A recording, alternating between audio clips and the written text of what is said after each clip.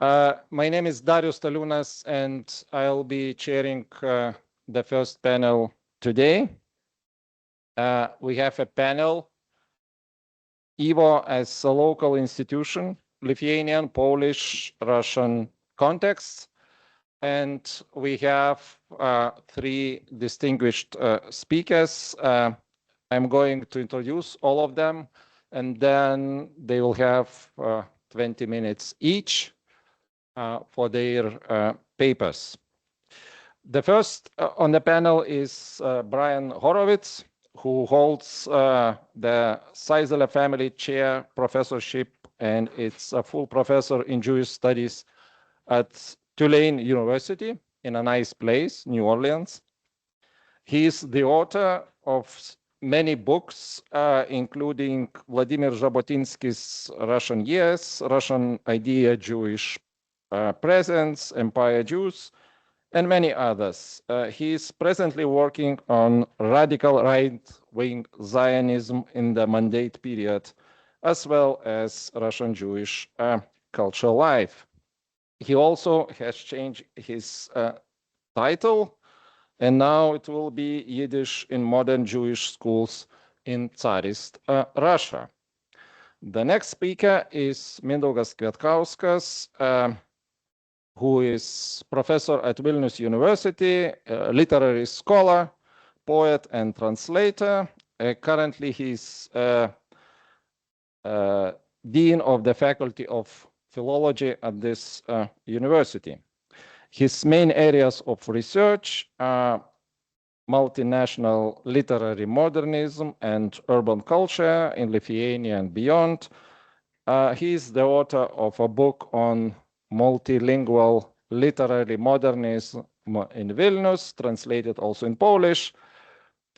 He also co-authored a book on Lithuanian context of Czesław Miłosz. The book appeared in Lithuanian and then translated into Polish. Last but not least, Professor Joshua Zimmerman, who is professor of history at Yeshiva University in New York, and he holds the Eli and Diana Zborowski Chair in Holocaust Studies and East European Jewish History. He is the author, most recently, of Józef Pilsudski, founding father of modern Poland and the Polish underground and the Jews during World War II. The book was also translated into Polish. So we have three distinguished speakers, and Brian, the floor is yours. Brian, you have to use... No, you have to use mic. You can see it. Yeah, no problem. I didn't realize. Okay, no problem. Is this better? I find the mic is always hard for me to understand. Anyway, I'll scream. The development of Yiddish as a legitimate and even highbrow language in Tsarist Russia has its own historiography. It emphasizes... Really? It emphasizes rapid development thanks to the Yiddish biblioteque and Shalom Aleicham's efforts to transform Yiddish from Shund literature to a higher level of literary discourse.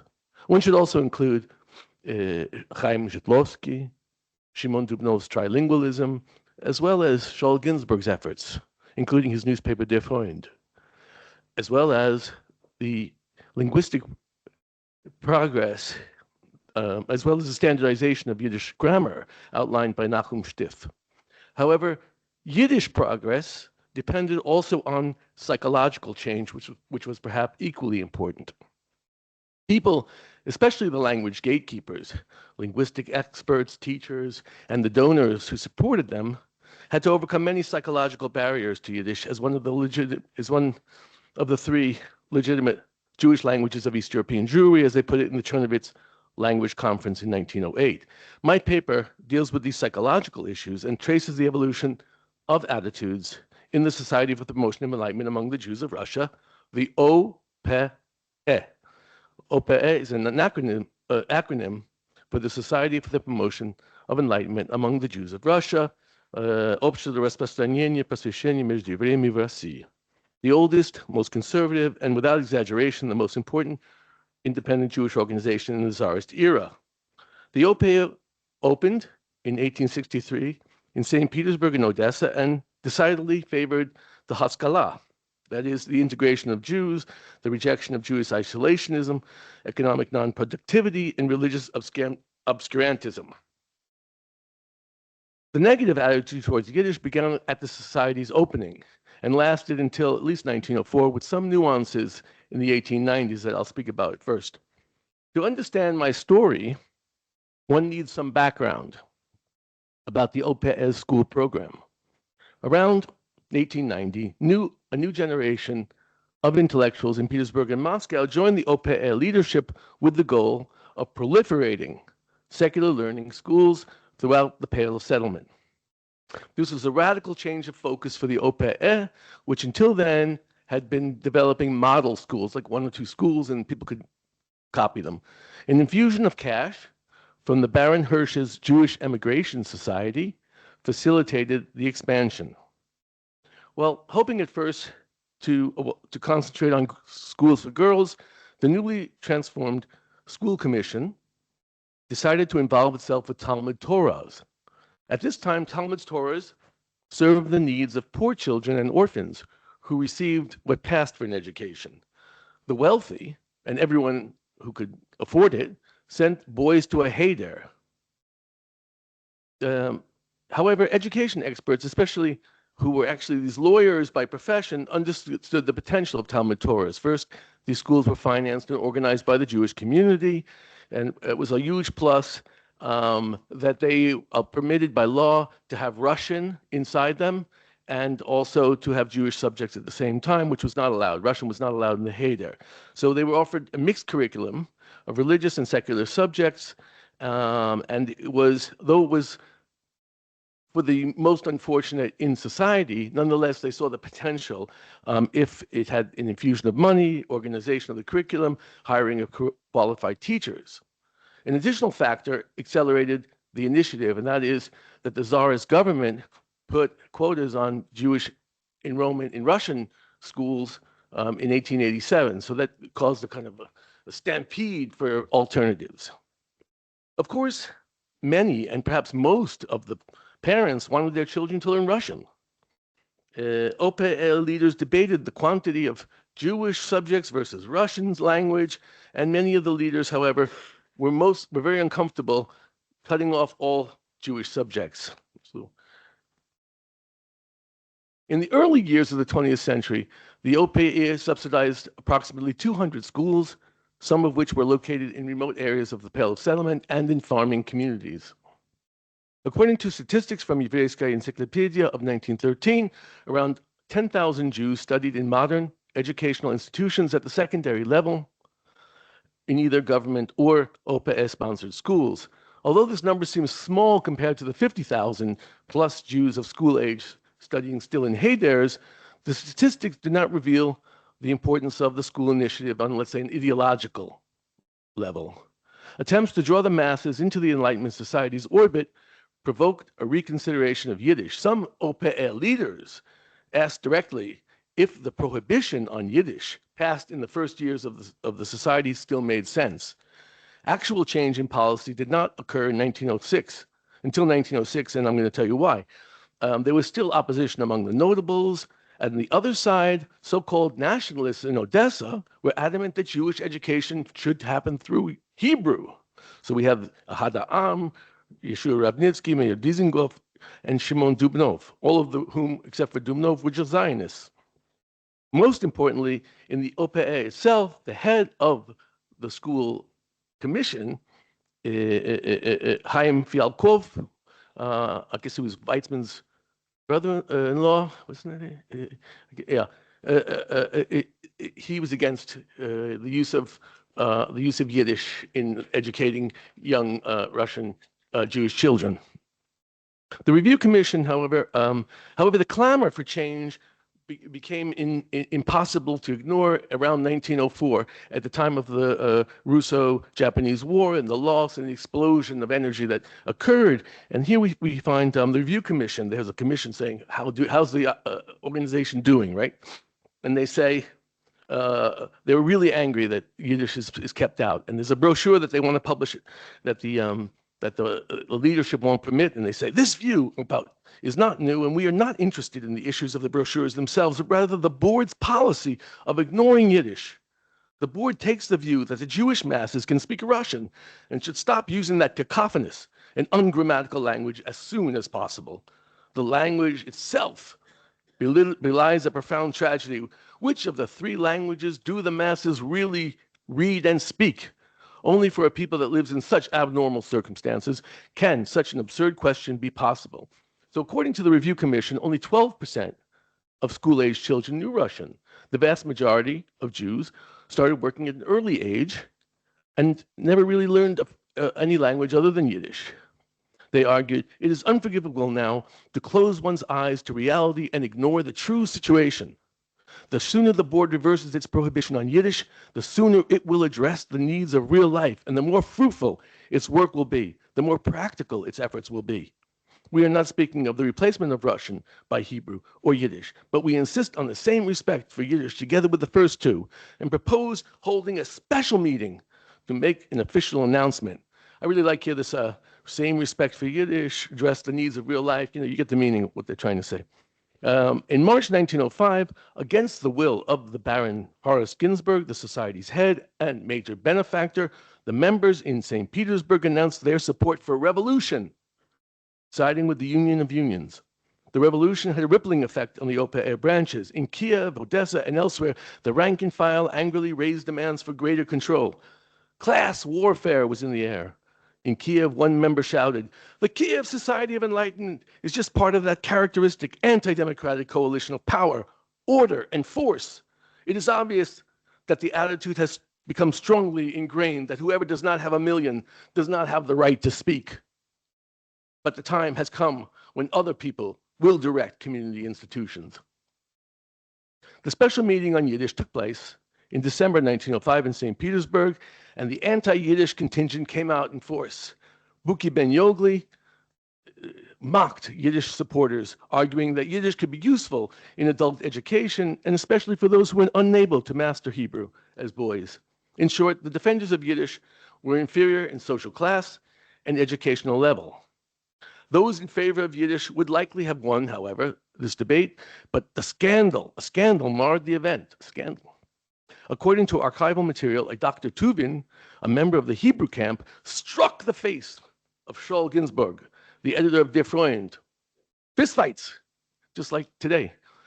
Jacob Halperin stopped the meeting, turning to the members to decide the proper punishment for the perpetrator, and so the announcement on Yiddish was postponed. In March 30th, 1906, Yiddish was ratified as one of the OPE's official languages 2 years before the Chernovitz Conference. Although the gates were now open, Yiddish didn't take on the importance that the champions had hoped. Although Yiddish was made a prerequisite for entrance to the OPE's Teachers Academy in Grodno, not far from here, where future educators received instruction of how to teach in Yiddish, the language did not gain traction in the society. Some speakers spoke in Yiddish, but it just didn't matter because the parents said if they wanted their children to learn Yiddish, they would have left them in the Heder. We want to learn Russian. However, the day finally arose, 1915, during World War I, when the education of Jewish refugees was turned over to the OPE by the EKOPO. You know these people, Еврейский комитет помощи жертвам войны, the institution devoted to aiding Jewish refugees and the clearinghouse for the distribution of monies from the Tsar's so-called Tatiana Fund, the joint and individual donations from Jewish communities abroad and in Russia. For the OPE, this meant control over about 30,000 children. The situation of the refugees was dire. Many people had no money for food, clothing, or housing. Their children were without schools. Many of the refugees experienced culture shock. Orthodox, they had lived for generations in the same environment and found themselves in the center of Russia, So the end of the Pale Settlement in the center of Russia, in Tula and Saratov and who knows where, with no kosher food, no synagogue, no cheder. And so the OPE came through, right? So here's what they say. We believe that if Jewry's forces work together, the destructive whirlwind of war will pass over our heads without rupturing our internal life, which would occur if we were not organized. The arc of our cultural life, the Jewish school must survive the present deluge. 20 centuries ago, 20 centuries ago, the Jewish school saved our nation when it stood on Jerusalem's ruins. These people have a sense of history, huh? The school will save our present generation after the collapse of the Polish-Lithuanian Cultural Center. The appeal was signed by the OPE's leading educators, Chaim Fialkov, Strashun, Kantor, and Groisman. The OPE members sympathetic to Yiddish, Shaul Ginsberg, Miron Kreinin, and Israel Sandberg, designed a curriculum that contained a large selection of Jewish subjects and resembled the traditional cheder in its use of Yiddish. The board is convinced that the Jewish school must replace the natural environment which the children of refugees lost when they left their homes and faced the alienating and denationalizing influence of the new environment. I think I have enough time for a few. Go on. And they write even more to give you. Concerning the language of instruction, besides Russian and Hebrew as subjects in their own right, all the other subjects in the school for refugees will be taught, and in most cases, Yiddish. In addition to general considerations about the significance of using one's native language in teaching, one should also keep in mind that even at home, these shtetl children did not attend normal schools. They studied in heders, where they acquired knowledge of Hebrew, but they are total beginners when it comes to secular subjects. We have to teach them how to pay attention, teach them discipline. The heder in which they studied independently did not teach them these things. Children of various ages are coming to the school as refugees, therefore one has to use Yiddish. Okay, so although one detects enormous condescension toward traditional Jews by this Petersburg elite, especially in the claim that refugees had to be taught to concentrate and Yiddish be used because students of various ages studied together, then nonetheless, they promoted this rapid learning. The intellectuals loved secular Yiddish education, the refugees not so much, right? Let me turn for a moment now away from the war to conclude. I haven't spelled it out, but the OPE project came to reflect the goals of trilingualism, Shimon Dubnov's ideal of a Jewish nation in 3 languages. However, my story ends with the defeat of trilingualism and the rise of a vision of a Yiddish-centered Jewish nation of Eastern Europe. Think Pilsudski, Stiff, Max Weinreich. The Bolsheviks closed the OPE officially in 1929, but trilingualism was already ruptured. Why? Was it the unequal weight in the use of the 3 languages? Was it political, that Hebrew had been forced out? Or did Jews find the road to modernity easiest of all accompanied by Russian? In any case, the OPE schools were a first trial in national Jewish secular education, one that would lead smoothly, I think, to the vaunted interwar Polish Yiddish school programs. But in contrast to the OPE, trilingualism made no sense, and never again have we found a modern institution devoted to graduates who should recognize the equal value of 3 Jewish languages. Thank you.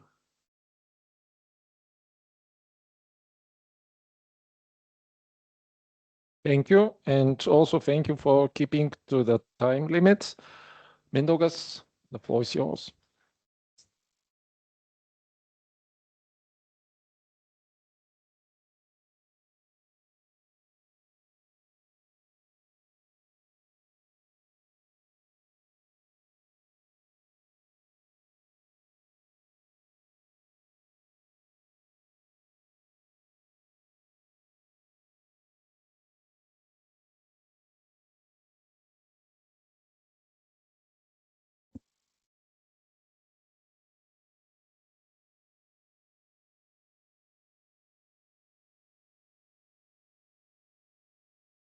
Good morning. I started with a photo, well-known photo for researchers of the history of YIVO Institute. It shows the first YIVO conference in Vilnius, held on October 24 to 27, 1929, during which the cornerstone of a future institute building on Vivulski Street was laid, and Vilnius officially became the central headquarters of YIVO. This photo, of course, is taken from the YIVO online collections. The conference was greeted by 24 prominent figures during the opening ceremony. A photo of them shows that this scene takes place in the former Hotel Palace, previously the famous Zalkin shopping center established in 1900 at the corner of Didžioji, Breite and Arklių Konskė streets. The first speeches were given by literary historian Zalman Reizin, Dr. Tzemach Shabbat, who chaired the meeting, and lawyer Josef Chernichov, who spoke on behalf of the Vilnius YIVO Friends Society.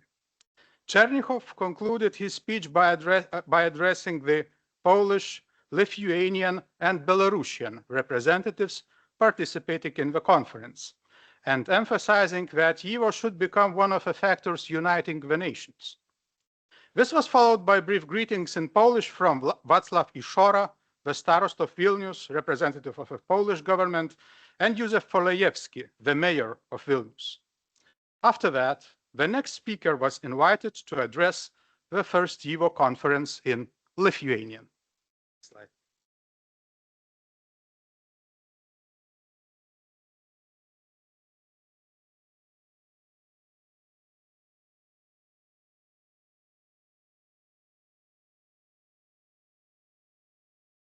Yeah, thank you so much. The speaker was the Lithuanian writer, public activist, and educator Marcelinas Šikšnys. From 1929 to 1933, he was the chairman of the Lithuanian Scientific Society in Vilnius. In his speech, the original typescript of which is kept in the archives of the Institute of Lithuanian Literature and Folklore, and was also published in Yiddish in the proceedings of the first YIVO conference, he sought to define the relationship between the YIVO Institute and Lithuanian Scientific Society.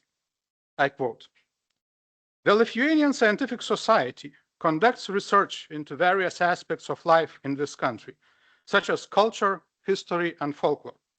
However, the life of a Jewish community, which is an integral part of its land's population, remains inaccessible to Lithuanians. The Jewish Research Institute is dedicated to this purpose. Therefore, the work of this institute deserves the greatest respect from Lithuanians. On behalf of the Lithuanian Scientific Society, I would like to warmly welcome the establishment of this institute and wish it, as well as today's conference, the best of luck in their noble endeavors." Despite its lofty symbolic meaning, Šikšnys' speech had politically provocative undertones. First, it was demonstratively delivered in Lithuanian, probably with a translation into Yiddish, in the presence of representatives of the Polish authorities. Second, Šikšnys spoke of Vilnius as the capital of Lithuania in his speech, rather than a Polish city, and of the importance of YIVO for research into the Jewish life in Lithuania, rather than Poland, thereby clearly implying that he considered the Vilnius region and its Jewish community to be part of Lithuania. Furthermore, it is strange that after the speeches by the representatives of the Polish authorities, he was the only one invited to speak from the other national leaders of Vilnius who were supposed to participate in the opening ceremony and who were mentioned in the speeches by Chernichov and Shabbat. One can only guess whether Šikšnys was the only representative of Vilnius national academic institutions to attend the YIVO conference, or whether he was chosen as a liberal-minded writer who could clearly state that he considered the Jewish community to be an integral part of his country. Next. In fact, Šikšnys belonged to a liberal group of Lithuanian intellectuals who gathered around the newspaper Varpas at the end of the 19th century. Having studied mathematics and linguistics at Moscow University, he also took up playwriting and became one of the first authors of Lithuanian symbolist drama influenced by Maurice Maeterlinck, although he was later not included in the literary canon. It is surprising that this Lithuanian playwright can be seen in the photo of the opening of the YIVO conference, sitting or maybe crouching next to the famous Yiddish symbolist playwright Peretz Hirschby, known as the Jewish Metterling, who lived in Vilnius before World War I and had now come to the YIVO conference from the United States. This may be a coincidence or perhaps a sign of personal contact between the two playwrights. In YIVO Vilniuje, Šikšnys was mainly involved in educational and philological activities. He was a long-time director of the Lithuanian Vytautas the Great Gymnasium and was involved in publishing Lithuanian dictionaries and textbooks, especially working on Lithuanian terminology in the exact sciences. Thus, through his multifaceted activities, this writer, mathematician, educator, and liberal political figure was in principle close to the program of national science advancement, language standardization, and democratic public education formulated by YIVO. Next slide, please. The symbolic episode shows that YIVO was established in Vilnius with the awareness not only of the local Jewish context, but also of the network of other national scientific institutions that had begun to form in this city 20 years earlier, after the 1905 revolution, and with the intention to cooperate with this network. These institutions were established as centers of modern national movements, which sought to promote the identities and aspirations for sovereignty of the societies that fell under the Russian Empire through scientific and cultural activities. Their initial establishment at the beginning of the 20th century followed the example of national scientific institutions in Central Europe and elsewhere, but especially in the Habsburg Empire, such as the Polish Academy of Arts and Sciences, Polska Akademia Umiejętności, established in 1873 in Krakow, or the Czech Academy of Sciences and Arts, Česká Akademia Věd Umění, founded in 1819 in Prague. In Lithuanian case, the example of the Bulgarian Academy of Sciences in Sofia, founded in 1866 as part of the Bulgarian movement for the liberation from the Ottoman Empire, was also important due to the personal connections of Dr. Jonas Basanavičius, the founder of the Lithuanian Scientific Society. Of course, at the same time, in 1908, the Jewish Historic Ethnographic Society in St. Petersburg was established. It was one of the precursors of YIVO, and later its activities were also continued in Vilna by the Jewish Historic Ethnographic Society established by Ansky in 1919. An additional motive for the establishment of these institutions in Vilnius at the beginning of the 20th century was the absence of a local university, which had been closed by the Russian Empire in 1832 and only reestablished in 1919. Thus, they sought to compensate for the lack of higher education in the national language for their communities. The Yiddishist motivation for the later establishment of YIVO was also similar.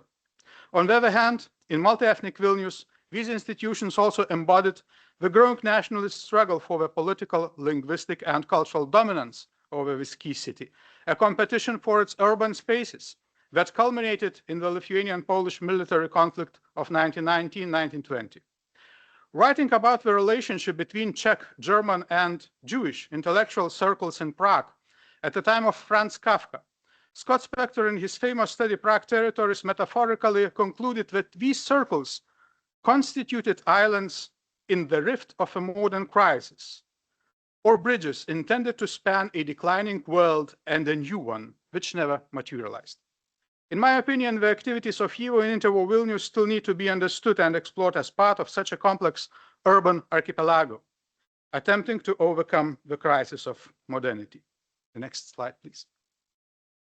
The first two national scientific institutions in Vilnius, whose establishment was made possible by the partial liberalization of social and cultural activities in 1905, were founded simultaneously by Poles and Lithuanians. Symbolically, both societies immediately became institutional members of each other and maintained scientific cooperation throughout the complicated interwar period. The idea of a Lithuanian scientific society was proposed by the leader of the Lithuanian national movement, historian Jonas Basanavičius, who returned to Vilnius from Bulgaria in 1905, having previously worked in Prague and Vienna.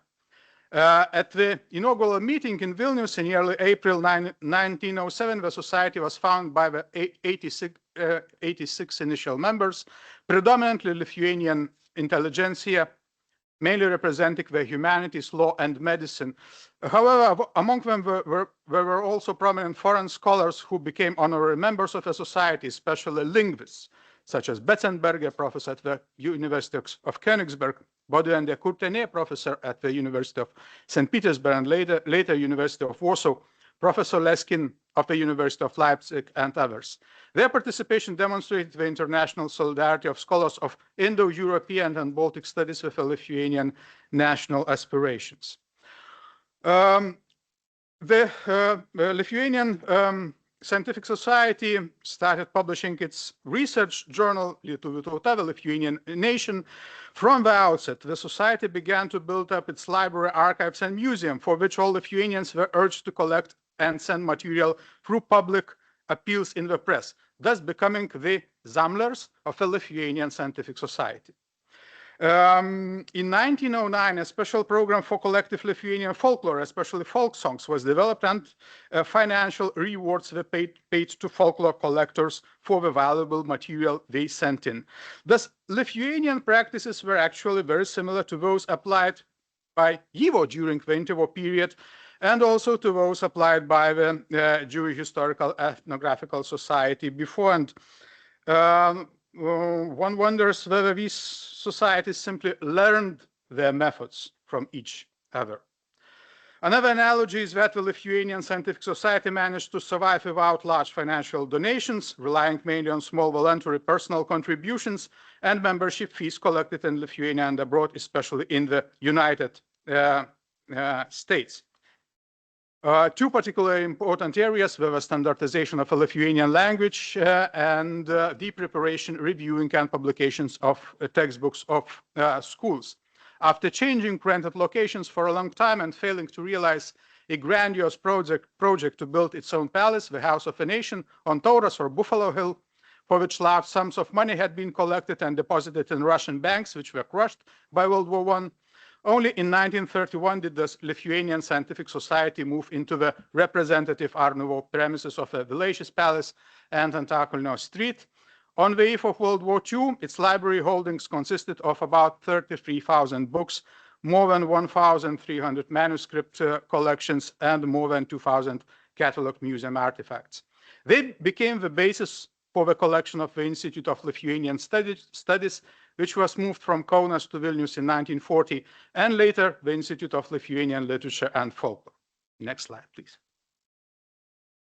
The Polish Friends of Science Society in Vilnius was founded just 2 weeks earlier than the Lithuanian, an analog, at the end of March 1907.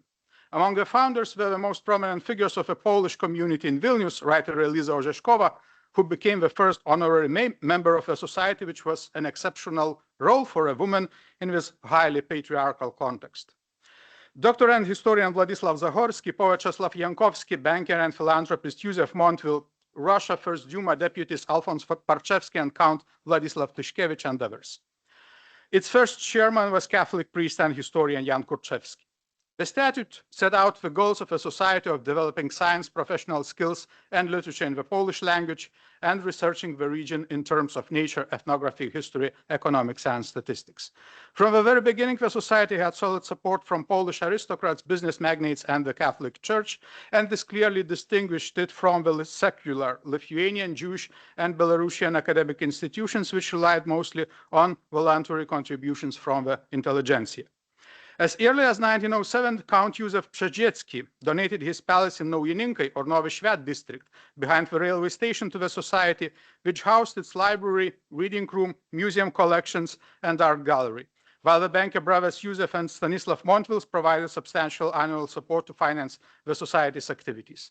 At the end of 1909, after receiving a donation of 20,000 rubles from landowner Hilary Lenski, the society began building its new palace at the city center of what was then Portova, Tilto Street, and in 1913 began its activities in a representative neoclassical building, which now houses a branch of the Lithuanian National Art Museum, now at Goštauto Street 1.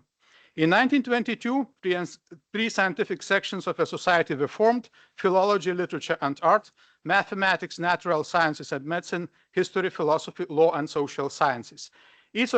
Each of these sections published periodical scientific publications and source collections, the most notable of which was the scientific journal Ateneum Vilniuje, dedicated to the history of the Grand Duchy of Lithuania. On the eve of World War II, the Society's library contained about 120,000 volumes. The manuscript collection consisted of more than 1,000 files, and the museum contained impressive collection of about 60,000 artifacts, including an extensive collection of paintings by Western European masters. This impressive wealth can be explained by the fact that during the interwar period, the Society received substantial state funding from the Polish Ministry of Education. Compared to YIVO and the Lithuanian and Belarusian scientific societies, a notable difference is that the Polish Society did not take active role in the sphere of education and textbook publishing. This goal was not mentioned in its statutes, and in the interwar period, it essentially functioned as partner institution of the Vilnius Stefan Batory University, an elite academy reminiscent of the Polish Academy of Arts and Sciences in Krakow. It did not have the popular folkist tendencies common to Jewish, Lithuanian, and Belarusian academic institutions. It was destroyed in 1941 during the Soviet occupation. Some of its members, including its chairman Kościelkowski, were sent to prisons and Siberian camps. Others were killed in Katyn. Its collections were nationalized by the Soviets, partially distributed by Lithuanian institutions, and later plundered by the Nazis who occupied the former Society's building. Next slide, please. The Belarusian Scientific Society was established in January 1918 at the end of World War I with the permission of the German occupational authorities in Vilnius. Its main initiator was Belarusian politician, historian, and archaeologist Ivan Lutzkevich. By donating his rich collection of books, archival materials, archaeological finds, and folk art to the Society, Lutzkevich laid the foundation for the Society's museum and library, which actually began operating after his death in 1921. The Society brought together Belarusian intellectuals and political leaders, some of whom participated in the proclamation of the independent Democratic Republic of Belarus in March 1918. Among them was the future Prime Minister of a short-lived independent Belarus, Václav Lastovsky, who had been active in exile in Latvia and Lithuania since 1920, and linguist Bronislav Tarashkevich, who standardized the modern Belarusian language for national education. The Tarashkevich grammar, published in 1918, was later rejected by the Soviet authorities, and the Belarusian orthography and other language norms in the Soviet Union were Russified. In 1921, the Society acquired premises in the former Basilian Monastery Uniate Church complex on Aušros Vartų, Ostrobramska Street, where the Belarusian Gymnasium in Vilnius was also founded in 1919. On the eve of World War II, the Society's scientific library had about 11,000 volumes. The museum collections included over 3,000 catalogued artifacts, although a large part of them still remained unregistered. In September 1939, during the Soviet army occupation, before handing Vilnius over to Lithuania, the Soviets looted part of the Society's collections and took them to Minsk. Its chairman, historian, and writer Anton Lutzkevich and other key leaders were arrested and later died in Soviet prisons and camps. My last slide, please. The question of what YIVO's relationship with other similar national scientific institutions in Vilnius was like and how it developed remains open. In the contemporary studies of the history of Lithuanian and Polish scientific societies, for example, by Ilgevich, Seselskytė, Józefovičius, there are only short references to the fact that they maintained relations with YIVO, exchanged publications, materials for exhibitions, and their representatives participated in important public events. Indeed, just at the first YIVO conference in 1929, at the opening of the Second International YIVO Conference in August 1935, along with Marc Chagall and other celebrities, speeches were given also by the president of the Lithuanian Scientific Society. Now it was Antanas Viskontas, actually a Catholic priest who took part at the YIVO International Conference and spoke in Lithuanian and Latin. His Lithuanian speech was simultaneously translated into Yiddish by Judelmark. and Anton Lutzkevich, president of the Belarusian Scientific Society, who emphasized the spiritual links between the Jewish and Belarusian popular masses and ended his speech by exclaiming "Vivat" to the YIVO Institute. In the studies of YIVO history, these national institutions are mentioned only in one episode, when in the autumn of 1940, the Soviet Commissariat of Education in Lithuania entrusted the Institute of Lithuanian Studies with the administration of the museum collections and archives of the Lithuanian Scientific Society, the Polish Friends of Science Society, the YIVO Institute, and the Belarusian Scientific Society.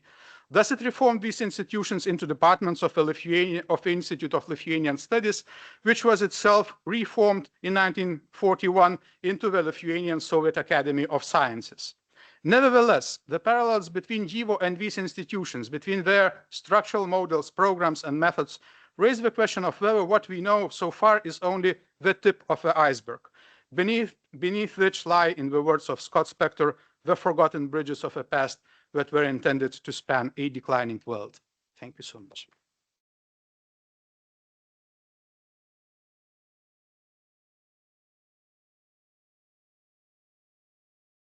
Thank you, Mindaugas. And Joshua, please.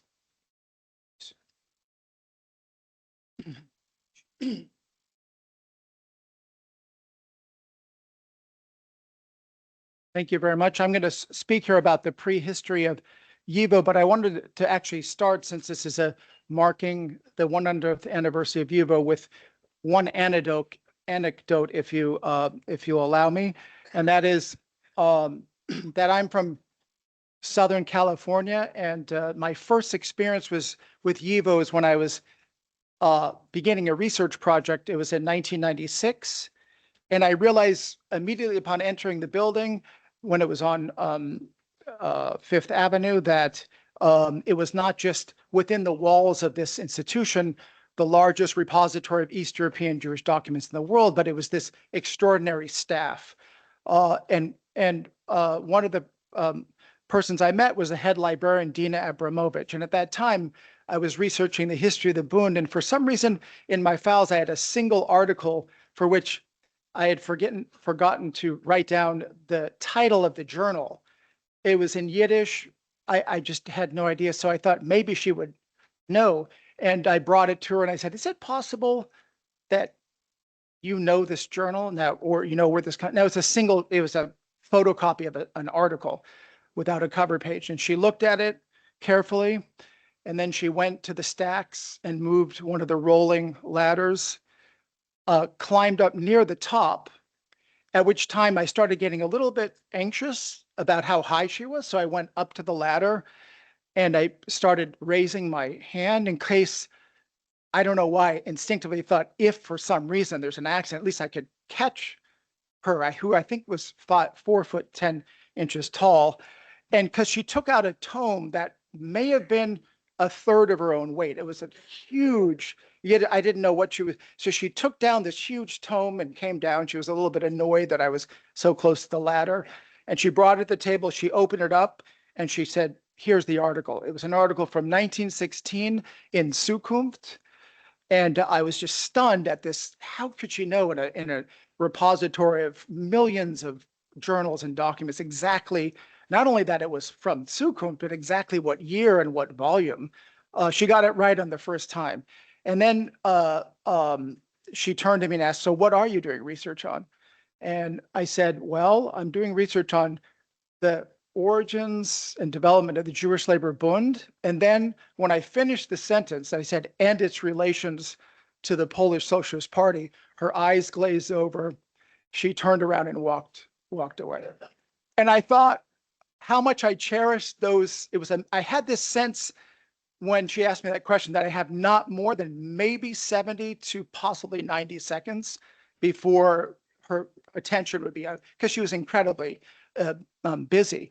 But there was just this extraordinary moment where she turned around and said that, okay, I can't really discuss more your subject, but I found your journal article, and she left. And I thought this was just an extraordinary, opportunity for me to meet someone, and I knew she had been born and raised in Vilna. And that was, this incredible opportunity to meet her. And then a few years later, I organized a conference at Yeshiva University called Contested Memories, Poles and Jews During the Holocaust and Its Aftermath, which took place between April 2nd and April 4th, 2000. And it turns out that on the 3rd of April, Dina Abramovich unfortunately passed away, and we got that news at the conference. And I asked my mentor, Anthony Polonsky, could he speak or say something about her? And he gave a very moving talk about her and the kind of the legacy of YIVO. And I thought, for me, this was, part of the experience of New York. I've been living in New York for maybe since 1998. And when people ask me how I feel about living in New York, what's the experience, I think I always come back to, how could I live anywhere else other than the place where YIVO exists? What an opportunity to live in the same city as YIVO, to be able to wake up and think, I think I'm going to take the subway down to Union Square and look at a file that I was still looking at or considering. So it really is an extraordinary opportunity to do research and also see people and meet people that I continue to be friends with. So let me from there go to my topics. I don't go over time. Now, my topic is really, it says the intellectual origins of YIVO. And so the foundation of YIVO in Vilnius in 1925 represented the culmination of several factors. Now, I do want to insert here an interesting comment that Cecile made yesterday in the kind of Q&A, in which someone asked about the politics of YIVO, and she said, politically, they were committed to the principle of diaspora nationalism, but in a nonpartisan fashion, right? So that is, in a way, their politics, committed to diaspora nationalism. And for that reason, I'm going to bring us back to the early history of the founding of the Jewish Labor Bund and try to ask or raise the question of, why was this critical figure of Max Weinreich drawn as a child to the Jewish Labor Bund?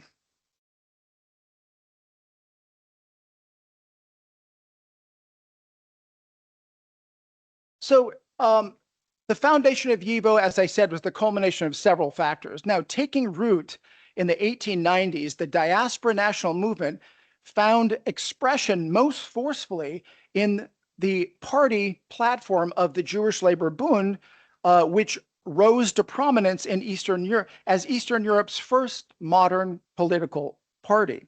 Founded in October 1897 in Vilna, it is not a mere coincidence that the dominant figure in the establishment of YIVO, Max Weinreich, had been drawn to the Bund's youth chapter as early as 12 to 13 years old, according to a biographical article by Lucy Davidovich.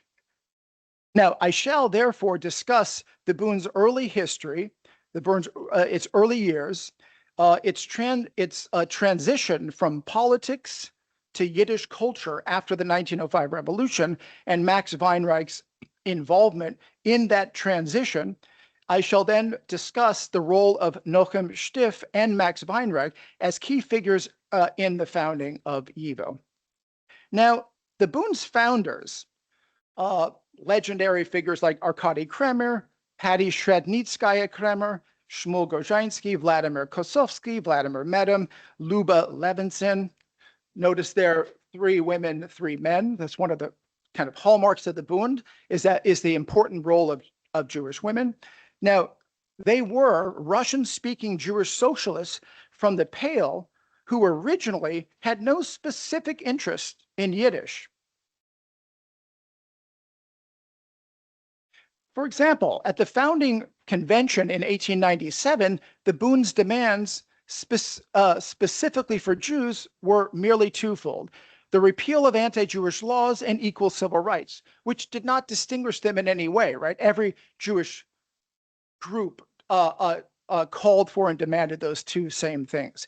Yet the Bund's program quickly shifted to a national one when its leaders realized that its Jewish working class constituents, close to 250,000 strong, expected them to wage a struggle for the rights of the mother tongue. At its fourth Congress, held in Białystok in 1901, the Bund boldly passed a resolution stating that, quote, the term nationality applies to the Jewish people. Now, why do I say boldly?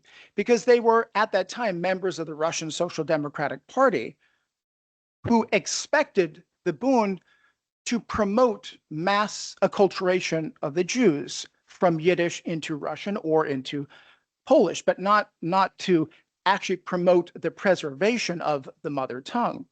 And so therefore, Vladimir Lenin at the Congress of the Russian Social Democratic Party in 1903 referred to the Bund's resolution as, quote, absolutely reactionary and contrary to the aim of complete Jewish assimilation. Now, and the Bund famously at that Congress walked out and withdrew from the Russian Social Democratic Party. Now, meanwhile, the Bund's national program strengthened in the coming years.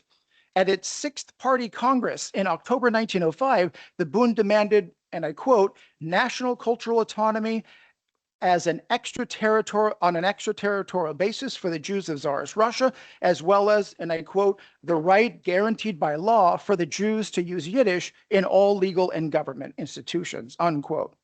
Now, after the failure of the 1905 revolution in Russia, when the rights of the October Manifesto and Russia's first constitution were essentially annulled by 1907, the Bund shifted to cultural work, focusing on the development of Yiddish and adult education.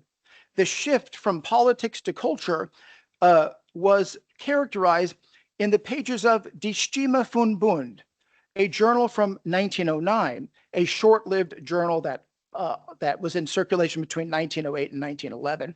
And this is what that article stated, quote, the cultural needs of the Jewish people have begun to grow, given rise to a whole array of questions about our culture, the question of the Yiddish schools, the question of adult education, the question of our literature, of our theater, and our art, unquote.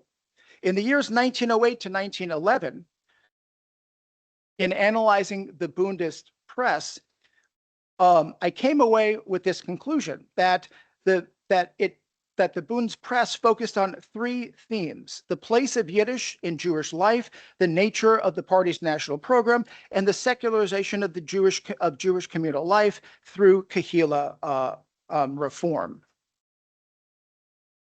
Now, the shift from politics to cultural work culminated in the resolution passed at the Bund's Eighth Party Congress, convened in October 1910.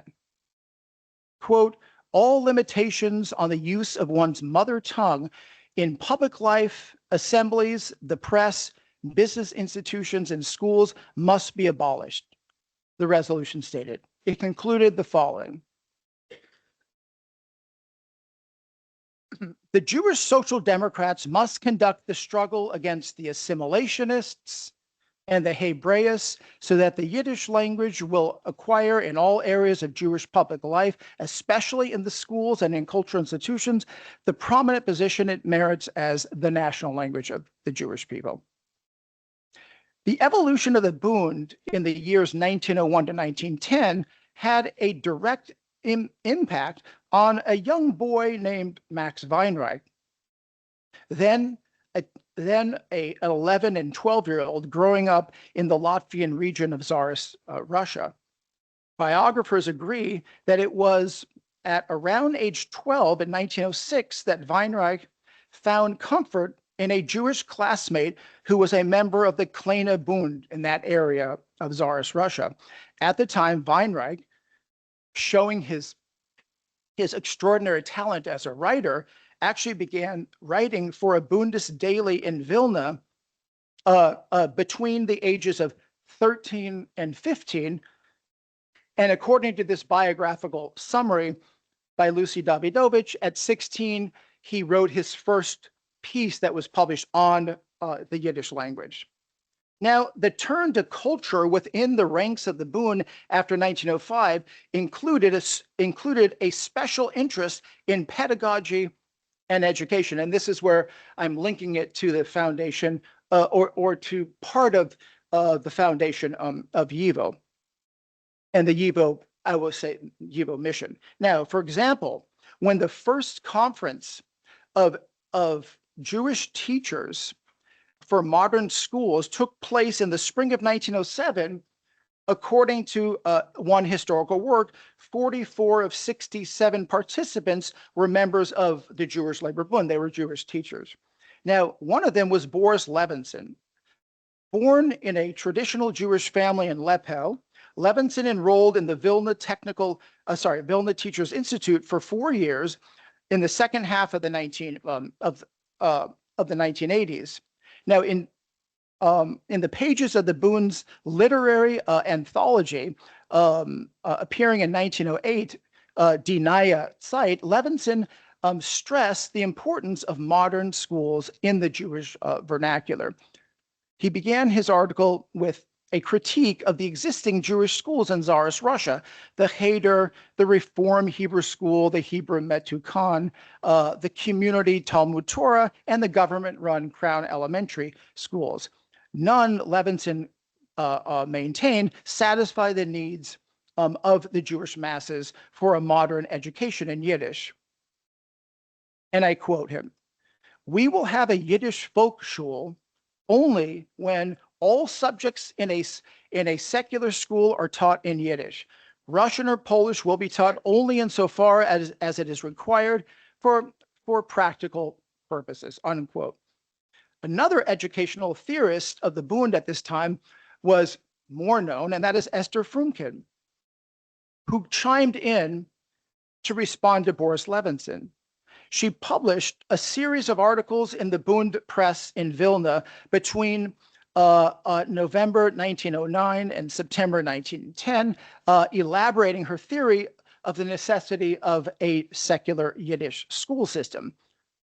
Now, born into a Maskilic family in Minsk in 1880, Frumkin became enamored as a teenager with modern Yiddish literature and even wrote a novel in Yiddish at age 15. She enrolled in St. Petersburg University at age 18 in 1898, where she took classes in pedagogy and education. Now, joining the Bund's fight for secular Yiddish schools, Frumkin developed her theories of national education, meaning modern schools in the Jewish vernacular, as part, as she put it in a broader context, as part of the program of national cultural autonomy. Now, she's most famous for her 1910 45-page book, or we'll call it booklet, excuse me, in Yiddish, which is zu der Frage wegen der Jiddischer Volksschulen, on the question of the Jewish folk school, published by the Bundes Publishing House Die Welt. And Frumkin in that piece stated the following, and I quote, "Now, in the national school, the state language can and should be taught, but the language of development, the language of instruction can and must be the language of the folk, the mother tongue," unquote. Now, Frumkin discussed the Jewish curriculum, stating that such subjects like Jewish holidays, Jewish history, quote, can be largely filled in with proletarian content, unquote. This is part of her booklet. Now, one of the reactions to Frumkin's study was that of Boris Levinson, whom I had just mentioned, who chimed in that journal and argued that she had placed too much emphasis on socialism. He wrote this, "I do not see it as a sin. I do not see any sin against progress when a clean cloth covers the table on Shabbat, when a candle is lighted on Friday nights, and when during Pesach, the holiday of spring and freedom, our homes are brightened," unquote. Levinson then raised the question of suitable teaching materials for the future secular Yiddish classroom, reminding readers that these were practically non-existent at the time in 1910. So he thus called upon Jewish educators, and I quote, to create a Yiddish literature that should embrace all sciences, popularize the whole of Jewish history, to translate works that mirror Jewish life, both contemporary and old, to translate all classical works from world literature into Yiddish, and also to collect folk songs and melodies as well as folk tales. He concluded this is a project not for a year, but one that must become the aim of the Jewish community. We must begin now if we have any hope of establishing this future Yiddish school system, unquote. Levinson's call in 1910 to collect and preserve Jewish folk songs and Jewish folk tales perfectly anticipated the pioneering expedition of the Jewish Historic Ethnographic Society of St. Petersburg that took place between 1912 and 1914. Now, the expedition organized, how am I doing on time? 3 minutes. Okay. The expedition organized by Ansky aimed to collect Jewish materials and became an important backdrop to YIVO. As Cecile, I hope it's all right if I refer to her in this room by her first name, suggests in her landmark work, the precursors of YIVO's establishment, she said, included 3 aspects, and that was collecting, publishing, and teaching. And so here she's saying that first programmatic appeal came in 1891. Came in 1891 when Shimon Dubnov published his famous article in a Russian language journal in St. Petersburg, in which he warned that there was pitifully little on Jewish history in Russia or in Eastern Europe, and that he put out a call for the collection of documents, of materials that could be the basis for the construction of such a history. And so the article did make a mark. We know that some Russian Jews did begin to send materials, and that was very important. Now, also, if we go from the 3 points of Cecile, and one was publishing from 1908 to 1909 to 1918, the Jewish Historic Ethnographic Society published its famous journal, Yevreiskaya Starina, the Jewish Past, in which these discussions began to be printed in an academic setting. Now, just to give you a sense of the results of the Jewish Ethnographic Society's expedition, 1912 to 1914, it visited about 70 towns, wrote down more than 2,000 folk tales, recorded more than 1,500 folk songs. The expedition also collected physical objects and took photographs of hundreds of synagogues, interiors, exteriors, tombstones, and ritual objects. The expedition culminated in the opening of a museum in St. Petersburg displaying an estimated 800 of these items in April 1914. Now, the setting for the foundation of YIVO was independent Poland, a state that appeared on the map of Europe in November 1918. By 1921, after a series of border wars, one with Lithuania, in which Vilnius came under Polish rule, the final boundaries were established at the Treaty of Riga in March 1921. When in 1921, there was the first census of that new state with the new boundaries, 2,772,949 citizens claimed to be of the Jewish religion, of whom about 80% spoke Yiddish as their mother tongue, and about 74% who identified as being of the Jewish nationality. Now, in this new country of Poland, Vilnius was recognized as the cultural heart of Jewish Poland, where in 1923, some 56,000 Jews formed a little over a third of the city's population.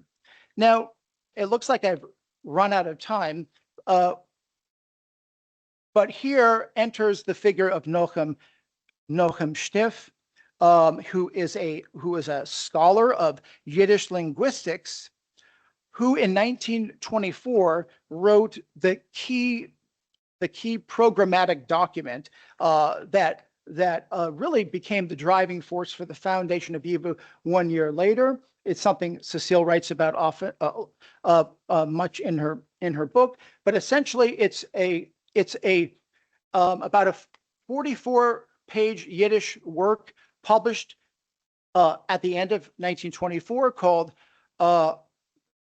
On the Yiddish Academic Institute. That's the translation from the Yiddish. And there he puts forward his blueprint for the creation of the world's first Yiddish Institute of Higher Learning. It finds its way in February 1925 to 3 cities that he sends it to: Vilna, Berlin, and New York. The enthusiastic response came from Max Weinreich and one of his colleagues, who then brought that document to in a meeting they organized with 2 Jewish educational organizations in Vilna. And at that meeting, after series of discussions and amendments, they decided to approve what they called the Nochem Stiff document for the creation of YIVO. And that's the immediate background. Then in the fall of 1925, we have our foundational meeting. So I guess I'll have to pause there for the discussion. Thank you very much.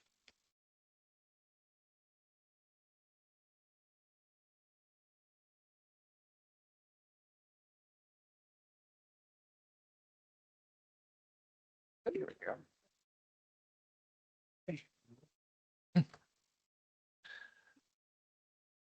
Okay, we have about 20 minutes for Q&A, and as you maybe already understood, we are going to collect questions.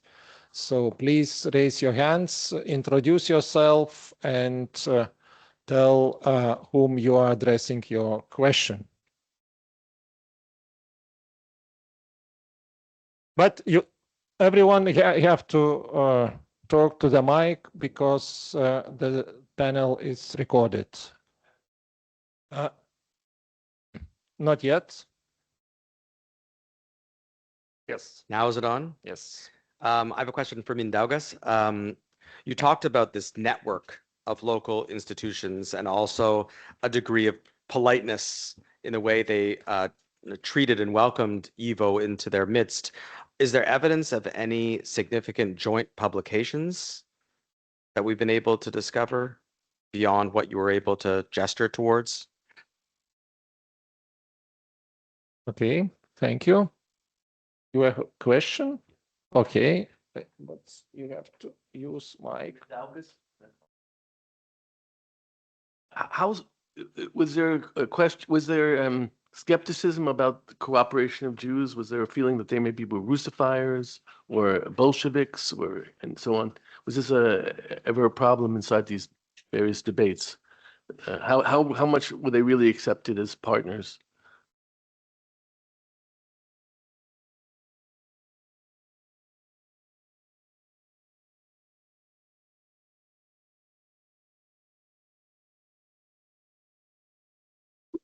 Yeah, well, this is not a question. I would like to say some words about the Dubnovs and YIVO. So this is not a question, just a, what? I mean, If it's not too long. well, I will try to do it short. Okay. But now or with the question, no? Yeah, do it now, but Okay, no, so, no, I stop.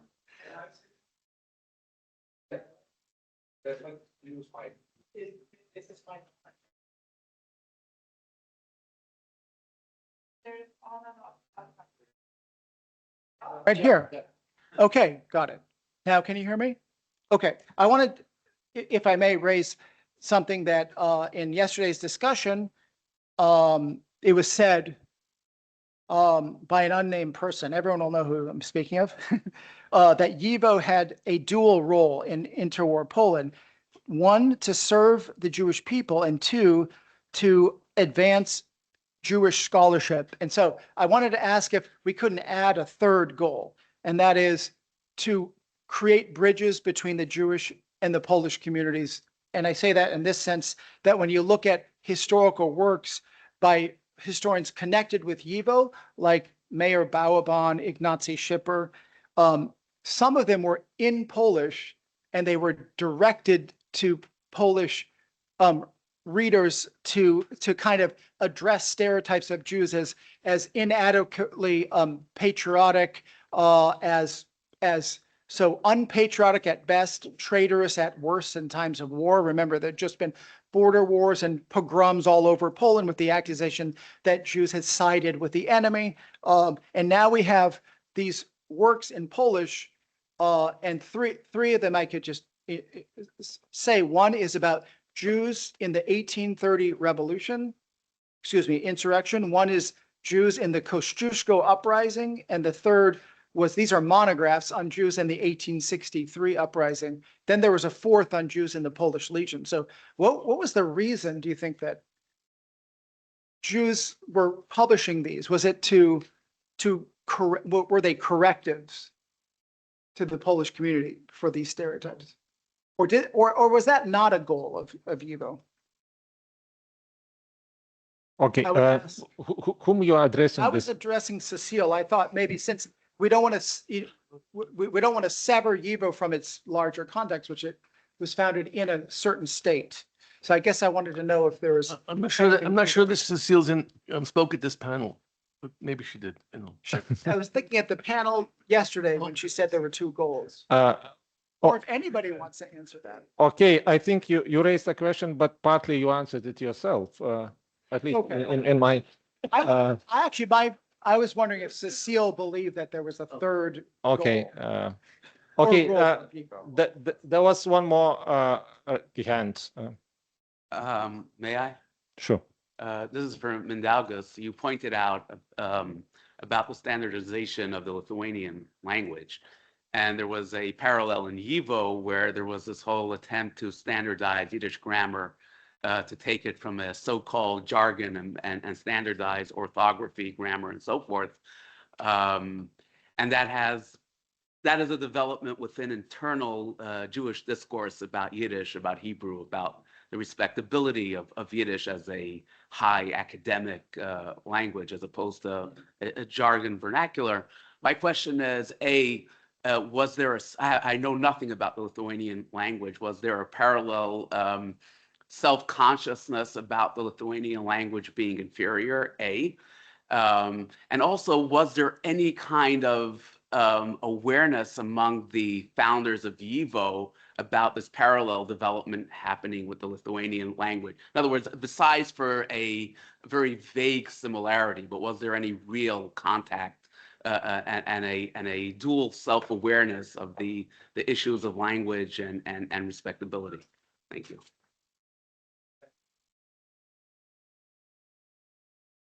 Thank you. I just have a question for Sir Brian Horowitz about heresy. Is this project, specifically educational? To what extent is it considered heresy by the more traditionalist rabbinic leaders, Hasidic leaders? Do you see this come out, and is there an actual attempt to placate this fear, the OPE? And I'd also, sorry to tax Mindaugas so much, but I'd be really curious, if there's a similar problem of heresy with these other organizations, how does the church feel about these projects? Okay, thank you. I also have a couple of questions. I will skip my question to Mindaugas because he's already busy writing down all the questions he got. My question to Brian is about the attitude of the imperial government to the OP activities, specifically with regards to Talmud Torahs and the usage of Yiddish in them. So you mostly talked about the inside discussions within OPA. So my question is about inside attitude of the government institutions and the impact on the development of these schools. And my question to Joshua is about that shift you mentioned at the beginning of your talk from politics to culture. I wonder about your take with regard to the reasons for that shift. So what about the failure of the revolution as the reason for this shift to culture? Because the Bundists, like many other socialists, understood that they failed and they needed other spheres for their activities. Okay, we stop here, and now I think we start with Brian. Yeah. So about the government, it's paradoxical on the one hand, and so it's strange. The government was actually often hostile to the OPA and its activities. On the other hand, when Baron Ginsburg wanted these higher courses in Eastern subjects, which is basically a Jewish school in St. Petersburg for higher education, he took out his wallet and was able to get this thing, get permission. So it was contradictory. I don't think the government cared that much, as long as it was about the school expansion, as long as it didn't really touch on anyone's nerves too much, and when people who were angry got paid off, everything was fine. The other question was it was a collision, right, head on.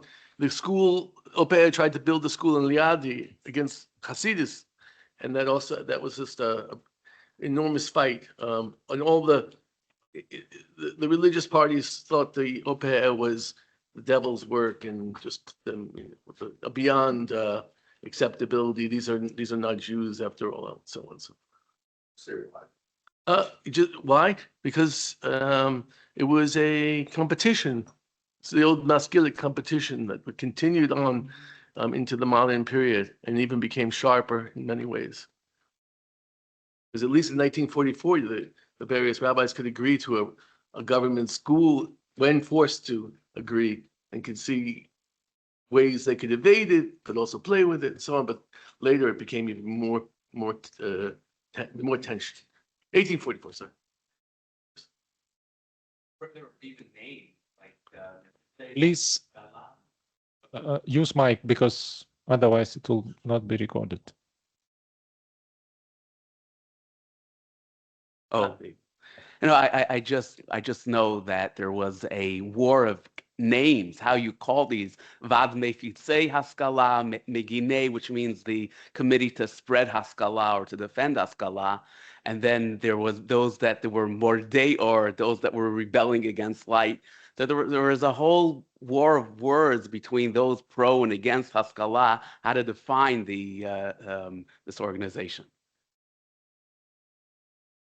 Okay, maybe Joshua, you now, and then Mindaugas. Okay. So I would say that you're absolutely right. So after the failure of the 1905 revolution, when all the freedoms were retracted and annulled, really the only possible press that the Bund could have was a non-political one. So they could speak about culture and language and literature and poetry and education. They couldn't criticize the Tsar, and they couldn't criticize. So this was partly the reason.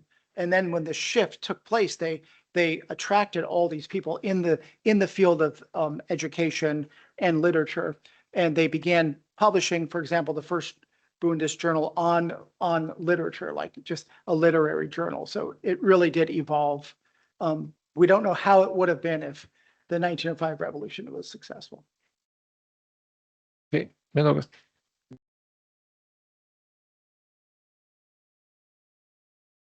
First, Justin's question about joint publications. I don't know about any joint publications, scientific joint publications, but I think that the main traces of their disputes, dialogues can be found in the press, in the dailies, both in Jewish, Lithuanian, Belarusian, and Polish. Then skepticism about the Jews, Brian's question about the Jews as Russifiers. In the speeches, declarations of those national leaders in the 1920s and even early 1930s, another things are emphasized. The relation to the Grand Duchy of Lithuania, the Lithuanian Jews, the historical Lithuanian, all their speeches, there's this emphasis. But of course, the popular perception about Jews as bringing Russian language and sympathizers of communists, of course existed, and of course it erupted in 1940, 1941 here. Then the question about the Lithuanian language as being stigmatized as inferior. Yes, of course, it was doubly stigmatized. First, because of a hierarchical relation to the Polish language in the 19th century, against which the Lithuanian nationalists fought. They want to emancipate the Lithuanian language as a full national language against the Polish. And then the second thing was the repressions in the Russian Empire when the Lithuanian scripts in the Latin language were prohibited.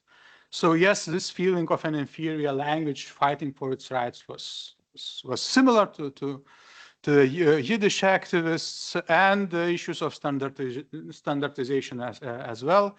In the early 20th century, the Lithuanian orthography was still had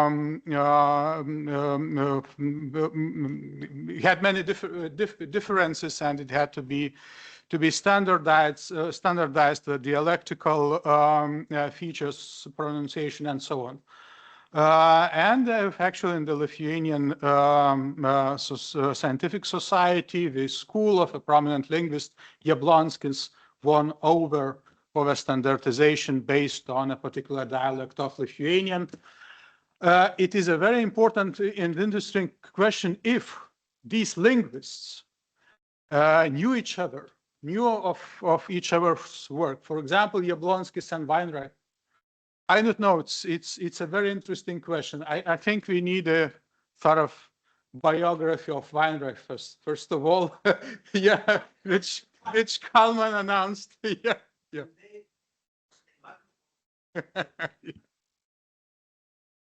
Kalman wrote a biography. I wrote a biography. It's just not out. It's not out yet. But yes, they read each. At least Weinreich was familiar with these people's work. I can't speak about every individual relationship, but he was extremely familiar with this larger phenomenon.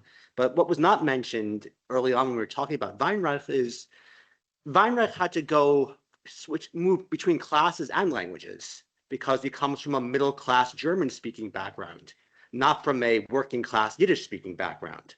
And that's a whole discussion, maybe for later on in the day, but that needs to be brought out in this discussion. And the last question about relations to Catholic Church is different. The Polish Scientific Society had the support from the Catholic Church clearly, and many of its members, the Catholic priests, and they had a section on Catholic theology, and the Lithuanian society was demonstratively secular, and it was in conflict with the Catholic spheres, especially in 1910s and 1920s. Later, in 1930s, we see the change of their politics, but it was proclaimed as a secular and democratic. Okay, I do not see any hands, so maybe we have a couple of minutes about Dubnov.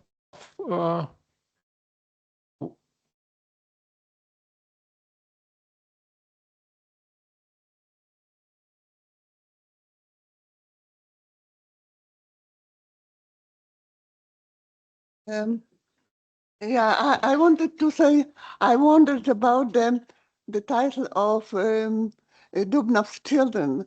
I would say Dubnov was very much speaking of after 1918, when Dubnov was invited to Vilnius, to Kaunas, to take a chair, and eventually he was refused because he was esteemed as a Russified and as a Russifier. I thought the reason why they said because he didn't not only did he not have a PhD, he didn't have an MA, and then he didn't have a BA. So after all, yeah, what it doesn't preclude that they didn't want. Yeah, I'm not sure that there was a lot of historians of Dubnov's scale with a PhD. So I don't think it would be a true reason for refusing him. He was also refused because he came from Russia and he had this reputation as a Russifier. And so coming back to the beginning of the 20th century, what you were speaking about, I would think one should link his option about the language to his definition as a historian of what was a Russian Jew. And his first definition that he gave was Russian Jew is a Jew born in Russia. It means with no language and no culture. And what he tried to do afterward, it was to build this culture. And his views was very much related to the history of this Russian Jew with no culture and his links to Polish ancestor. Yes, you don't understand. Okay. So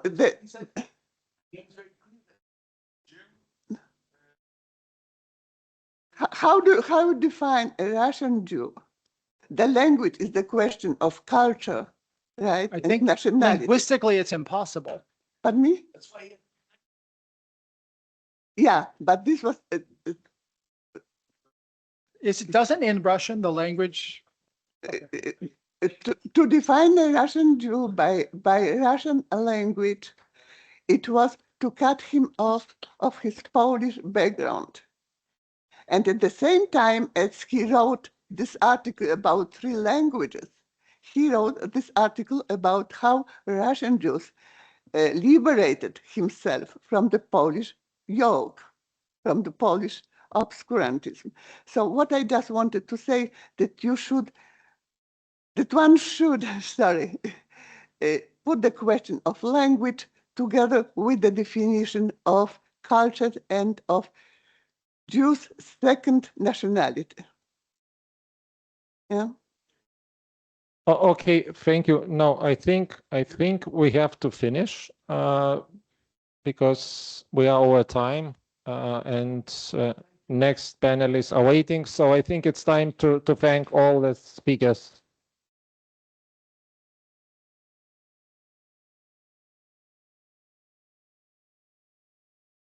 So in order to stay in time, let me introduce our 3 speakers for this panel.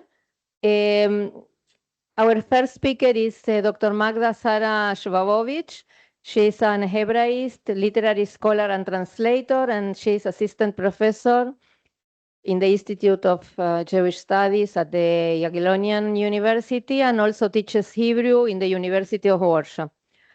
Her research focuses on Hebrew literature and Jewish press, mainly in the diaspora and particularly in Poland, and on the cultural connections between Poland and mandatory Palestine. Our second speaker is Eli Kelman, Associate Professor of Yiddish at Brandeis. where she teaches Yiddish language and literature as well as modern Jewish literature. Are you getting used to my accent? Okay. Okay. Her research explores modern Yiddish literature with special focus on the history of the Yiddish press and the publishing history. She is currently working on a monography titled Reading the New Country on Abraham Kahn and the Americanization of the Yiddish press. Her publications also include studies on the Kulturliga and post-Holocaust children literature and other aspects of modern Yiddish culture. And we are also joined by Pasaulyje Vilniuje. She's a research fellow at the Lithuanian Institute of History. She recently completed her PhD. Congratulations. And it is on Yiddish women and their contribution to the preservation of secular Jewishness in interwar Vilna. She's been working on the field of Lithuanian Jewish history for nearly 2 decades, and including projects on Vilna Gaon Museum and the curatorship of the exhibition for the Museum of Culture and Identity of Lithuanian Jews. Let's begin with the first presentation, and then we are going to do all the presentations and have the discussion at the end.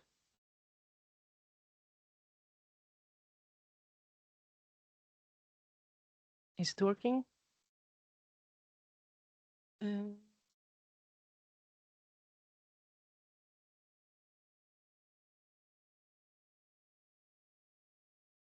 So first of all, hi, good morning, and thank you for having me. Secondly, although I'll be talking about the reactions of Hebraist circles to the rise of YIVO, which can be seen as harsh or unfair, I wish to make it very clear that I do not want to undermine the importance of YIVO or the Yiddish language, neither to reopen the old wounds or the old feuds.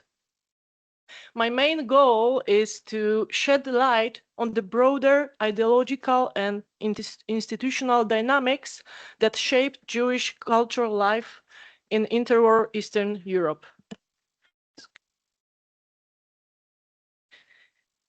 From the early stages of the modern Hebrew revival, the efforts to re-establish Hebrew as a living national language of the Jewish people was far more than a linguistic project. It was a cultural revolution. Emerging out of Haskalah thought and reinforced by Zionist ideology, this movement increasingly found itself in conflict with the vernacular reality of most Eastern European Jews, the Yiddish language. What began as a cultural distinction soon evolved into an ideological struggle over identity, belonging, and the imagined future of the Jewish nation. By the interwar period, this tension has escalated into what many contemporaries referred to as the Milchemet HaSafot, the language war, and nowhere was this conflict more acutely felt than in Vilna, a city long celebrated as the Jerusalem of Lithuania. Vilna stood at the crossroads of Jewish tradition and modernity, a hub of intellectual and cultural life where Yiddishists and Hebraists not only coexisted, but also competed, sometimes fiercely, for cultural authority, institutional legitimacy, and the soul of the Jewish people. It is within this context that I wish to examine the Hebraist reaction to the founding of YIVO in 1925. For many Hebraists, particularly those affiliated with Zionist educational and cultural circles, YIVO was not merely another scholarly institution, it was the embodiment of a powerful and organized Yiddishist vision, secular, diasporic, and in many respects, antithetical to the Hebraist Zionist worldview. Although YIVO's establishment in Vilna was hailed by many as a monumental achievement in Jewish scholarship, so some of the Hebraists viewed its ideological orientation with deep suspicion. They perceived in YIVO not only a rejection of Hebrew, but a deliberate attempt to construct an alternative Jewish cultural paradigm, rooted in Yiddish, disconnected from Eretz Israel, and indifferent or even hostile to the Zionist enterprise. One of the most vivid expressions of this tension appears in the Hebrew literary periodical Galim, founded in 1929, which quickly in Vilna, which quickly, yes, you don't hear me? Okay.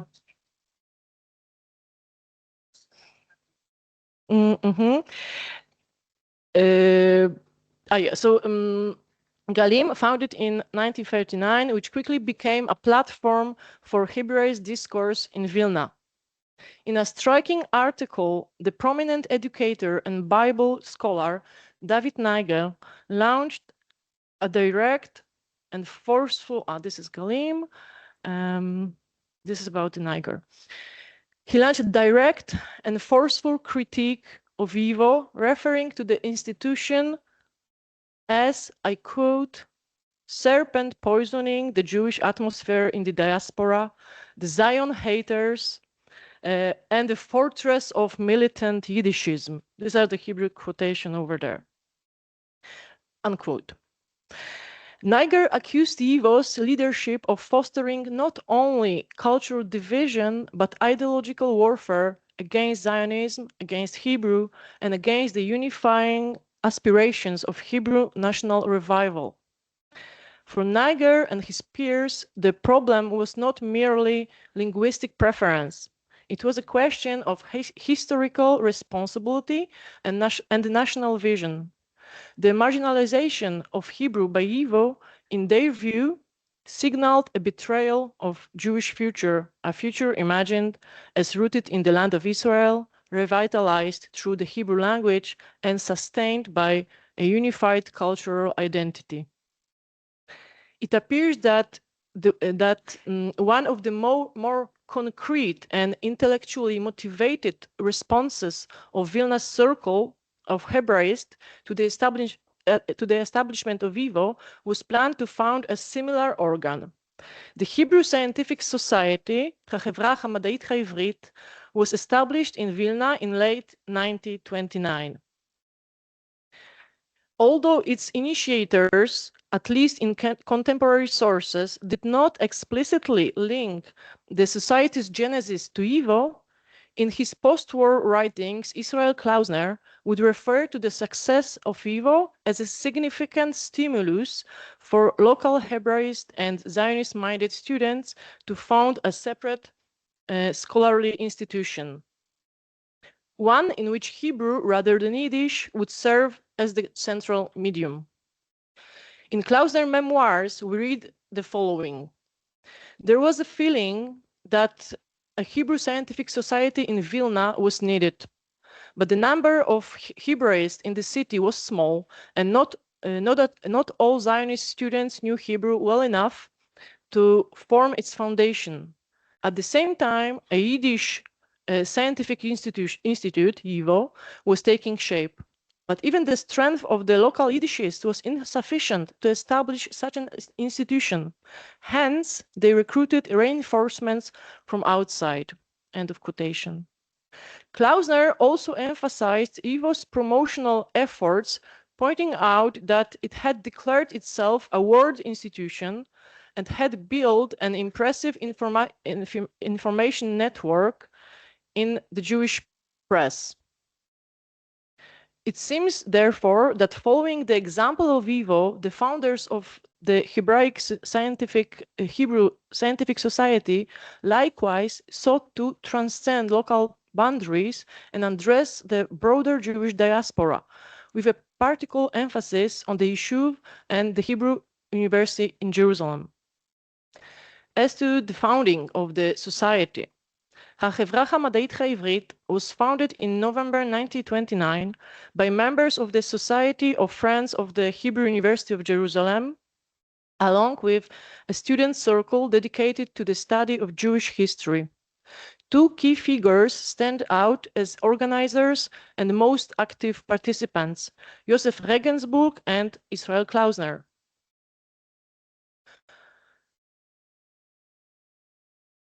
Yeah, it stopped.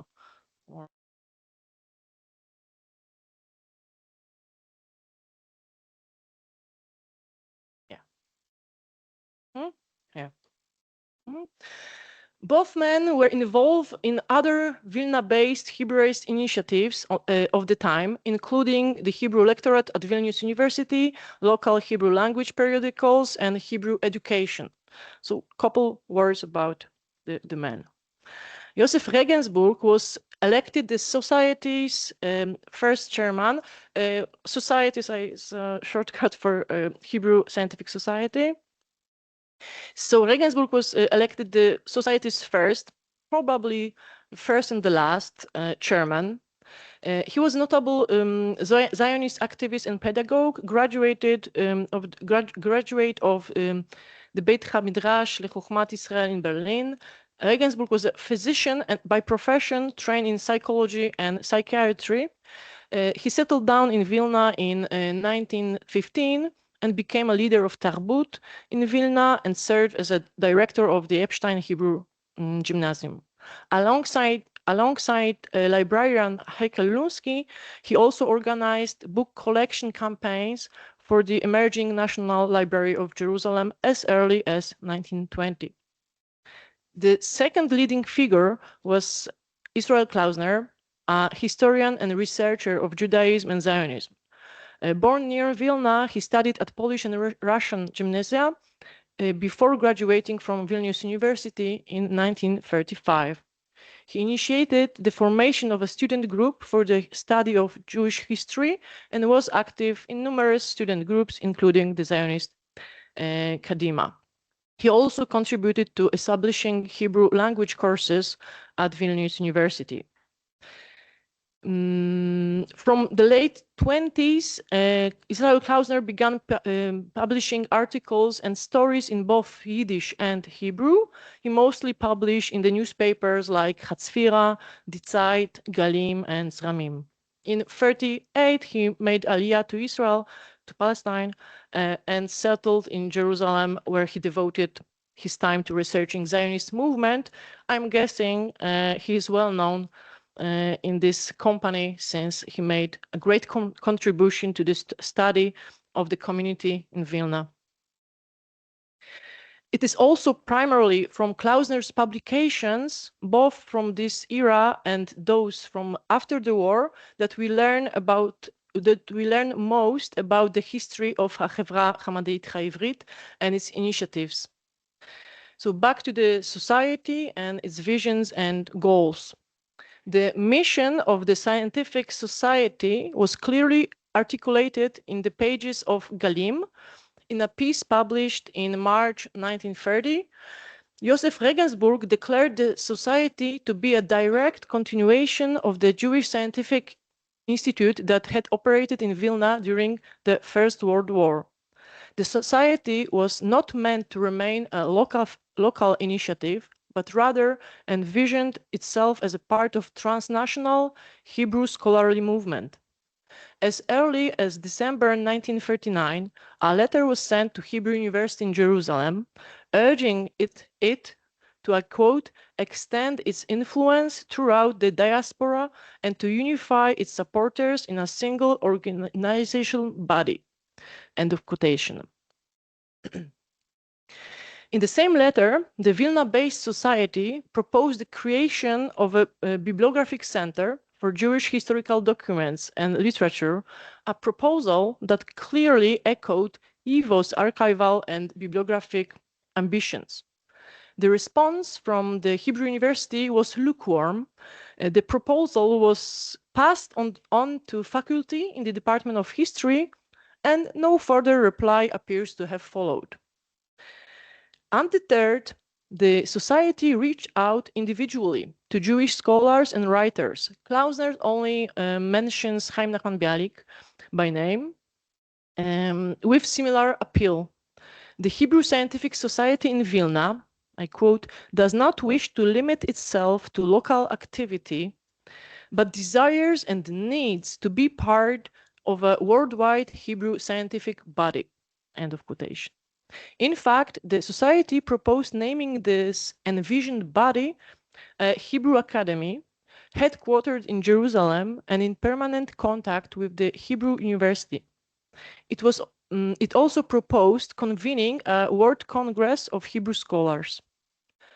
These proposals demonstrate the global aspirations of the Vilna-based society and its desire to institutionalize its work in an academy-like structure with international reach. Yet, the society also maintains strong local involvement. The society was housed in the Matthias Strassen Library, where it maintained an evening reading room, an administrative office run by Klausner, and held public lectures. One of its central initiatives was to catalog the neglected holdings of the Strassen Library, rich in Talmudic, biblical, and general Hebrew literature. The project was to be supervised by Leib Rubinov with student volunteers and in consultation with librarian Heikel Lunsky and his inventory. The society was organized into thematic sections, including philology, art and literature, medicine, natural sciences, history, and anthropology. Its plans included regular publication of scientific papers, especially in Jewish medicine and the natural sciences. I guess it's an influence of Regensburg, launching a historical journal and hosting popular scientific lectures. The lectures were to be conducted not only in Hebrew, but also in Yiddish, Polish, and other foreign languages. Moreover, as it was emphasized in Galim, the society as a scientific institution maintained an objective character and would not engage in ongoing language war, a reference to the ideological battle between Hebrew and Yiddish. As for the achievements, despite its lofty ambitions, the society was able to realize only a fraction of its program. The cataloging of the Strassen Library was undertaken. Regular lectures were reportedly held in Vilna and in the surrounding region.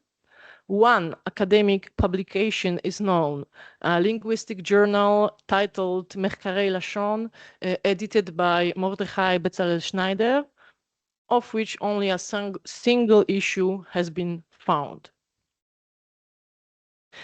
Following the death of Josef Regensburg in May 1930, the society's activities weakened. Josef Schuster, later known as Shiloh, may have taken over leadership briefly. Klausner notes that many members began immigrating in the mid-1930s, further eroding the society's capacity. The society's cessation is difficult to date precisely. The final issue of Galim appeared in March 1930, and the next major Hebrew periodical in Vilna, Zramim, co-edited by Klausner, did not mention the scientific society, possibly indicating that it had ceased function. However, a report published in Warsaw Daily, Hatzfira, in March 1931, celebrated the Hebrew Scientific Society's achievements, calling it a driving force of Hebrew cultural scene in Vilna. The article also mentioned continued lectures and a multilingual reading room. The Hebrew Scientific Society in Vilna may be seen as one of several restorative cultural initiatives announced in interwar Jewish Eastern Europe, many of which remained largely on paper. In this case, however, there were real, if modest, results. Despite limited external support and internal resources, the society managed to initiate a small but significant program of cultural and scholarly work. Remarkably, but the society's name and spirit were later revived. A similarly named organization was found in Palestine in the mid 1930s, and also during the Holocaust in the Vilna ghetto, a group of scholars established a society under the same name. In conclusion, the Hebrew Scientific Society in Vilna stands as a unique expression of Hebrew cultural aspiration in the diaspora, mirroring the Yiddishist achievements of YIVO, but guided by a distinct Zionist and Hebraist vision.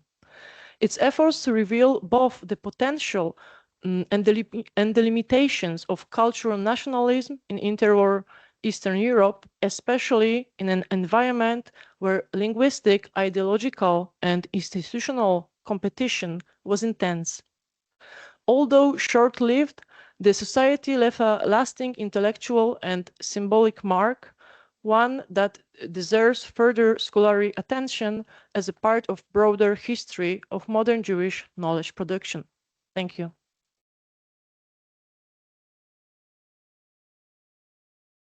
Thank you, Magda. Ellen, please.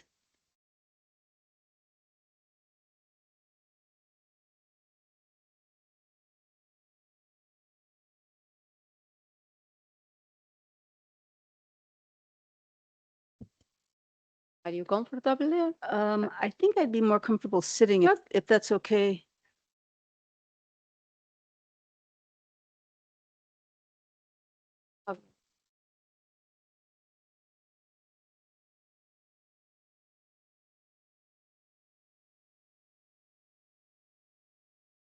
Good morning, everyone, and thank you for the invitation to speak here today. I've actually retitled my paper. It's called now Jugend ohne Morgen, which is a section from Weinreich's Der Weg zu unserer Jugend. Jugend ohne Morgen, vocational training versus humanities education in 1930s Vilna. Can you hear me okay? Yes? Okay. In 1930s Poland, Jewish youth encountered major obstacles in their quest to receive either vocational training or education in the humanities. Compulsory free public education concluded with the 7th grade. Adolescent pupils who wish to continue their schooling might avail themselves of programs in either vocational or academic secondary education, for which their parents usually paid tuition. In the aftermath of the World War and the ensuing economic depression and anti-Semitic attacks and boycott campaigns in Poland during the 1920s and 30s, Kleinbürgerliche, petit bourgeois Jews faced a precipitous decline in opportunities to make a living through their traditional occupations in trade, which resulted in widespread impoverishment. Very few young Polish Jews could afford tuition to attend a gymnasium. Fewer could pay university fees, and even those who managed to acquire an elite education faced extreme anti-Semitic discrimination in the job market. In Vilna, as elsewhere in Poland, the response of some Jewish educators and community leaders to this alarming state of affairs was to encourage young people to jettison their goals vis-a-vis formal academic studies and seek training and employment in handicrafts workshops and factories. They used the German terms Überschichtung and Umschichtung, which denote a shift in class status, to refer to the process of downward mobility that was taking place on the Jewish street, and argued that vocational training afforded young people the best opportunities for steady employment. They pleaded with petit bourgeois parents to send their children to Handwerkerschulen, schools for instruction in skilled trades, of which there were several in Vilna, in preference to the academically oriented, privately run gymnasium. Their pleas often fell on deaf ears, however, because parents aspired to send their children to gymnasium, regarding academic education as appropriate for people of their class, even when it was not affordable. Several decades before the employment crisis during the 30s, there were Jewish-funded training centers in Vilna that offered young people opportunities to learn trades. The ideology of that earlier time was known as produktivizacija, productivization. The Haskalah critique of Jewish culture posited that as a religious and cultural minority, Jews would never be integrated into non-Jewish society until they became engaged in productive labor, and could thus make common cause with their Christian neighbors as producers rather than as traders who sought to profit from the labor of others. The foremost Jewish organization in Vilna that sought to productivize the young generation of Jews was Hilf durch Arbeit, help through labor. Founded in 1903 with money from the estate of the wealthy Vilner Moscow Shmuel Yosef Finn, it was a well-established and well-funded institution. By the 1930s, it had been providing vocational training to Jewish youth for 3 decades in its building at 17 Suboch Street. Counting 6,000 graduates in fields such as carpentry, house painting, tailoring, sewing, and embroidery. Hilf durch Arbeit's course offerings paralleled those of vocational schools run by the Polish government, so that after completing their coursework, pupils were prepared to take state exams to qualify as journeymen. The school also offered subjects such as Polish language, arithmetic, geography, geometry, civics, and Jewish history, and technical drawing. On average, 1/4 of the 46-hour weekly instructional program was devoted to these more typical high school subjects. Students completed their programs in the course of 3 years of full-time enrollment. According to Avram Klebanov, an engineer who since 1905 had been a member of the board of directors of Hilf durch Arbeit, the first vocational courses for youth were organized in 1907. Its many successes notwithstanding, Klebanov, writing in the mid-1930s and again in 1939 with a North American audience in mind, identified problems that Hilf durch Arbeit still needed to address. One of the important ones was that some skilled trades in which Jews had traditionally been dominant, such as shoemaking, were now regarded by young people as undignified, so they were not interested in training for them. In an article entitled Problemen von Hilf durch Arbeit, which appeared in the Vilner Almanach in 1939, Klebanov expressed keen awareness that Überschichtung was a difficult process for Balbatische Kinder, or children of parents who owned their own homes and businesses. Such children were known as having an aversion to sewing and shoemaking.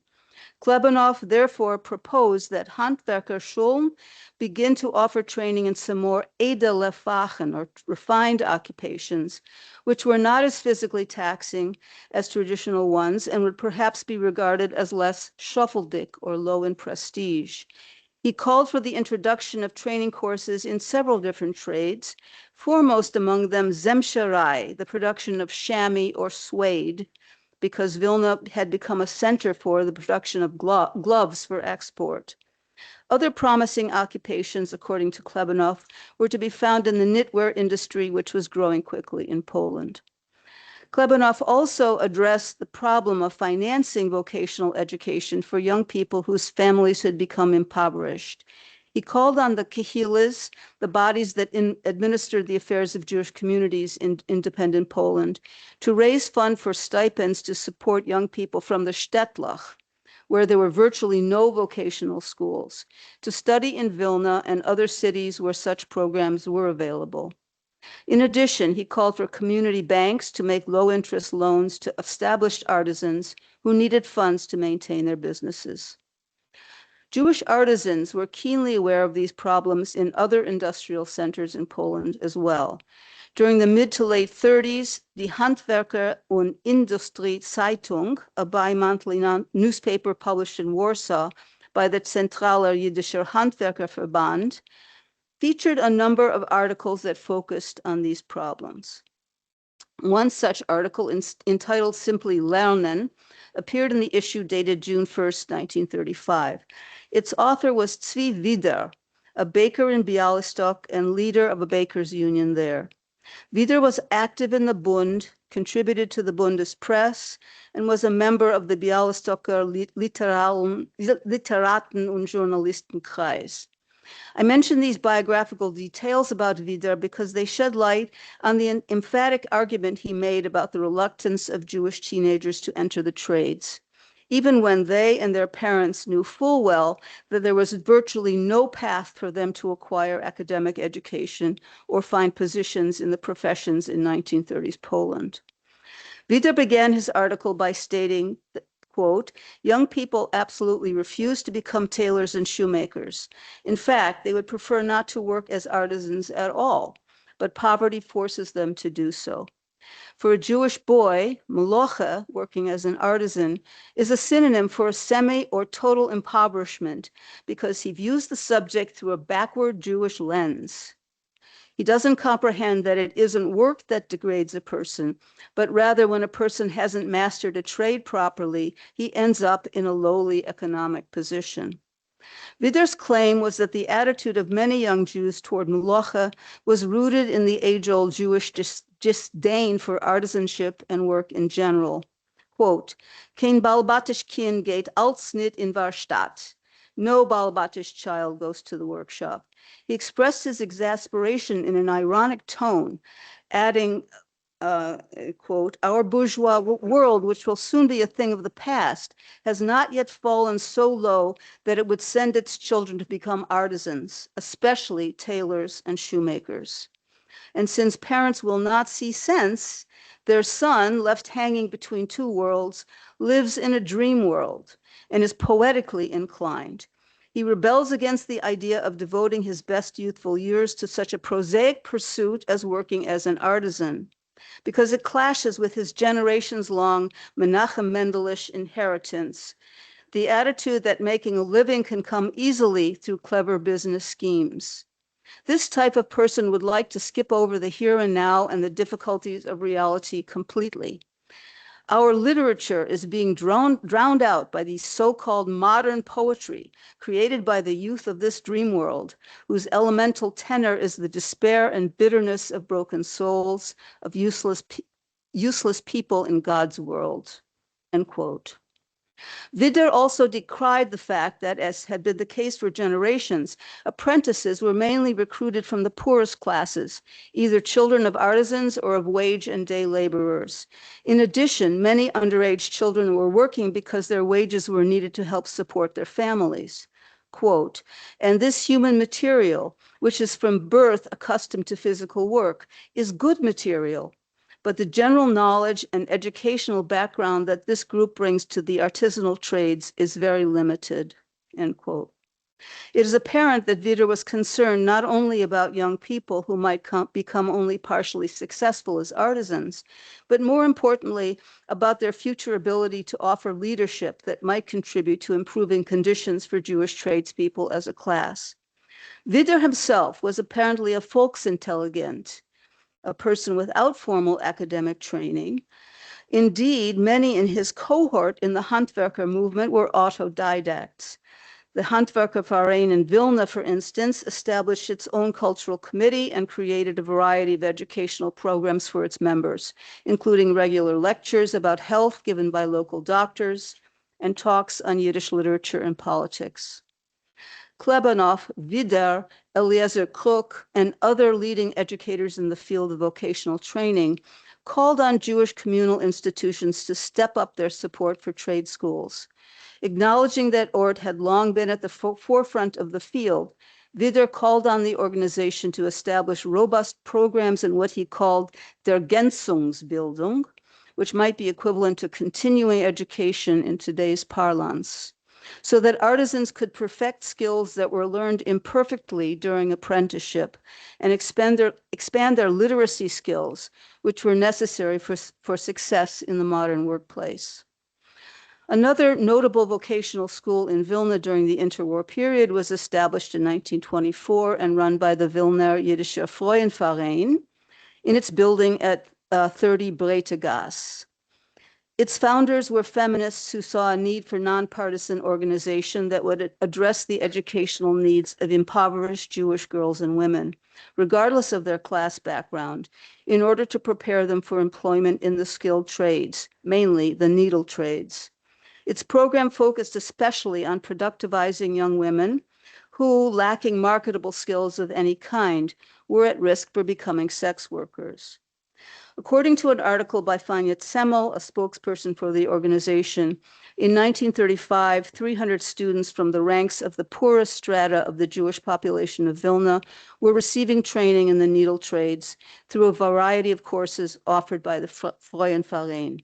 In addition, the organization strove to offer its students a modicum of instruction in the humanities through lectures on academic subjects and by giving them access to its library of Yiddish and Polish books. Pupils and teachers also organized cultural events at school that showcased their intellectual interests.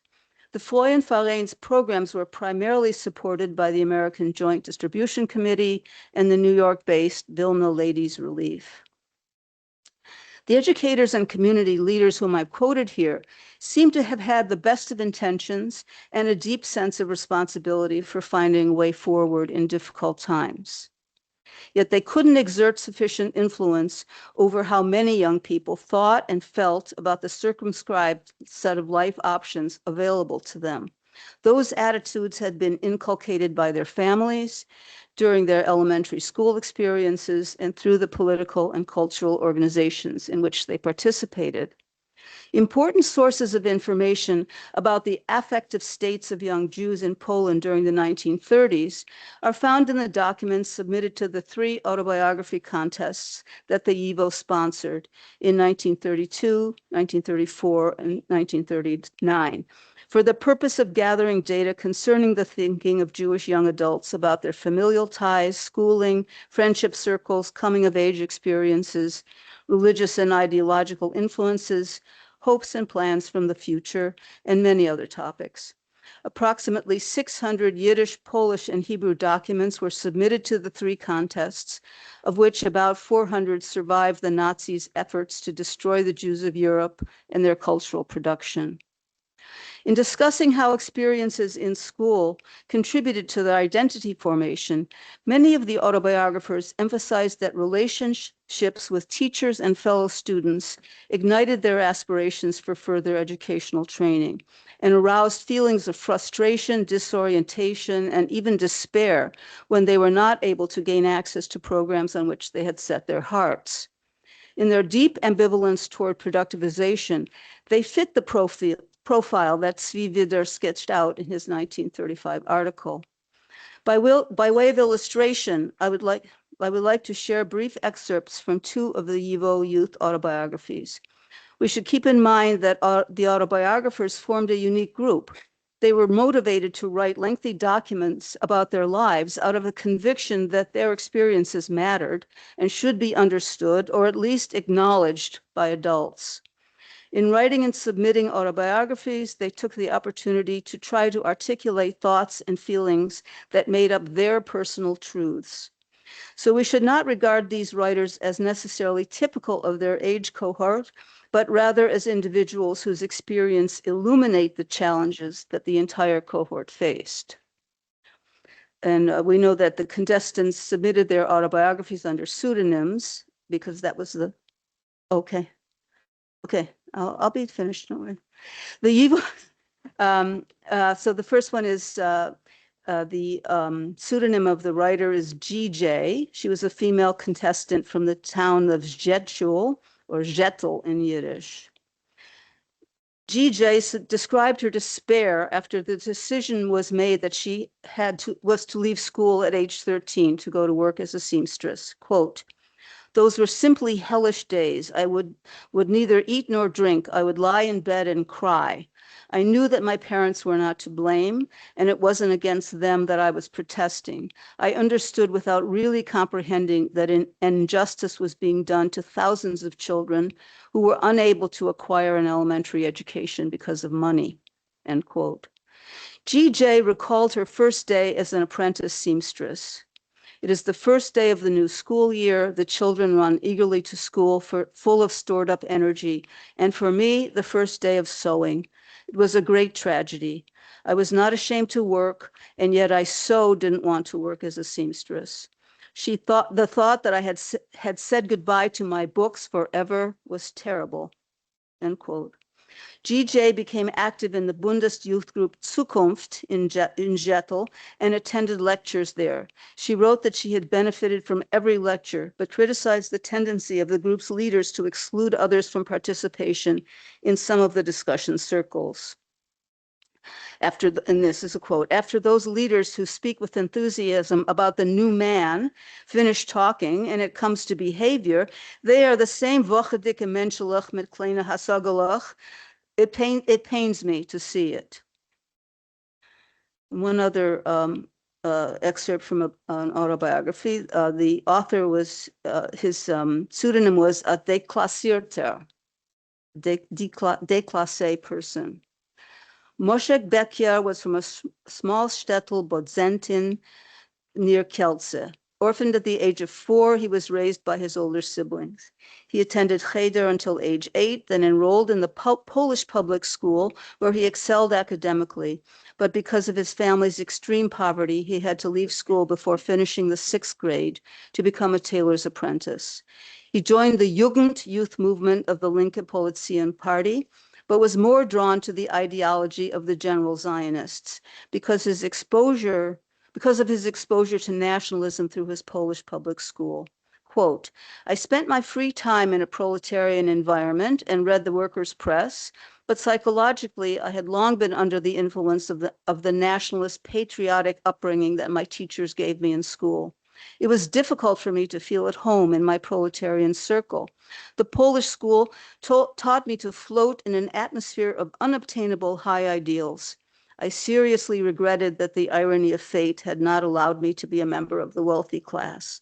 My comrades, on the other hand, never went to school. They learned to write in cheder or Talmud Torah. That was the source of their simple outlook on life. Proletarian education rooted out my bourgeois individualism. End quote.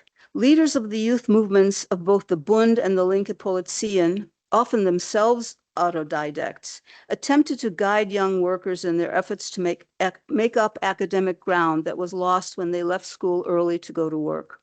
For instance, Hermann Kruk, director of the Bundesgrosser Bibliothek, created a 32-page pamphlet entitled Heft für Notizen über gelehnte Bücher, Zuhilfe dem Lehner und Selbstbilder, which aimed to teach its user how to read in a systematic, disciplined way.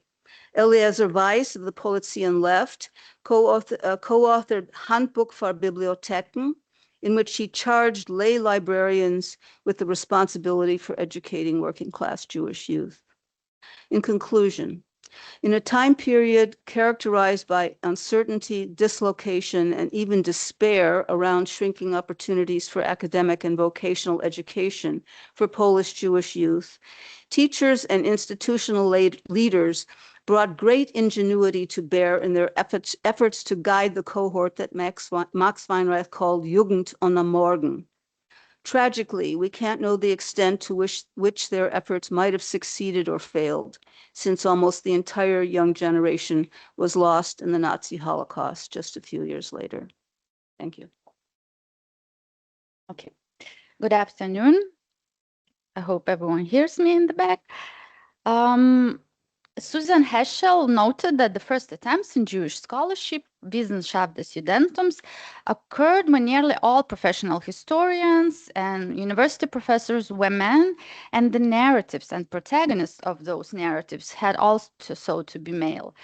So today I want to look into the position of women in YIVO and ask a question about what place women could have in modern Jewish scholarship as times changed. And I'm especially interested in who the women were in YIVO's aspirantur program, how they contributed to Yiddish research, and how important the ideas of Doigkeit promoted by YIVO were to them. In general, not many women participated in activities of YIVO. There were no women on honorary, managing, or executive boards of the Institute. Very few women were members of the 4 scholarly sections. The roles of decision-making and representation were held by men. It should be noted that the head of YIVO's Esther Rochel-Kaminska Theatre Museum was a woman, Uma Olkenitska. However, a woman took or was given a cultural rather than a strategic role in formation of ideology. Rosa Simchovich was an exception to this rule. She became one of more visible women in activities of YIVO. She participated in a meeting of initiative group organized by Nohem Stiff in Berlin, and also drafted the plan for pedagogical section and led its first meeting in the fall of 1925 in Berlin. The analysis of the journal YIVO Blätter has shown that not many articles by women scholars were published in it. It should be noted that the absolute majority of those articles were written by female participants of the aspirantur program. A relatively large percentage of women took part in it, and it could be argued that this was the field of YIVO's activities where women were most visible and where they were the closest to equality with men, at least in numerical sense. I will briefly remind that YIVO established its aspirantur program, a graduate level seminar in 1934. The goal of the program was to acquaint students with sources, methodology, teach them to carry out independent research project, to maintain scholarly approach to the issues of Jewish culture and society, thus providing scholarly preparation. It was planned that 10 students would be accepted each year, but because of high number of received applications, the number was increased. The activity of women in aspirantur program grew notably with each passing year. So the first year, 15 students were accepted. 2 of them were women. The second year, 4 out of 16 participants were women. Third year, 8 out of 22 accepted students were women, and in 1938-39, 6 out of 18 women, participants were women, so that would make 30%. I have to note that the program continued the following year as well, but because activities of YIVO were limited and influenced by the Soviet government, so I did not analyze that last year of aspirantur program. Although the program was intended as one-year program, by the third year, the majority of aspirants were the returning students. And despite the rather decent percentage of female enrollment, only 10 different women took part in the aspirantur program altogether. Some of them returned many times. So, for example, Hanna Pishat-Sarman took part in the program all 4 years. She was also accepted to the following year in 1939. Pishat-Sarman, in her field of interest was child psychology, and also she researched motherhood. Another returning student was Nehama Epstein. She took part in the program for 3 years in a row, and she researched Jewish jokes. There was also a group of aspirantkes who came to program just once. For example, Rosa Kantor-Lichtenstein researched working conditions of bakery workers in Warsaw. Irena Rochel-Vrono researched youth at the threshold of independent life. Lucy Davidovich researched Yiddish press in England during 19th century. The biggest part of all participants stayed in the program for 2 years. For example, Vilna native Rezel Wald researched the history of secular school movement in Vilna. Chava Slutsky-Kesten researched celebrations and entertainment in the life of children. Hanas Mushkovich researched economic developments of Vilna Jewish community at the second half of 19th century. Rochel Golinkin looked into a history of Jewish Kehila at the beginning of 19th century. Esther Schindelman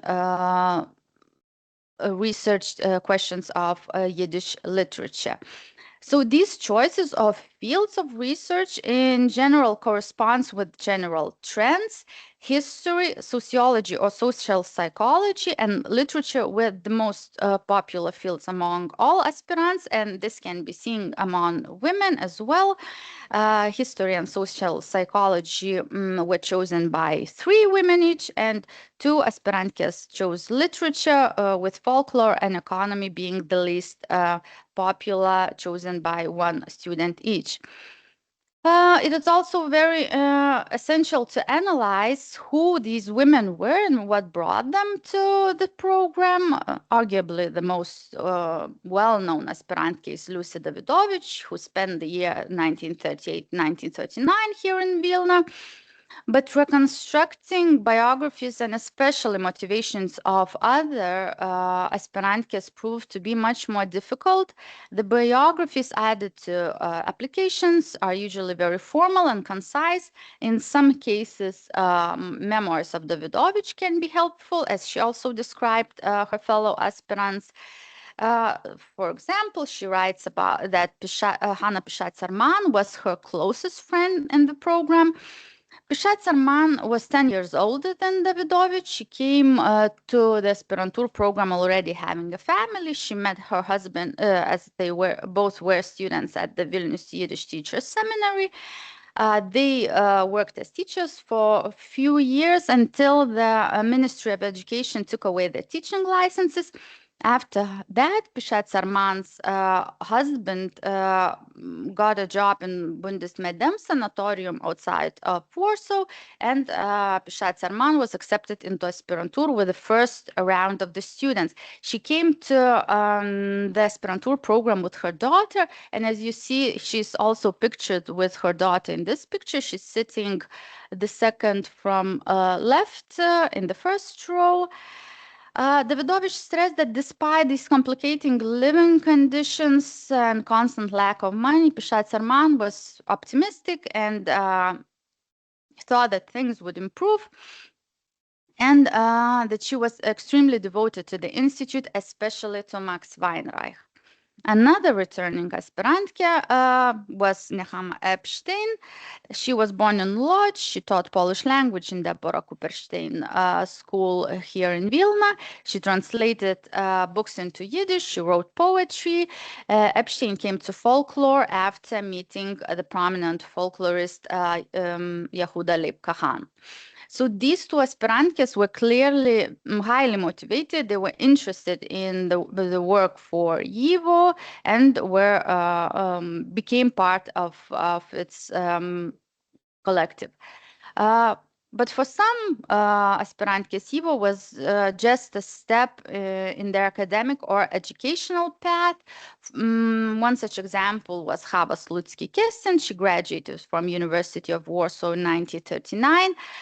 With master's degree in history and pedagogy. She also studied in Jewish Teachers Seminary in Warsaw. She worked in various Yiddish secular schools, founded school for children with special needs there.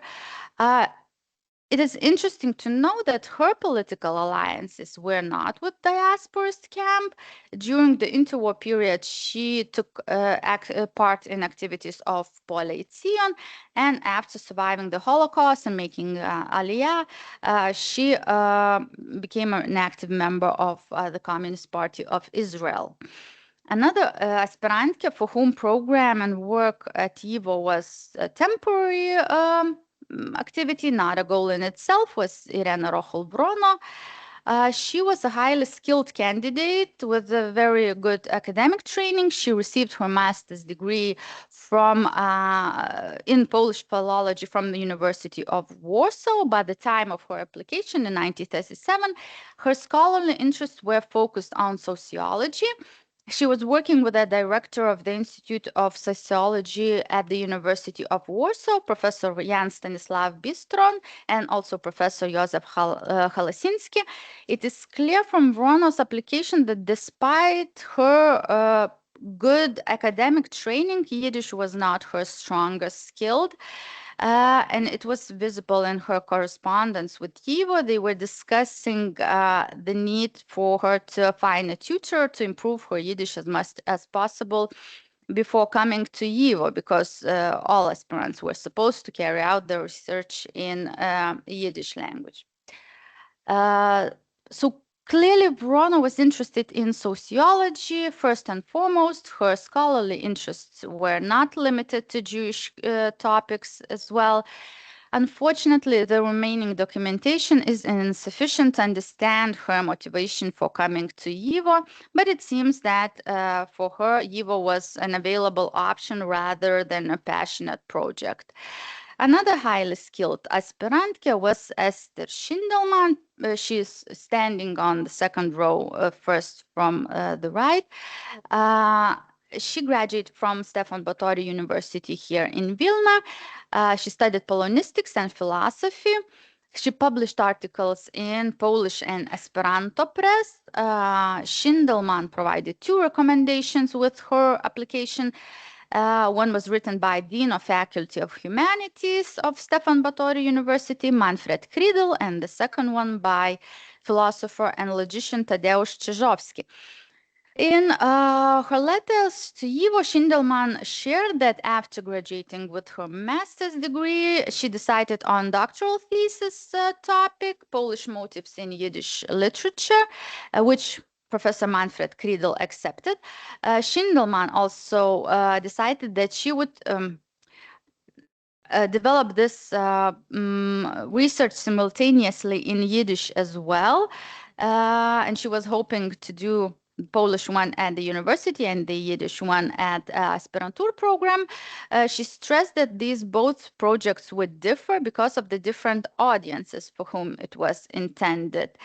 Schindelman also shared her hardships that prevented her from focusing on her scholarship.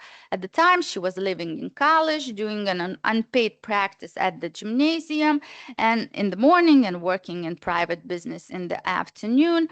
And coming to the aspirantur program might have been a pragmatic decision to have a stable income, to have time for her scholarly endeavors.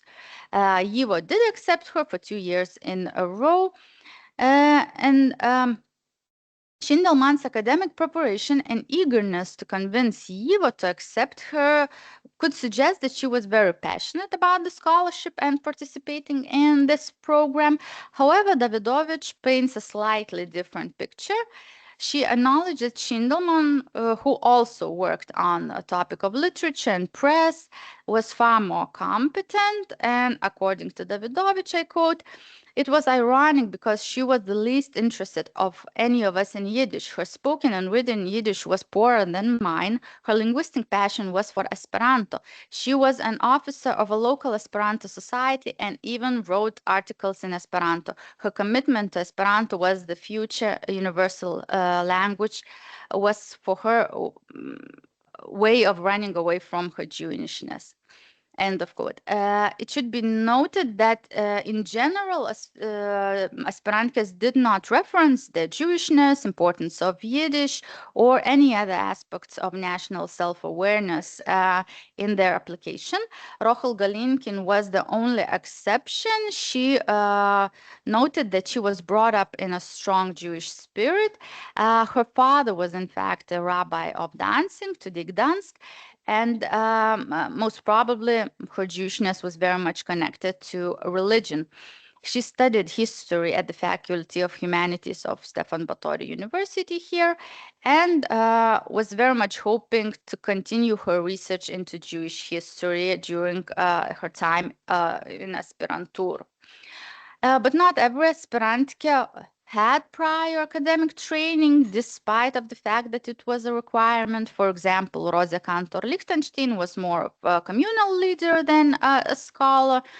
So as you see, the students at the aspirantur program were clearly very different in the prior training and in the goals. Unfortunately, available sources lack personal accounts about the experience of the students, and the applications and biographies provided alongside them in general do not mention what role the diasporist ideology played in their motivation. However, Davidovich interestingly describes that the aspirants were bound by the love for YIVO, which became, I quote, a religion, a kind of surrogate Judaism, end of quote. Her own feelings were double-sided. At times, she felt that YIVO created Jewish continuity by developing a new intellectual elite, but at times she doubted the scholarly calibers of her own and her colleagues. I quote, "Except for Schlossberg, Pipke, and Rifkin, few of us were truly committed scholars. Schindelman didn't give a damn about Yiddish literature. We were a motley crowd of unlicensed lawyers, unemployed teachers, half-baked intellectuals. We were the class without future. The aspirantur had become our temporary sanctuary while we, I including myself, tried to stop off the future," end of quote. Most importantly, Davidovich also touched on the national self-awareness of the aspirants. The last quote, "We were young Jews in search of a future. Being Jewish was a given, and for all of us except me, it meant being severely limited to opportunities for a career and even for a decent livelihood. But everyone, with the possible exception of Esther Schindelman, accepted that as the cost of being Jewish. No one ever considered any other alternative. Being Jewish was an intimate and essential part of us as our arms and legs," end of quote. To conclude, women in aspirantur program might have understood that it provided them with a small scholarship for a year, but did not promise them diploma or future employment prospect. But what were the alternatives for those who wish to acquire academic training? As Professor Kelman just discussed, limited options for researching Jewish topics and anti-Semitic discrimination in Polish universities faced by young Jewish women and men as well in pursuit of scholarly career made YIVO aspirantur an attractive option. As YIVO did not have many women scholars outside aspirantur program, it became an important space for these young women, both as women and Jews. Outside of aspirantur program, YIVO proved to be a man's world. Thank you.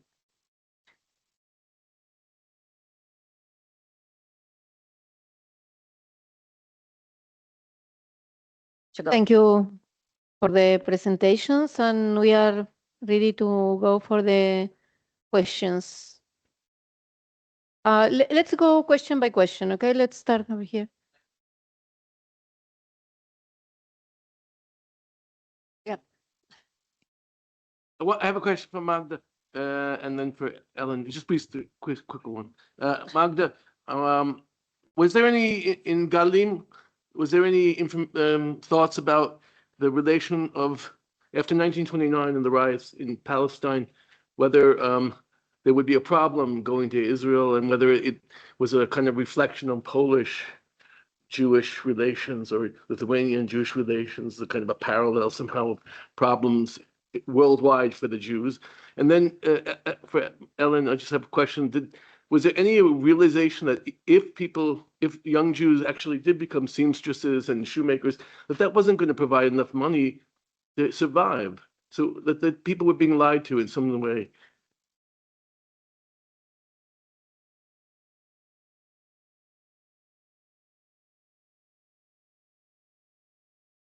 I think let's go. You want to okay.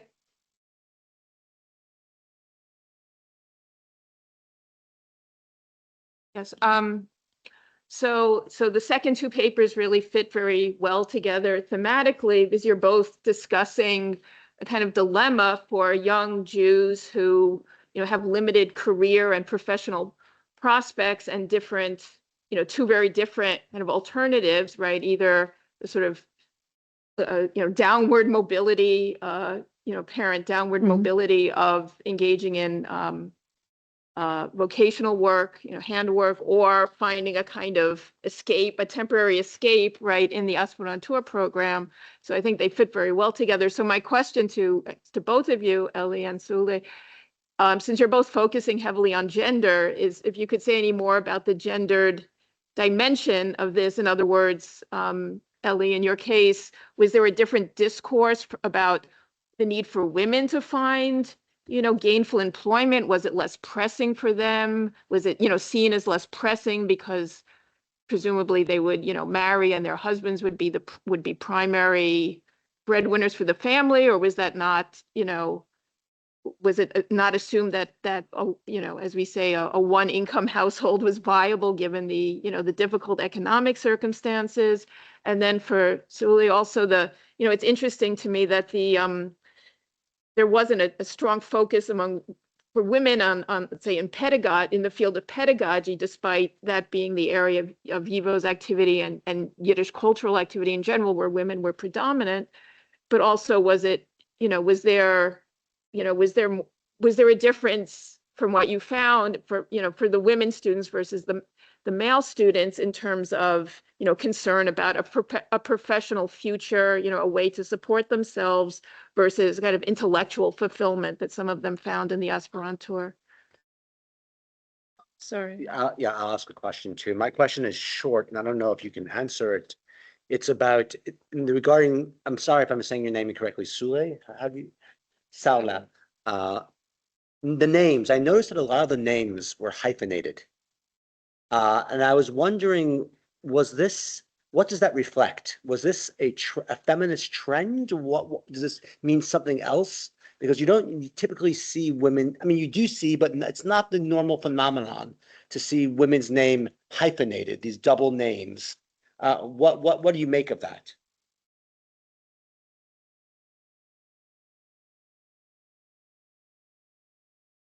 You read articles like Moshe Kligsberg article on the youth movements, that the youth movements, according to Kligsberg, were succeeding in breaking down the traditional hostility to becoming artisans, the valorization of work, the valorization of physical labor.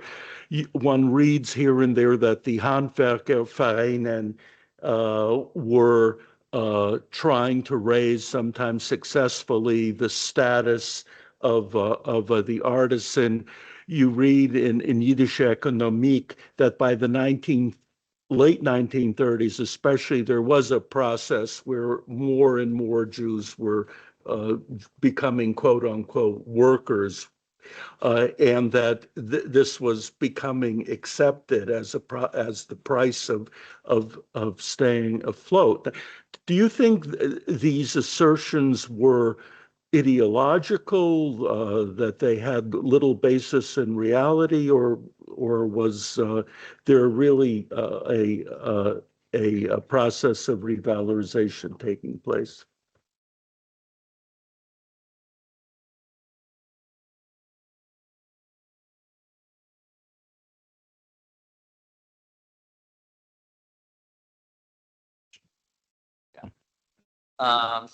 I'm interested in the actual makeup. It's from Magda, the actual makeup of this community in Vilna. You have the Hebraists on the periphery, and I wonder how this was a very small community. We're talking about 50, 60,000 Jews, right? I mean, they all knew each other.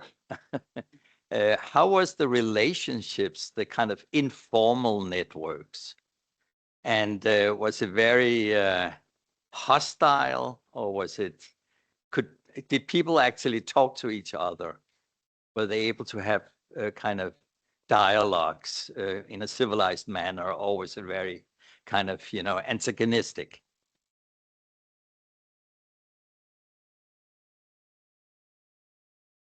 Great. You have another question?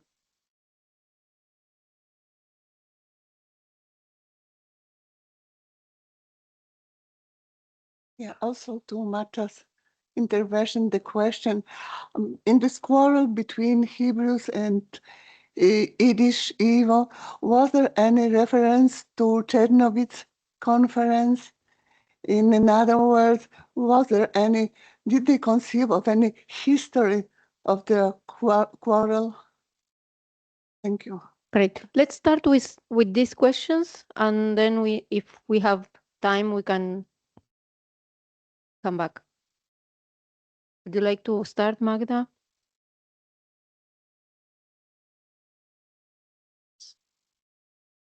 I hope I'm heard. Yeah, do you hear me? It's all right. I guess so. The first question, first of all, thank you for your questions. And the first one was regarding, you asked about the reflection or response to the riots in Palestine regarding the future, yeah, the planned future of Zionists to move to immigrate in Palestine. Am I correct? In general. So, I mean, of course, in the Hebrew press, it was Galim, it was literary magazine, but there were also, of course, reports and information from Palestine. And there were, of course, articles about the Merot, you know, the events in 29. And, of course, what came like, naturally with the information was a fear about the future.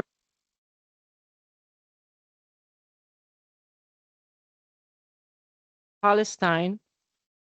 But also, I think it's really important to remember that not all the Hebrew writers and journalists were necessarily Zionists. Yeah, in diaspora, not all of them planned to emigrate to Eretz Israel. So as to for the future, yeah, so part of them, of course, they feared, they wasn't sure about the future in Eretz Israel, but other people would just say, even didn't dream about it. Either they plan to emigrate the different direction, like you know, to the west, or just to stay in Poland. Let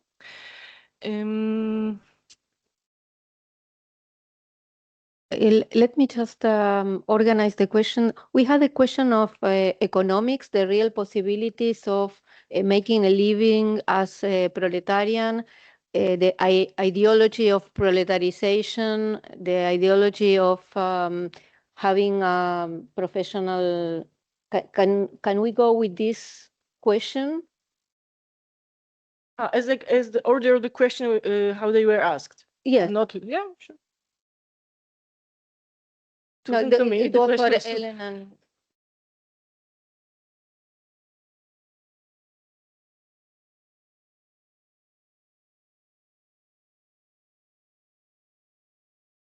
This is on. Okay. So thank you for your questions. I'm not sure I can answer them, but Brian, you were concerned that people were being lied to about becoming Handwerker. I think that my sense from doing this research, and this is really just scratching the surface, but my sense from doing this research was that by the late 30s, things were so bad that you know, people were just terrified of what the future would. Forget about the Nazi invasion that was coming the next year.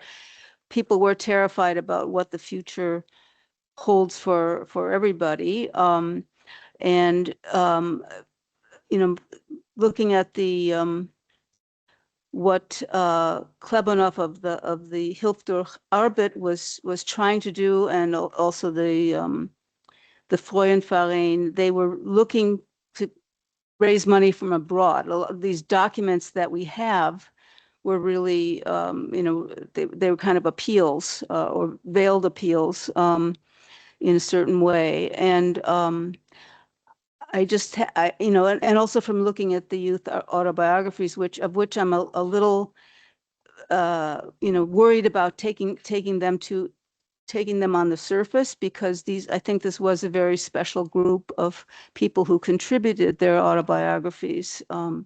They were much more conscious than probably the average teenage kid who was, you know, struggling to figure out what to do with their lives. But you know, and also to respond a little bit to Sam, you can probably answer, you know, 100 times more with 100 times more information than I can. But I think that, you know, from what I've read of the youth autobiographies, you spend your day doing something you don't particularly want to do. And then being part of an organization was really a lifeline for a lot of these young people. And they also switched loyalties, you know, depending on who had the best library or the best soccer team or whatever.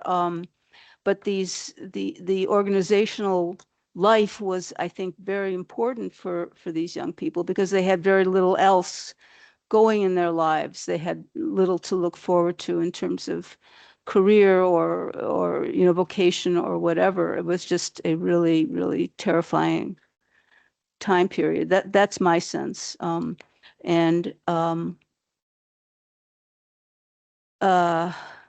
I read pretty much what I could find of Klingsberg, and a lot of it is, you know, sort of in retrospect, as he wrote the analyses of the autobiographies already in the United States. You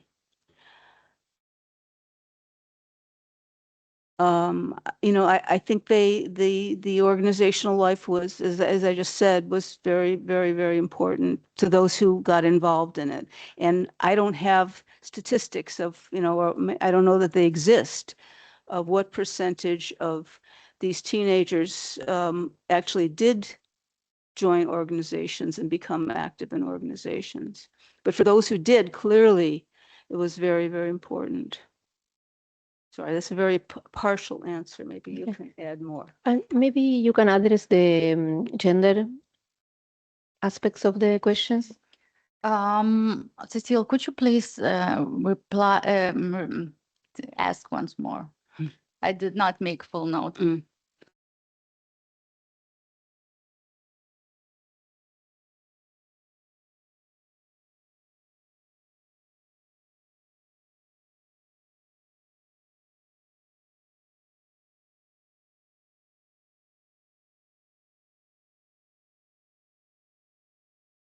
Mm-hmm.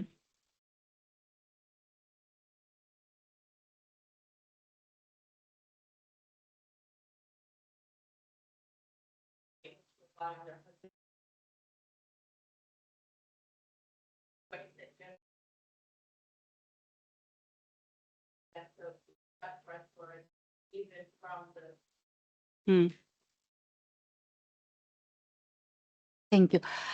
So as we've seen from the example of Hanna Pishat-Sarman, so one income was not enough. They obviously had to, both of them had to work. So I would not say that it was more or less pressing for women. For part of these students, I think the academic training was the main goal. They just were looking for a space to devote themselves to academic research.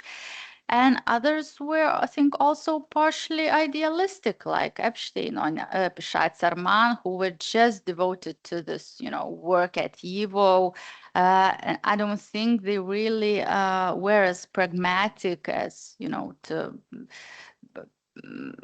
see it as a, you know, a source of good income, because the scholarship was not that big. And maybe I will also answer about the hyphened names. I never thought about it. Thank you. That is a very good question, because indeed, when you read about other women, they usually take their husband's name and that's that. But for these women, these were the last names in publications as well. So they obviously use that officially. But I cannot answer, was it a feminist statement or why did they use that? And I would make a very short comment about the autobiographies. I found in few of autobiographies written in Vilna that some of the young people chose to study to become accountants. So I think that would be sort of middle way in between high academic training and vocational training. There was one last question about the informal nets of communication that I think it was very interesting to address. the informal networks, or the question was between about networks between Hebrew and Yiddish. Did they talk? Yeah, that was the question. Did they talk, or did they only fight? So actually, I would say that the division was mostly again on paper, but not only, of course, in real life as well. But it depends. Yeah, I don't like to generalize and say about all Hebraists and Hebrew circles, because like many of them, of course, like Hebrew writers, they knew Yiddish, they knew other languages, and part of them, I would say half of them, published also in Yiddish or on other language. But I would say that the more ideological declared, the tensions were, of course, stronger, and also they ended with talking with your hands. So there was like well-known public trial of seashore schools, that organized by Zionists, and there was in these reports we know that the chairs were flying in the room, and it was just not just talking. Great, thank you. Just one more reply from Ellen to Cecile's question, and then we'll go to the coffee break. So, Cyril, hello, hi. Your question was about whether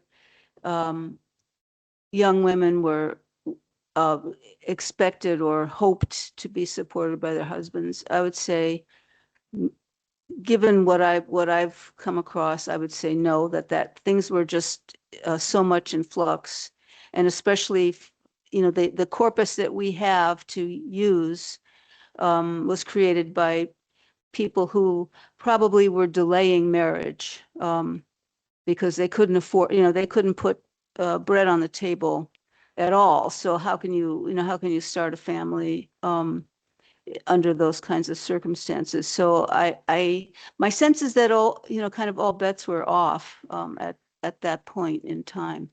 That women were not. What should I say? We're no longer able to make those kinds of assumptions. But I don't know for sure, but that's my sense.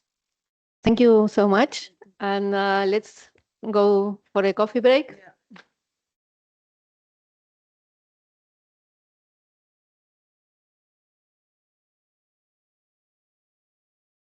Oh, interesting. Thank you. Researching letters, correspondence. Oh. Not from famous people, just plain correspondence, family papers. Yeah. And it is quite that you were saying that people delay marriage, they travel together to search immigration and kept like missing in different places because it was not a plan marrying and staying in.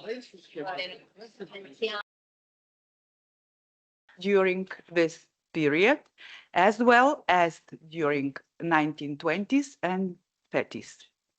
The title of Laima's presentation sounds mysterious: Enigmatic Issues of the YIVO Art Museum. Please, Laima, the floor is yours. Thank you. Hello, everybody. I'm happy to be here with you today on such an important occasion. And I shall share some of my insights on the YIVO Art Museum. Well, the research of Jewish art in Lithuania has expanded significantly in recent decades, marked by numerous publications, exhibitions, and defended dissertations. However, the YIVO Art Museum has not received the attention it deserves. The centenary of the YIVO provides an excellent opportunity to recall and reassess this institution, especially since the YIVO archives from Vilnius, housed in New York, have been digitized and accessible online. Many thanks for this to Jonathan Brandt and to the team. Well, as you know, the idea of establishing an art museum of YIVO was first proposed in 1935 during the institution's 10th anniversary celebration by Marc Chagall, who at the time organized an exhibition of his graphic works in Vilna. Well, my colleague will tell you about this. The Congress participants then enthusiastically supported the idea, and soon a search began for a suitable director. There were quite a few interested candidates, for example, artist and art critic Felix Friedman from Warsaw proposed himself in his correspondence with Marc Chagall. In the end, the young art historian Otto Schneid was chosen. It was indeed the perfect choice for the position, and it is hard to imagine anyone better suited. Please help me. Can help me. Sorry.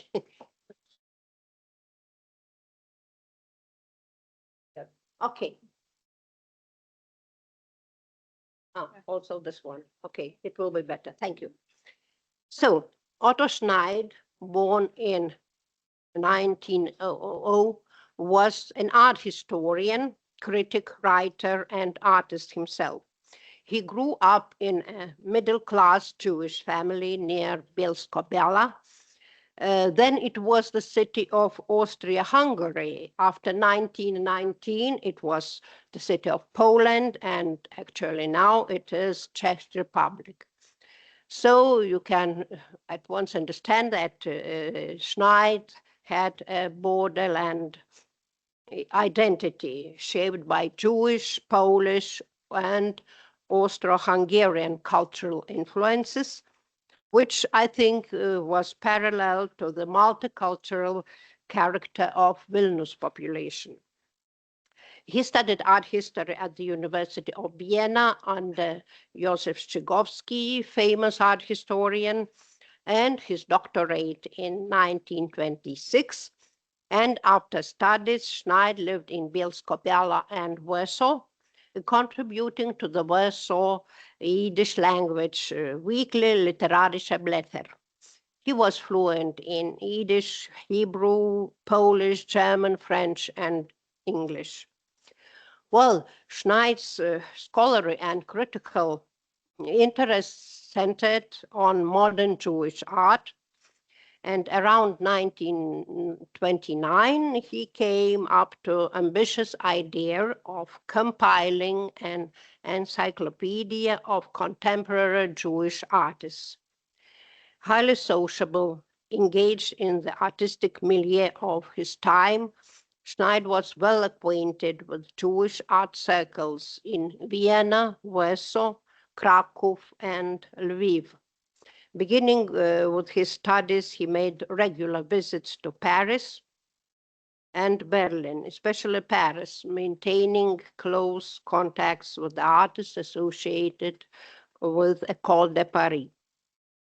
He built a wide network of contacts, correspondent with artists, asking them to submit him with their biographies, reproductions of works, exhibition catalogs, and so on. And they really responded to his request. In 1936, Schneid arrived to Vilna with the mission of establishing an art museum at YIVO. Well, it should be noted that at that time in Vilnius, there were no art historians of such a high scholarly pedigree, I mean the Vienna School, with an interest on modern art. and neither among Polish or Lithuanian cultural circles there were no such specialists. Well, oh, I don't know if you see it quite clearly. Is it okay? Ah, yeah. Okay. So one of his first initiatives, while fitting a scholar institution, was the preparation of the first issue of bi-monthly academic journal in 3 languages, Heften für jiddische Kunst, the notebooks for Jewish art. This delightful cover in the style of constructivism was created by Fania Olkenitska, the YIVO designer. The content of this journal reflect ambitious intellectual scope, an introductory essay by Schneid himself, an article by the prominent international art historian, architect and editor Rachel Wischnitzer-Bernstein on an amulet from the collection of the Berlin Jewish Museum, was written.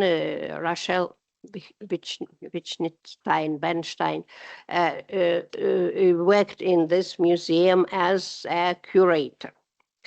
The content also contained 3 letters by Marc Chagall and Schneid's article on Jewish graphics, symbolically entitled as Hope. Well, whether the journal was ever printed remains an enigmatic issue. I suppose that financial constraints prevented the publication. Or please, Lara, correct me. Perhaps she knows everything about the yeah, but the only those pages, yes, not the whole. You have it. Okay, because I found somehow. Oh, it's fine. So the manuscripts, as I have said, also are accompanied by the illustrative material kept in the archive in New York. I mean, the drafts that were made by Otto Schneid, and they offer really a glimpse into the project. I suppose that these artifacts chosen by Schneid were considered to be the most valuable exhibits in the YIVO collection, in the whole YIVO collection. So it contained 4 wooden cases for mezuzah from Carpato, Russia, wooden jet, also from Carpato, Russia, an amulet from Jewish Museum about which the article was written, the portrait miniature painted in Vilnius in 1947 and 1847, and 2 breast for the plates for the scroll of the law, and 5 wooden cases for mezuzah. So these are traditional objects of the Jewish heritage. Well, and also there were 4 pieces in this edition from contemporary or the end of the 19th, the beginning of the 20th century. So it was Samuel Hirschenberg's Catholic Cemetery in Lutomirsk, Ben-Zion Zuckerman, Our Garden in Vilna, Yankel Adler, Jewish Soldiers, and Marc Chagall, Autoportrait in Aqua Tinta Technique. So 6 objects of traditional Jewish heritage and 4 pieces of contemporary artists. So practically they represent the structure of the museum's collection. Well, it is interesting that all the objects were donated by artists, citizens, or communities. No artworks appear to be purchased. Considering the situation, Schneid prepared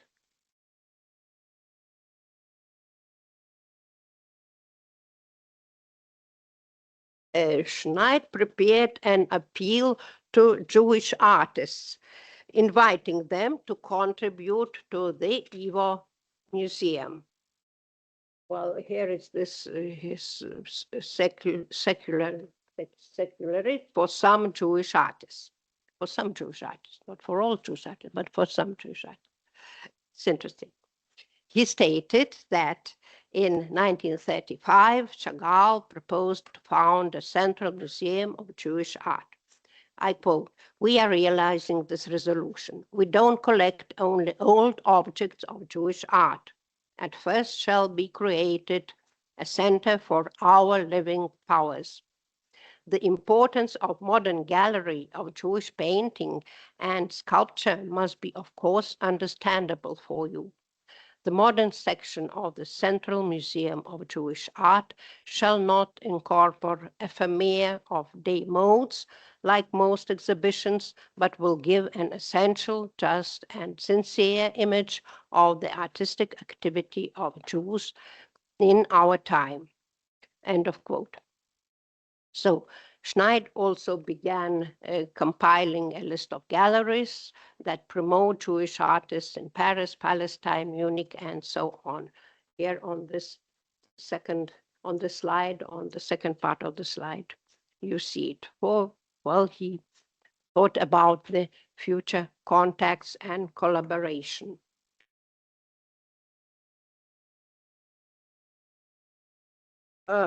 He set about collecting works for the museum section, for the modern section of the museum.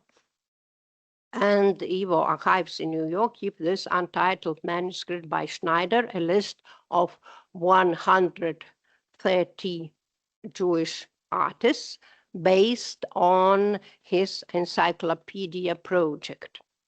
Entries include names, and some of names also numbers, most probably indicating the amount of sketches or reproductions of artworks already obtained.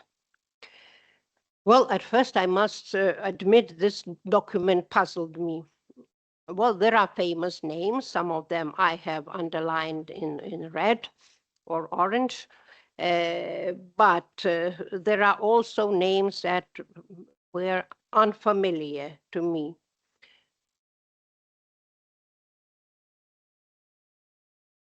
It should be noted that among the artists that have been at that time active in Vilna, I found only two. It is Ben-Zion Zuckerman and Ber Zalkin. You see here the materials from the Schneid's index.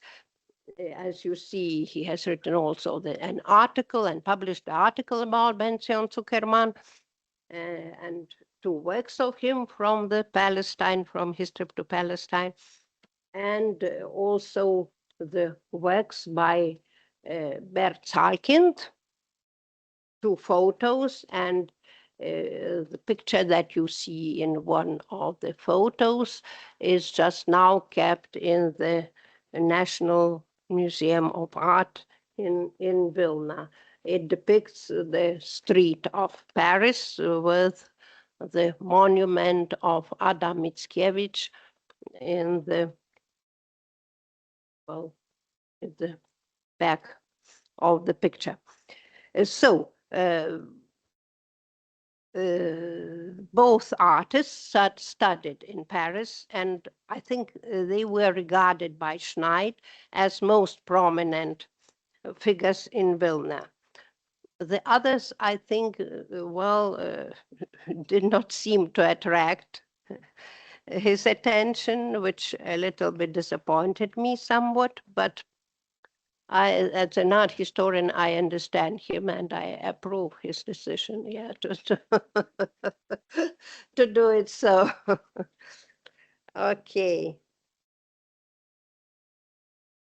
So almost all of the artists on the list are associated with École de Paris. Well, including Amedeo Modigliani, Chaim Soutine, Max Band, Marc Chagall, Leopold Gottlieb, Manne Katz, Moise Kisling, Pinkus Kremen, Jacques Lipschitz, Elie Nadelmann, Hanna Orloff, Oskar Meschaninov, Abraham Minchine, Issachar Beribak, Lazar Segal, Eugenius Jacques, and many others.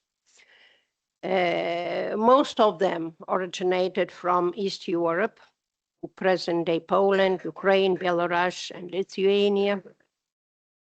All the artists, with few exceptions, had international experience living in Paris, in Berlin, and other Western European cities, and all resided in Paris for a shorter or longer period.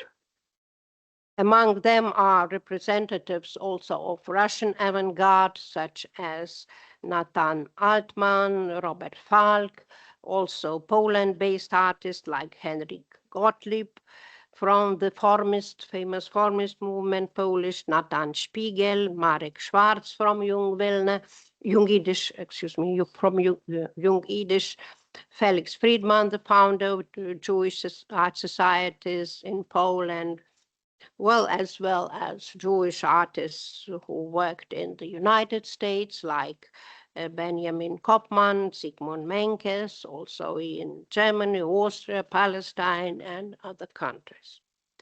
So the list presents really an impressive panorama of Jewish artists of 30s.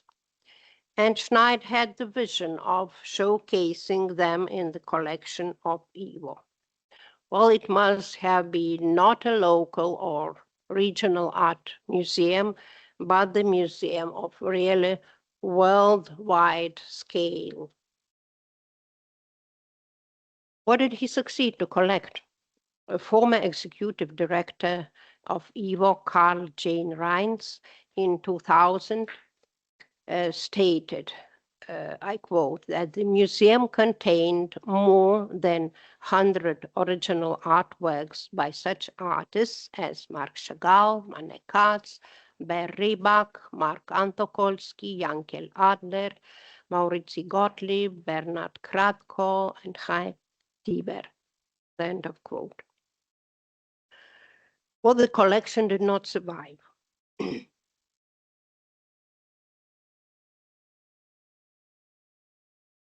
It was seized by Einsatzstab der Reichsleiter Alfred Rosenberg and disappeared from Vilnius. Today, we do not know exactly what artworks the collection included, as no complete inventory appears to have survived. The answer to this question is unresolved. It remains one of the most enigmatic issues of the YIVO Museum, I think. But I still hope that further research into Schneid's documents in Toronto, as well as in YIVO archives, may shed more light in it in future. Well,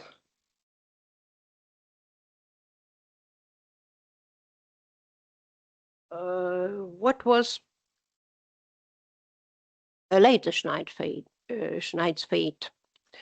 In the 30s, as we know, Nazis promoted the theory of entartete Kunst, and Schneid set out to show that modern Jewish art is both profound, authentic, and significant.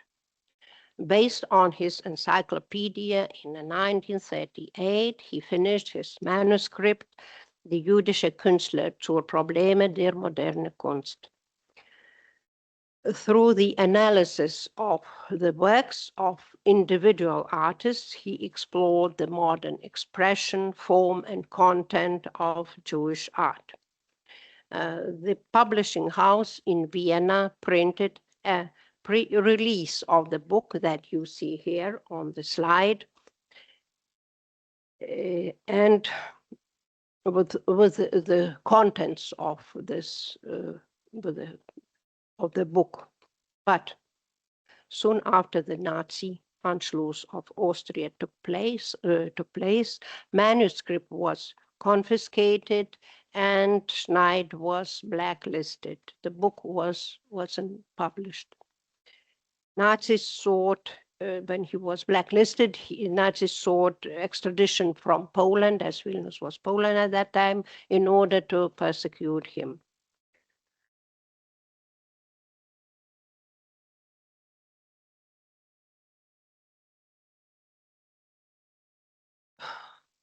So Schneid leaves Vilnius in 1938, 2 years in Vilnius he was.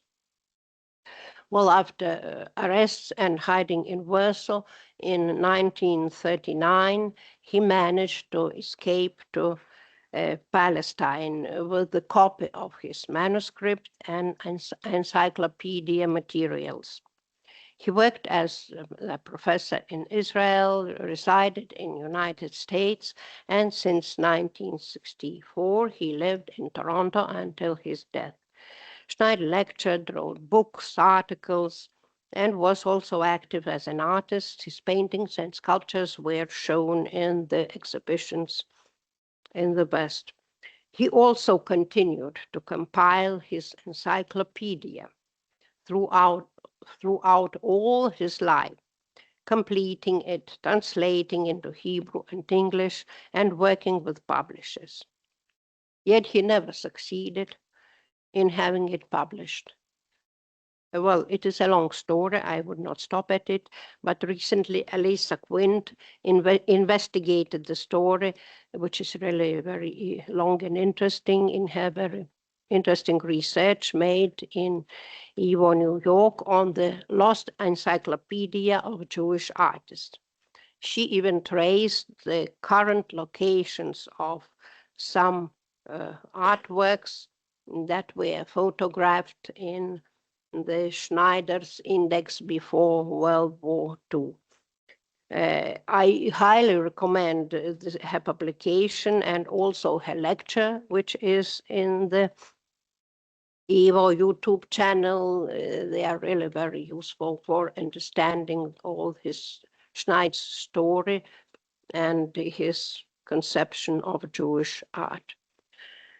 So after Schneid's death, his wife donated all his archive, including materials on Encyclopedia of Jewish Artists, to the University of Toronto, and now it is kept in Thomas Fisher Rea Book Library. It is also digitized and also very useful for the research.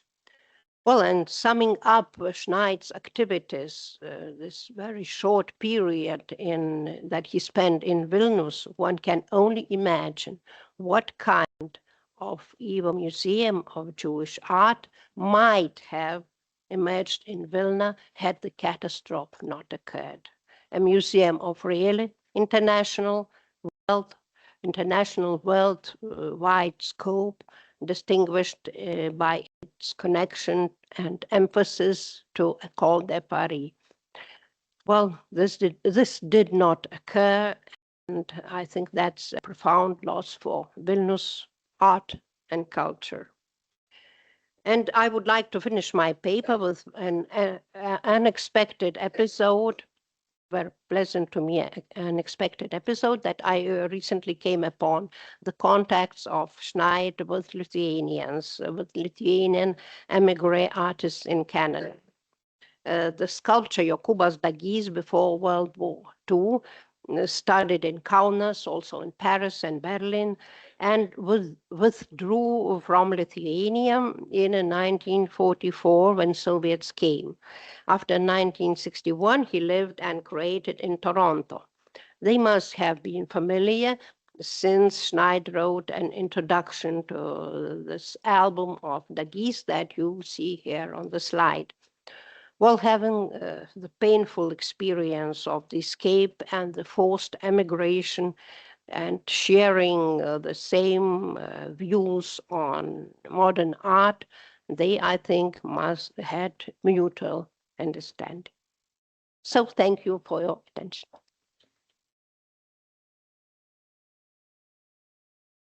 Thank you, Laima. Thank you for revealing us some mysteries of Jewish Art Museum in Vilnius, in Vilniuje.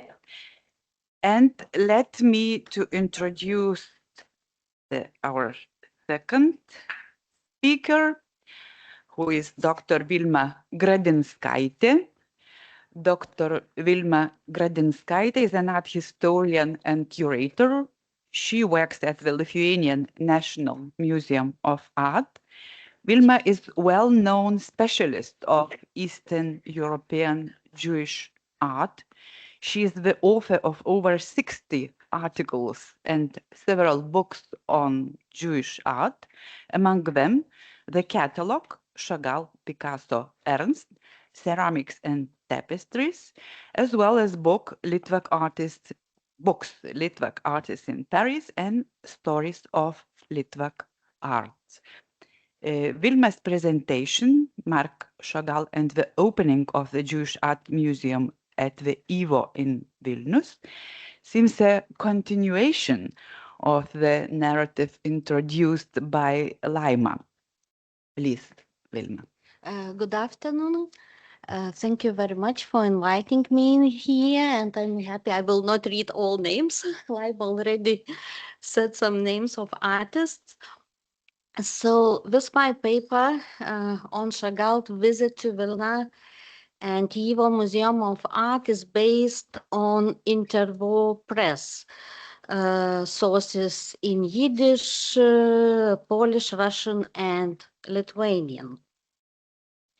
And I would like to express my deep gratitude to the translator Rosa Bieliauskienė, who sadly passed away in 2023. And of course to the philologist and editor Ilona Murauskaitė, who helped me to locate and translate Yiddish materials. According to Der Vilnius Express, the YIVO 10th anniversary festive opening took place on August 14, Wednesday, 1935, at 7 p.m. at the Old Theater, or as it was called, Pohulianka Theater or People's Theater, at Basanavičius Street 13. Today it's the Old Theater of Vilnius. And as the newspaper wrote, it ended late after midnight. Der Vilnius Express columnist wrote, the stage was decorated with plants and two portraits of the two deceased, Dr. Semach Shabbat and the scientist Nahum Shtiv. We can see the stage and the portraits in this photo. Conductor Avraham Slep and his choir opened the festivities with a beautiful folk song.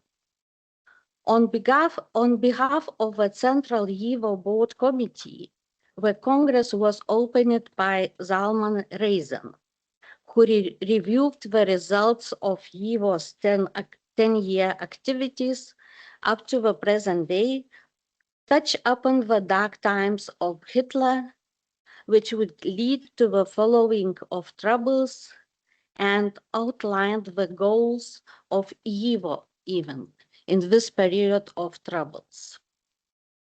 After paying tribute to the deceased YIVO members, Shimon Dubnov delivered a welcoming speech. It was accompanied by applause. The entire theater erupted in applause when the famous artist Mark Chagall took the floor. And Chagall began his speech with the words, "In fact, you might think I don't belong here because I am an artist and you are scientists. But I came here for the same reason you did, because we share the same weakness, the same passion, being Jews." He then emphasized the importance of the Institute's work and of the opening of the museum. Chagall spoke about the low interest in Jewish art and artists and called for the creation of a foundation to educate the public about art, saying that, I quote, "The new generation of Jews wants to be not only a nation of a book, but also a nation of art." End of the quote. Nikolai Volkovsky, a reporter from Riga newspaper Сегодня, noted, "When the name of Chagall was mentioned, the hall resounded with a new explosion of hand clappings, to which the artist, with a bashful smile upon his face, almost untouched by the flight of years, replied with the awkward bows. Max Chagall likewise delivered a brief report. He is no master of speech, and indeed read with breaks, yet from him no oratorical art is demanded. He spoke of the artists, of that bohemia which is so difficult to organize, and he urged that this organization function among Jewish artists be assumed by Vilna Institute. He hopes that the art section will carry out this not easy function. And Mark Chagall came to Vilna via Warsaw, and it was his first time in Warsaw and in Vilna. And he came from Paris with his wife, Bella Rosenfeld Chagall. Chagall for a long time already has displayed great interest in the fate of the Institute. He was invited to the first YIVO conference in Vilna, which was held on October 24-27 in 1929. But that time he wrote, not ready to come to his native land, and sent, it was phrased in this letter, and sent a letter in which raised the question of a creation of an artistic department or art museum.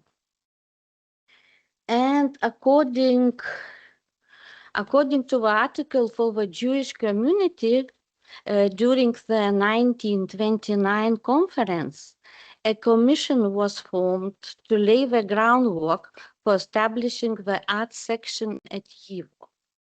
The commission did not accomplish any significant work, but the idea of creating an art section was raised more than once at the later meetings. During the first session of the Central Board in November 1932, the following resolution was adopted. In connection with the Institute's move to the new building, the board decided to establish an art section, which would create an art museum. For this purpose, it was necessary to resume the work of the commission that had been formed at the first conference. And we know that YIVO moved to the new building in 1933.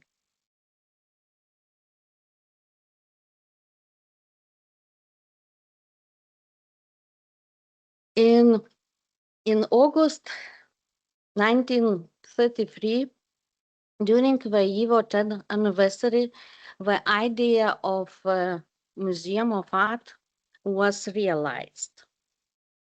And according to the materials of World Congress of the Jewish Scientific Institute, which were published in Vilna in 1936, the opening of the ceremony of the Museum of Art, in some newspapers it was called gallery, but we call museum now, took place on August 18, Sunday at 2 p.m. at YIVO building, Vivulskiego Street 18. Opening the museum would not have been possible without the involvement of Zalman Reisen. He introduced the idea to the Dr. Israel Solovey, a representative of the Eitingon family from Lodz. Thanks to the Eitingon family donation, the upper floor of the Institute's building was converted into an exhibition hall, and the architect was Mr. Shapiro. At the opening ceremony, Dr. Israel Solovey cut the ribbon at the entrance to the exhibition hall, which was named in honor of Riva Eitingo. The opening ceremony of the Jewish Museum of Art was initiated by Professor Dubnov, who stated that August 18, 1935 would remain a very important date to the history of Jewish art. He also thanked the artist Berzalkind for his assistance in organizing the exhibitions. Following Professor Dubnov, Chagall delivered a speech in Yiddish about Jewish art and the goals of a Jewish museum. Artist Yakov Sher, speaking on behalf of the Vilna Jewish artists community, emphasized that for young Jewish artists, seeing Chagall is a great celebration. He said, I quote, "Chagall is a dream for young artists. The Vilna artists are very happy to be able to see Chagall with their own eyes and hear what he would tell them in this international language, in this Esperanto-like language called Jewish art." And his proposal to select Marc Chagall as a honorary member of the YIVO Art Section Commission was met with enthusiastic applause from the audience. Philologist and Yiddish language researcher Max Weinreich, writer Yakov Botoshansky, Vilna troupe actor Abraham Morevsky also gave the speeches. Zalman Reisen closed the ceremony of the opening, and the audience viewed the art exhibitions. And actually it was, we always thought that it was one exhibition, so it's Chagall's. But now we could say that it was two exhibitions. And the first exhibition was by Marc Chagall, and he brought about 116 works, which represented 4 following cycles. So first cycle was My Life, created in 1921-22, consists of 20 etchings, and was published in his autobiographical book, My Life, in 1933. And 19 years later, all 20 original etchings were exhibited again in Vilnius at the exhibition Litvak Artists in Paris at the Lithuanian National Museum of Art.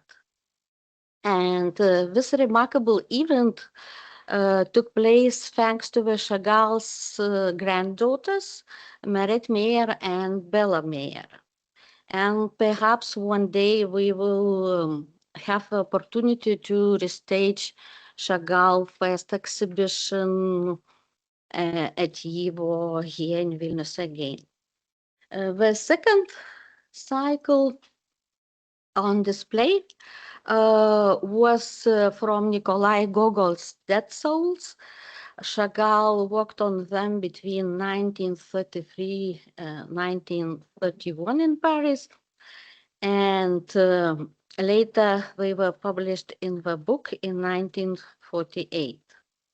I will not talk a lot because we very short of time about all his art. The third cycle of etchings presented the fables of La Fontaine, created between 1927 and 1930. And the fourth cycle was Chagall's etchings for the Bible, or as in that time it was called from the Chumash. And the second exhibition at the same time was in the other room, and over 40 artists from Vilna, Warsaw, Lodz, Białystok, Radomsko, Paris, Berlin, and New York participated in this exhibition. The audience had the opportunity to see works by Yankel Adler, Ishak Lichtenstein, Avraham Manevich, Mauricy Minkowski, Artur Szyk, also Vilna artists, Rafael Chvoles, Benzion Michtom, Berzalkin, Benzion Zuckerman, and many, many others. Many friends of YIVO began intensive efforts to help the Museum of Art realize its primary goal, to build a collection of Jewish art. Artists began to donate their works to the museum. Among them were Abraham Manevich, Yakov Weinles, Samuel Finkelstein, Nathan Spiegel, Harry Daniels, Esther Karp, Yiddish poet, writer, and artist Ber Horovich. YIVO art collection also included sculptures by Mark Antokolsky and Bernard Kratko, paintings by Manuel Katz, Issachar Ben Rybak, and others. You already talked about them. And friends of YIVO from Lodz donated the famous painting Two Jewish Soldiers by Yankel Adler. Avraham Seinfeld organized the process of donating paintings by artists Samuel Hirschenberg and Mauricy Gottlieb from the collections of the Lviv and Krakow museums of art. Yiddish poet Moshe Broderson donated paintings by Artur Szyk. Mieczyslaw Zagajski promised some artworks from his rich collection. And Yehuda Vermus donated the series of illustration for Peretz the Golden Decade, the golden chain, which you see here on this photo, on this slide.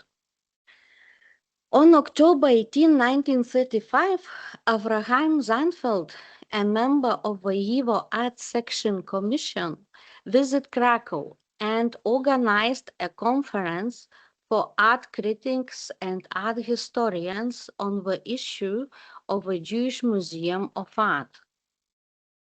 After Seinfeld's report and long discussions, it was decided to form a committee in Krakow that would operate within the framework of the YIVO Friends community to collect works by Jewish artists, photographs, and other materials.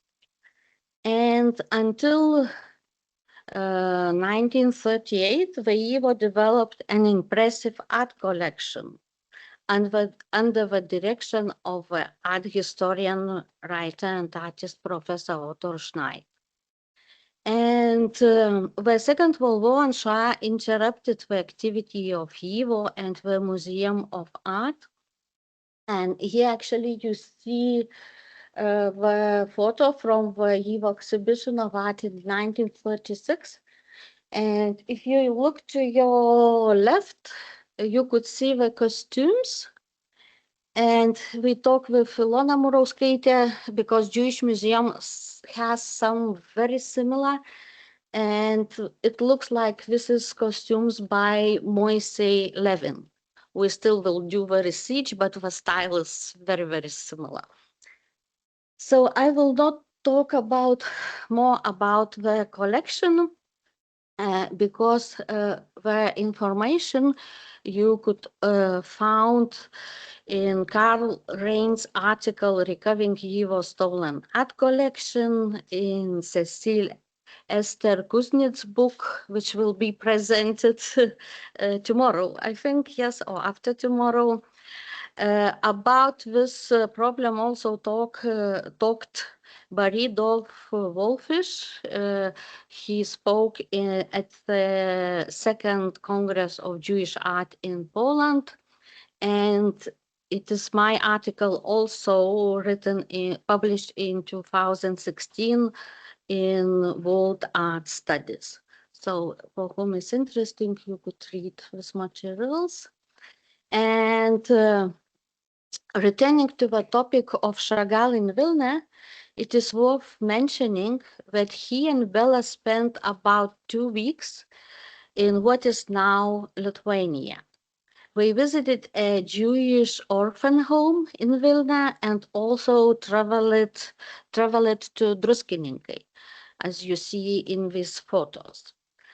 Vilna and Yiddish culture revived Mark's and Bella's childhood memories. Bella Chagall was so impressed by the city atmosphere that she later noted in her book, Burning Lights, published in 1946, that her visit to Vilna inspired her to write in Yiddish.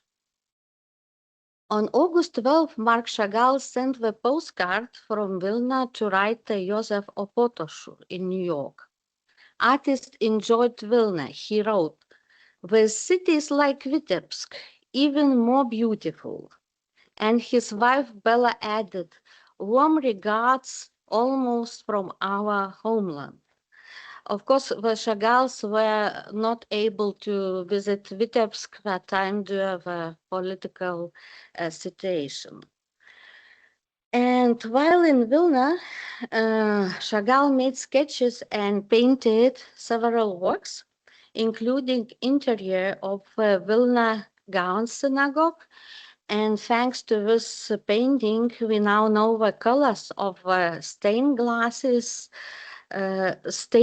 windows to that synagogue and how its interior looked in colors. And another of Chagall's paintings, the interior of Vilna Great Synagogue, depicts the Bima and Aron Kodesh, featuring the shield in red and blue. The Vilna Great Synagogue was destroyed during the Second World War and later demolished by Soviets between 1955 and 57. And only 3 artifacts from the Vilna Great Synagogue survived. The shield of Aron Kodesh with the 10 Commandments, which we could see the same in Chagall's painting on your left, the door to the Aron Kodesh, and the cantor's reading desk. You could see this desk on the right, and you also could see it in Chagall's paintings.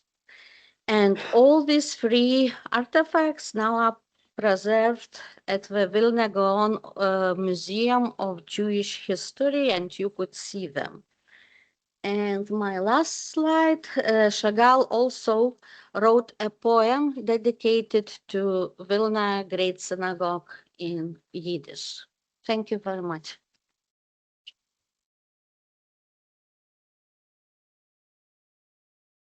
Thank you very much, Vilma, for such an interesting reconstruction of presence of Mark Chagall in Vilna. And let me to introduce you our first speaker, who is Marta Kapelusz from Warsaw. Marta Kapelusz is an art historian and curator. She serves as the deputy head of the art department at the Emanuel Ringelblum Jewish Historical Institute and is currently a PhD student at the Tadeusz Manteuffel Institute of History, Polish Academy of Sciences. Her research focuses on the Jewish artistic community in post-war Poland. Her doctoral thesis, entitled Rescuing Jewish Art, the work of Ernestina and Józef Zandel and the Post-War Jewish Society for the Promotion of Fine Arts, is supervised by Professor Anna Landau-Czajka. The title of Marta's presentation is Art in Rubble: Józef and Ernestina Zandel and their role in the formation of the Jewish Historical Institute Museum, 1947-1933. Please, Marta. Good afternoon. Thank you for introducing me, and thank you for having me here. Better. I'm honored to be here. This presentation draws upon my work at the art department of the Jewish Historical Institute in Warsaw and my PhD on Józef and Ernestina Zandel. I examined their role in building the JHI's post-war museum collection and argued that their partnership, rooted in my view in YIVO's cultural model, sought to revive a pre-war cultural frame and to form a canon of Jewish art in post-war Poland. Consequently, the paper addresses the creation of the Jewish Museum in Warsaw, its post-war concept and function. To understand how this program took shape, I began with biographical and professional background, which seeded the methods later brought to Warsaw. Józef Zandel was born in 1894 in Kolomyja, Eastern Galicia, and seeking work, he moved to Dresden. And although he had no formal higher art education, he founded Galerie Junge Kunst, a gallery that promoted young leftist contemporary artists. He joined the Communist Party of Germany and co-edited the artistic and literary magazine Der Mob. In 1933, he was expelled from Germany, and afterwards he moved between several cities.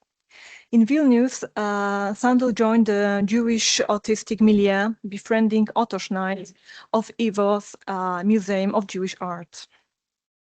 Here, I show a letter in which he recalls their activities in the field of art and YIVO lectures.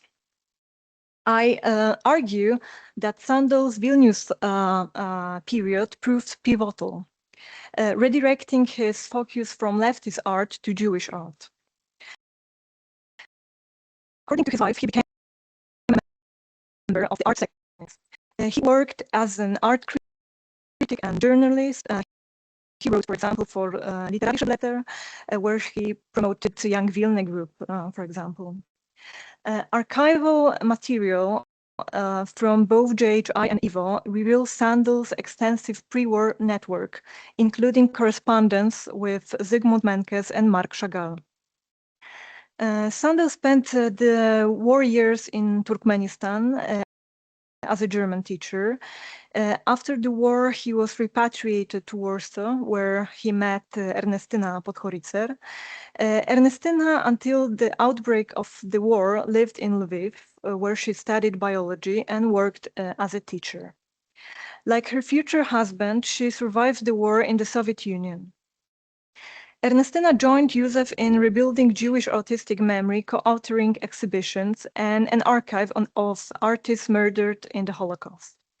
Despite her major contribution to post-war Jewish art, she has long remained in her husband's shadow. My research seeks to bring her work into focus and give her due credit. Warsaw, to which they return, was still in ruins. The Jewish community had been reduced to a fraction of its former size, yet survivors, many of them repatriates like Zandel's, moved quickly to rebuild. Jewish organizations emerged across the country, coordinated under the umbrella of the Central Committee of Jews in Poland. At that time, countless Jewish belongings, widely dispersed through looting markets and private homes, became potential evidence and memory artifacts. Few newly established organizations undertook the task of retrieving and collecting objects, most prominent being the Central Jewish Historical Commission, later the Jewish Historical Institute. It took on the task of documenting the Holocaust. Its primary mission was recording witness testimonies. Besides, it also collected physical objects, an aspect less often emphasized by historians. Material flow nationwide to Warsaw, mainly through institutes, regional branches, but also via provincial Jewish committees under the Central Committee of Jews and from private individuals. It was a broad and systematic effort and institutional sammleries. At that time, in September 1946, Józef Sandel and a group of artists in Warsaw reactivated the Jewish Society for Promotion of Fine Arts, an organization that had also existed before the war. The main person acting on its behalf was Józef Sandel, who, with the help of his future wife and 2 temporary employees, led efforts to promote Jewish art. Faced with the loss of most of the artistic world he had known before the war, he worked to rebuild it. One core mission was restitution of Jewish art.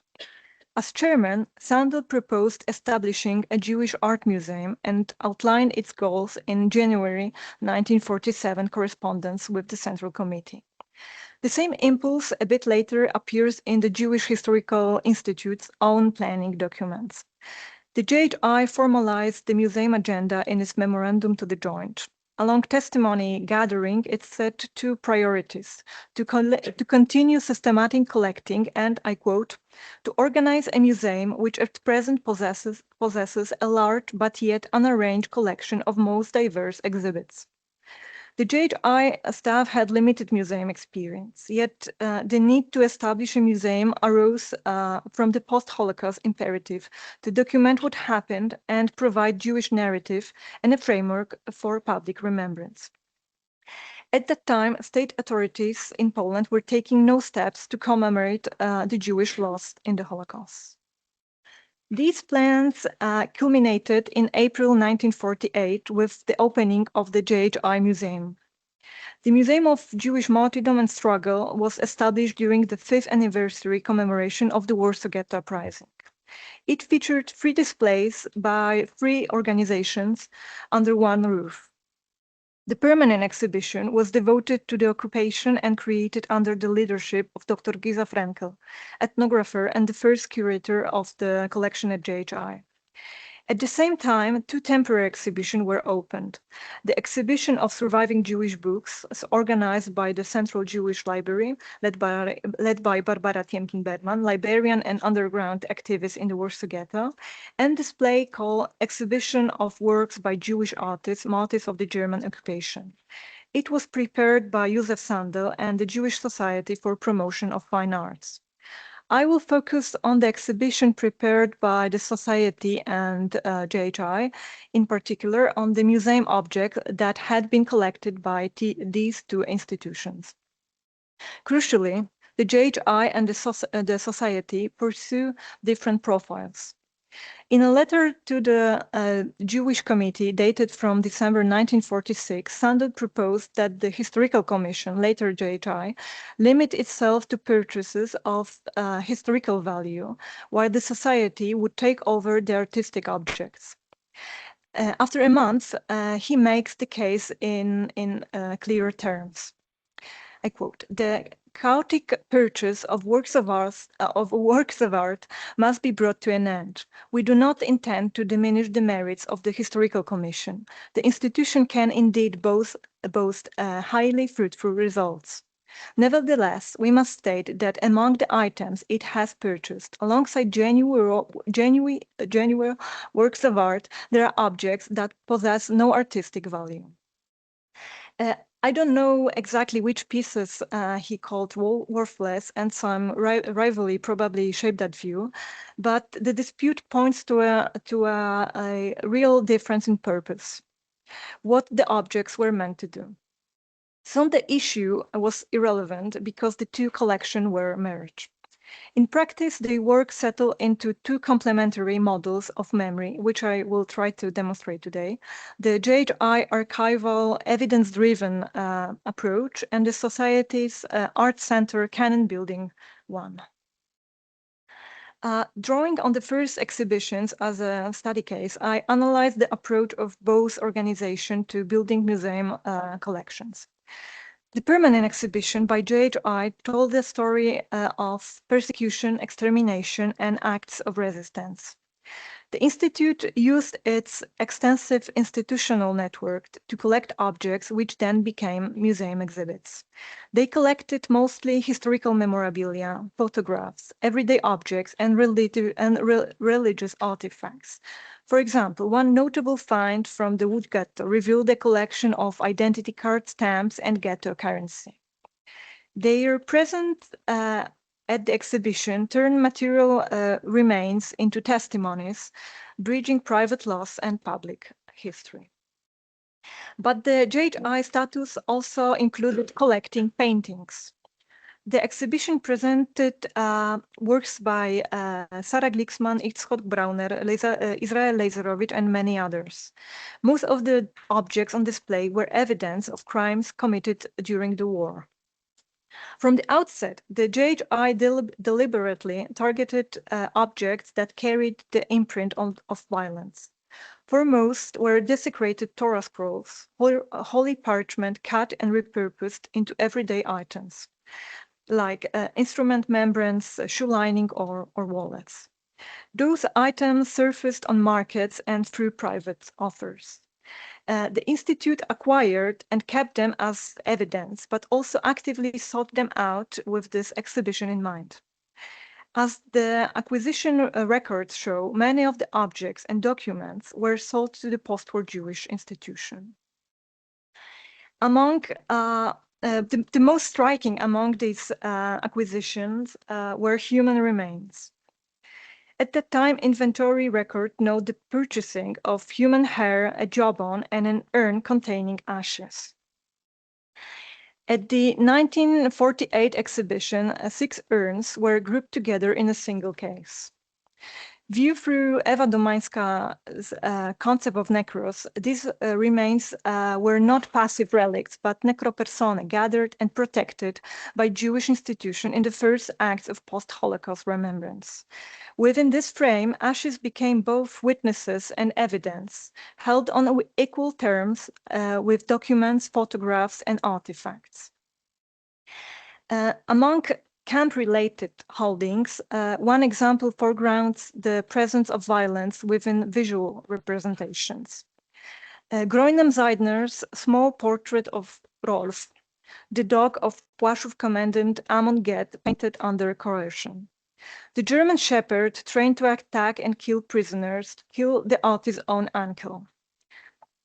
The musealization was a gesture of regaining power over meaning, removing objects from the profaning circulation and granting them the status of described protected witnesses. Objects were balancing three intertwined functions: evidentiary, educational, and mourning, as they became substitutes for graves and focal points of communal grief.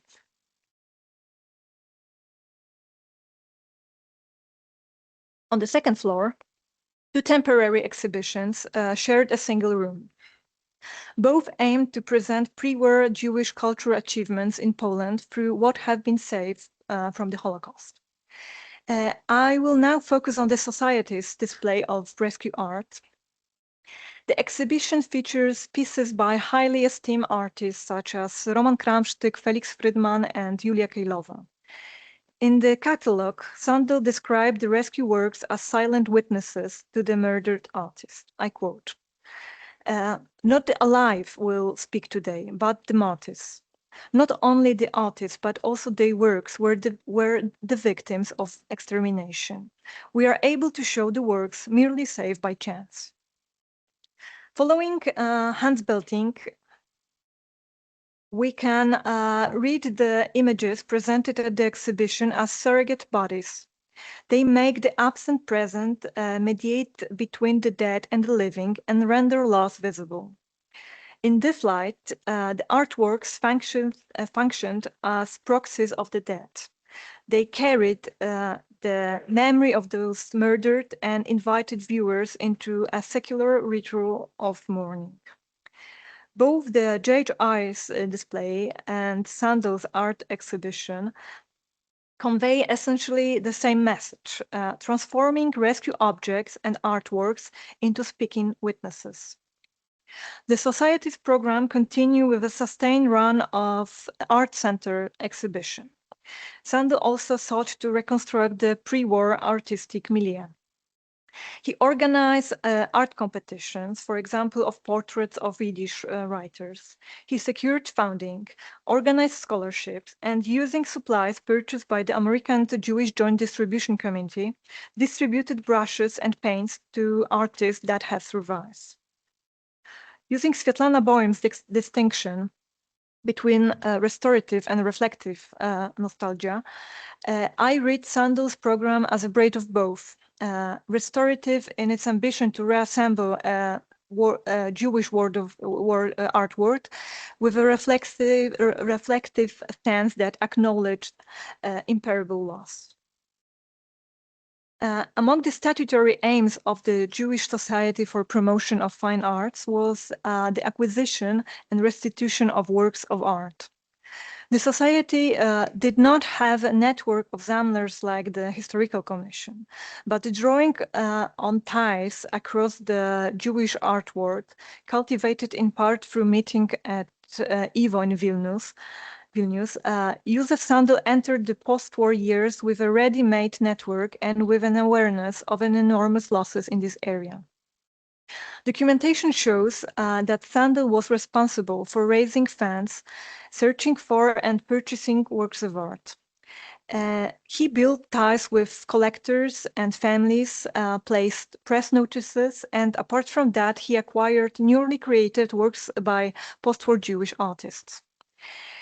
In one of the Society's reports, Sandel noted, "After a year of work, we can boast of having rescued several dozen valuable works of art by classic Jewish artists murdered by the German thugs."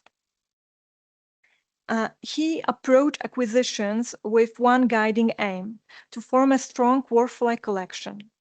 Whenever possible, he sought the best representative works. In this spirit, the holdings came to include, among others, paintings by prominent realists Maurycy Gottlieb, Samuel Hirschenberg, or Maurycy Trębacz, whose painting Kazimierz nad Wisłą was the first work purchased by the Society. The collection also included works by avant-garde artists such as Henryk Berlewi or Maksymilian Elwiowicz. In an August 1948 letter to the World Jewish Congress, Józef Sandel reported that over 2 years the Society had gathered 250 paintings. Over the course of 3 years, they managed to acquire around 700. I'm still in the process of verifying these figures and purchases by the Society.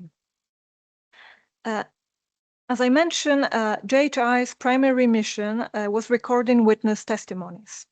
And though it owned paintings, those objects functioned as material evidence. Within this framework, artworks carried evidentiary weight and served acts of remembrance. The works collected by JHI were intended to commemorate the Jewish population and were treated as historical memorabilia. By contrast, the Society aimed to build a high-quality collection of Jewish art on the model of pre-war museums. The very decision to revive the pre-war Society rather than found a new body signaled that ambition to restore a canon of Jewish art, not only to document its loss. In Aleida Assmann terms, the JHR operated closer to an archive, prioritizing evidentiary objects, whereas the society leaned towards canon formation, selecting exemplary artworks and stabilizing them through catalogs, publications, and exhibitions. This period of intense activity of the society came to an end as Stalinism tightened its grip, leading to the dissolution of most Jewish institutions and political parties. The JHI became the main repository for collections transferred from other dissolved organizations. They joined the Central Committee of Jews and Sandel's Art Society. The multifaceted effort to preserve Jewish heritage was consolidated into a single collection at the JHI, and Sandel became the head of the art department of the museum. After the dissolution of the society, Ernestina Sandel also began working at the JHI Museum, where she expanded her efforts to preserve the memory of Jewish artists. Drawing directly on Otto Schneid's pre-war unpublished art and encyclopedia project, the Sandels explicitly adopted his idea on the basis for their own lexicon of Jewish artists. In this vein, Józef published Ungekumane Jidish Künstler in Poland, murdered Jewish artists in Poland in 1957. But it was only a partial realization of that plan. Ernestina carried the project forward, producing hundreds of additional biographical entries and devoting the rest of her life to the lexicon's expansion. Despite this substantial intellectual labor, more visible in later years, her contribution was repeatedly marginalized. Although the lexicon ultimately remained unpublished, it was an effort to re-establish a post-war canon of Jewish art by naming key figures, stabilizing basic data about lives and works. She outlived Józef by 22 years and continued their shared aims, engaging in research and writing about Jewish art. In sum, working through the reactivated Jewish Art Society and the JHI Museum, the Sandels rebuilt a Jewish art canon along three intertwined routes: collection building, sustained knowledge formation, and active mobilization of the artistic community. The museum created by JHI, despite its valuable collection, would not be the same without the Sandels' contribution. The Jewish Historical Institute and Sandel's approach complemented each other. In their exhibitions, both conveyed essentially the same message. Rescue fragments were made to speak. In broader policy, the JHI translated objects into proof and pedagogy, grounding communal grief in public knowledge, while the society translated works into canon and community, trying to rebuild standards, networks, and professional identities. Both institutions can be seen as drawing inspiration from the pre-war YIVO model, with Sandel as a living link. Thank you.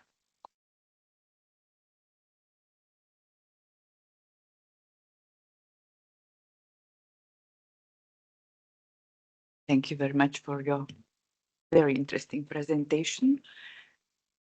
And I have an honor to introduce our last speaker. Probably there is no need to mention the facts of professional biography, but I will tell something about the career of Tom Freudenheim. Now he defines himself as an independent scholar, Thomist art historian, and retired museum director. Among the museums he directed, there are such significant institutions as YIVO. He was also a deputy director and chief operating officer of the Jewish Museum Berlin, assistant secretary for Museums Smithsonian Institution, Washington, with oversight for all the national museums. The title of Tom's presentation is Museums and Selective Jewish History, a comparative case study. Please, the floor is yours.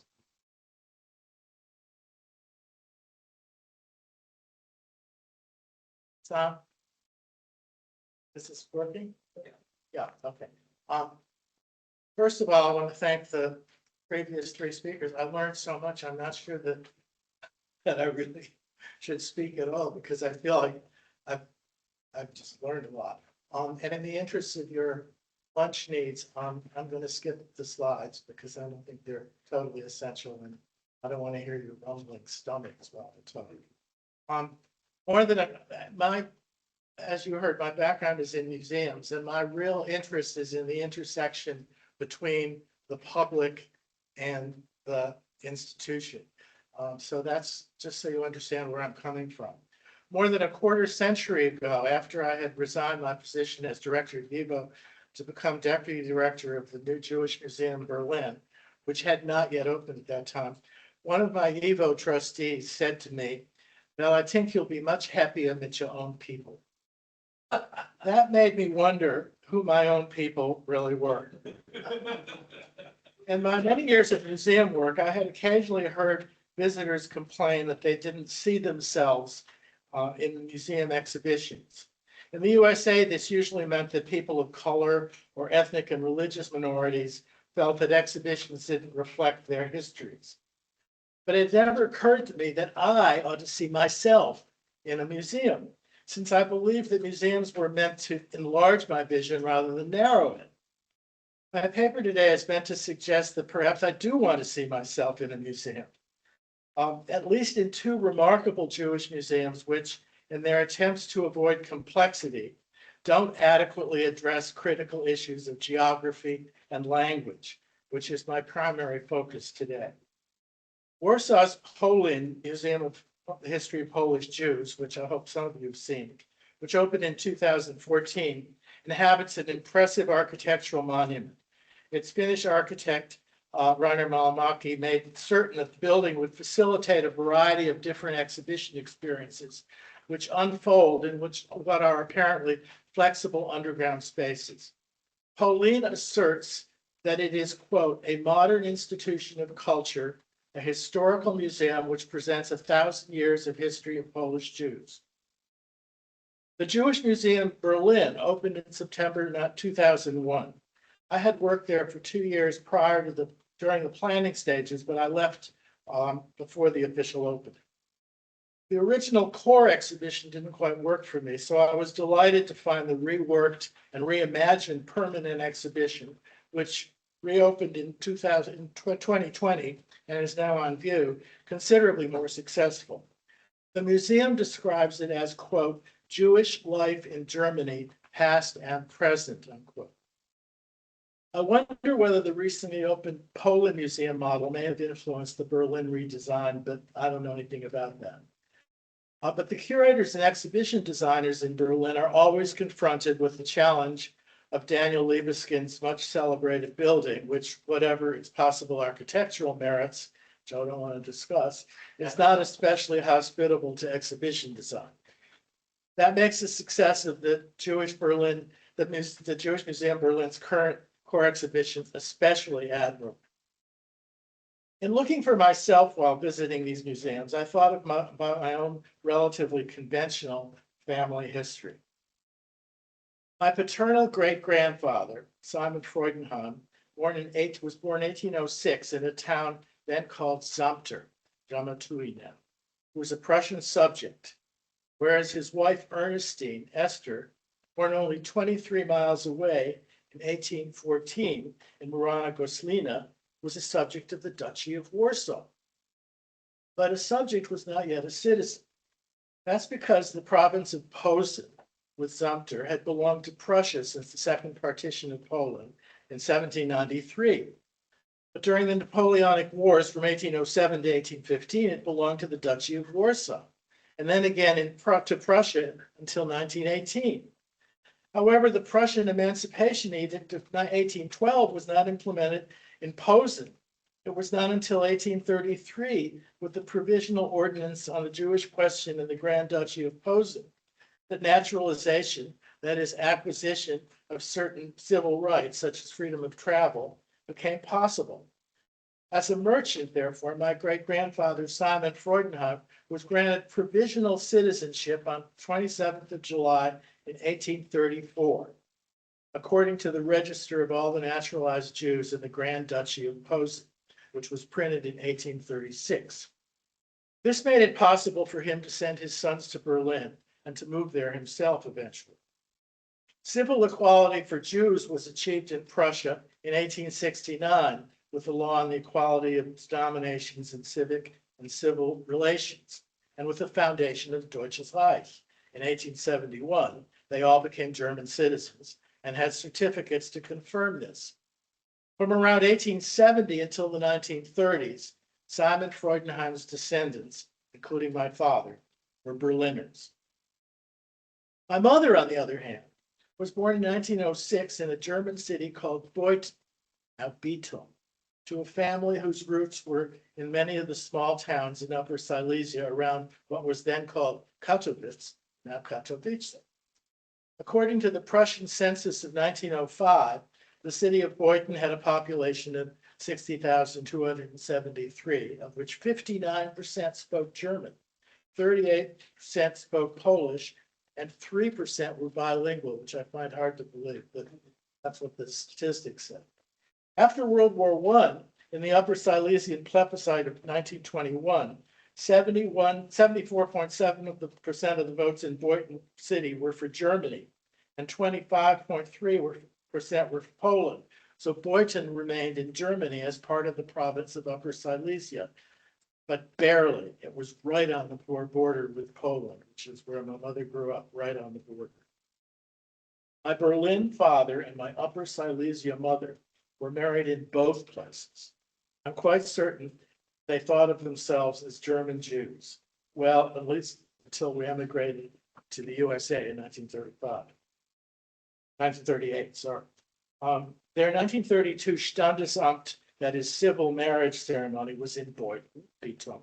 Their Jewish marriage ceremony took place in Berlin's Gazanstrasse synagogue. As far as we can tell from any extensive family documents that survive, and there's a lot, there's no written evidence that the common language on either side of my family was Yiddish. In my father's 1936 family history written when he was 32, my father writes that all the family understood the language that has survived to this day under the name Wasserpolish. In an 1884 ethnographic book by Karl Bormann, he describes Wasserpolish, water Polish, as a Silesian sort of language, which Poles who don't speak German cannot understand, because in Wasserpolish, often only Polish endings are attached to purely German words.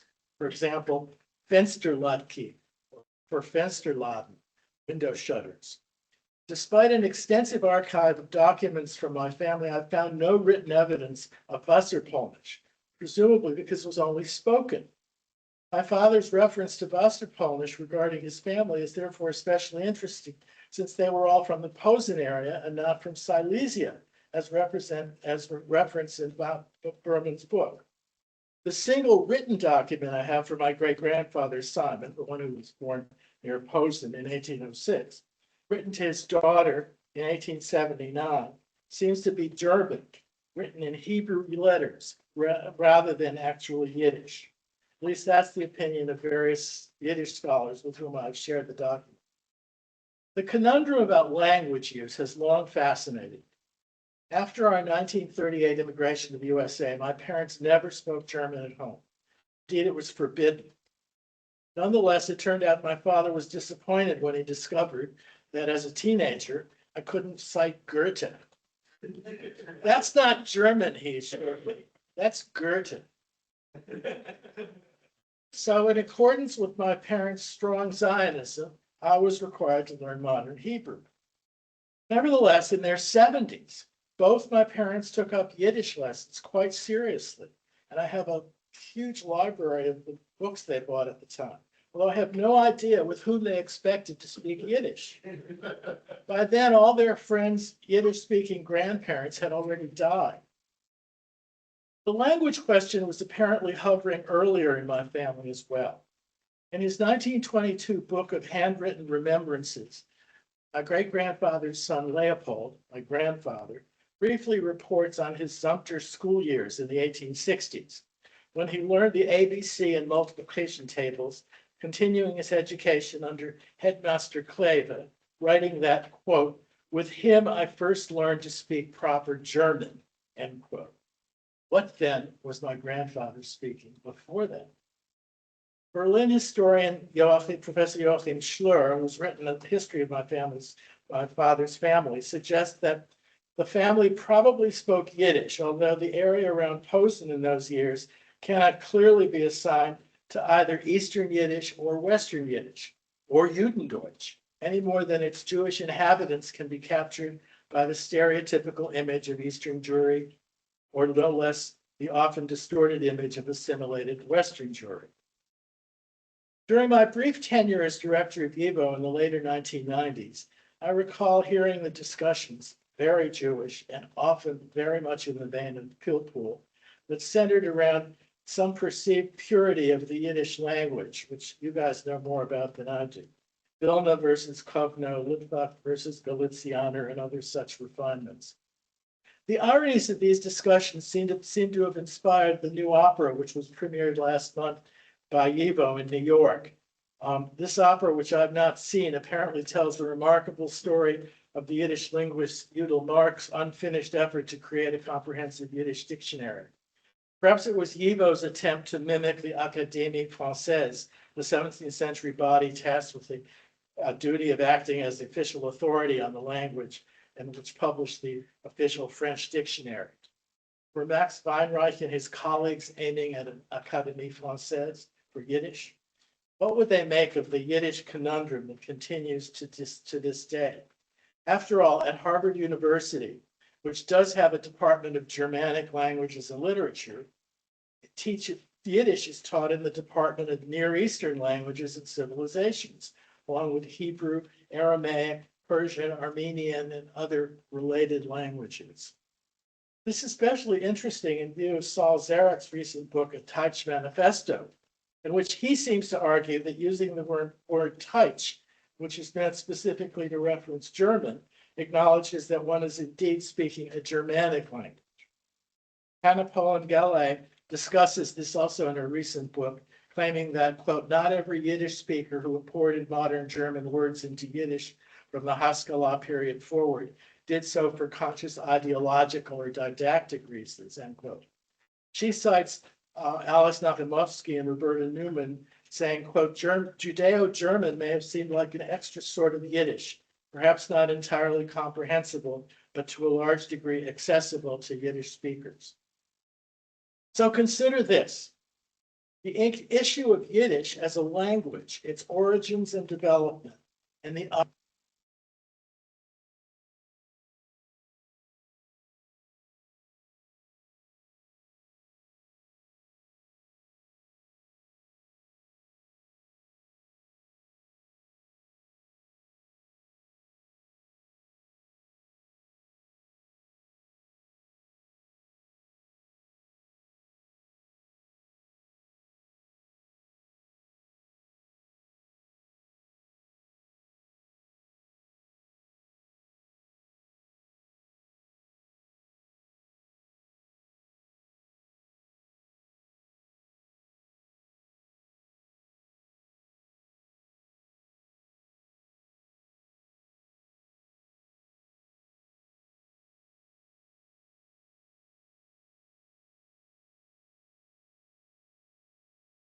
Thank you very much.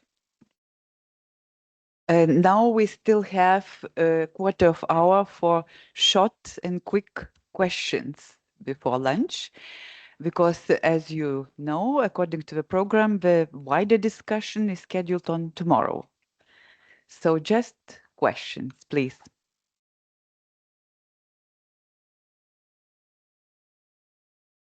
Yes. I would like to ask, thank you really for the fascinating session. And I would like to ask Vilma about the Chagall's family attitude to Lithuania. Probably more or less all of us know that the Lithuanian diplomats helped to escape to the Chagalls from the Soviet country. And the Chagalls was in the Lithuania first time together with the 50-something paintings in the 1990s or 1980s, something like that. So it's somehow they correspond. These Kaunas help in the later attitudes to Lithuania and to YIVO, or this part was just forgotten? Thank you.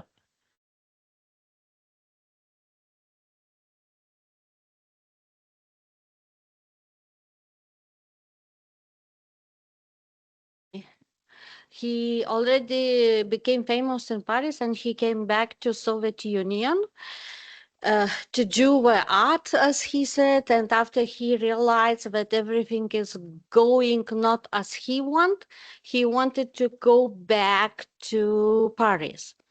And Soviet government didn't allow them to take the artworks because they were done in Soviet Union. So he asked Lithuanian diplomat Baltrušaitis to help him to transport these works via diplomatic, diplomatic pouch. Yeah, and they stopped in Kaunas. It was in 1922, and a few days from these works, Chagall organized the exhibition, and people saw it. And it was paintings, mostly it was paintings, about 54 paintings, as I know at the moment. And this exhibition was in YIVO. It was just engravings, graphic works. They have any connection between each other. And after these works from Kaunas, of course, we were transferred to Paris. But Lithuanians were able to see big Chagall exhibition in 1922. And after, when Arbit Blatas, our painter from Lithuania, went to Paris, and they became friends with Chagall, Sutin, and others in La Rouge. And Arbit Blatas came back to Kaunas, and he established a modern art gallery in 1932. He brought his friends, so Chagall's, Sutins, and other Kremen, Kikoin, and other artists' paintings to show in his gallery. But after that, we go back to Paris again.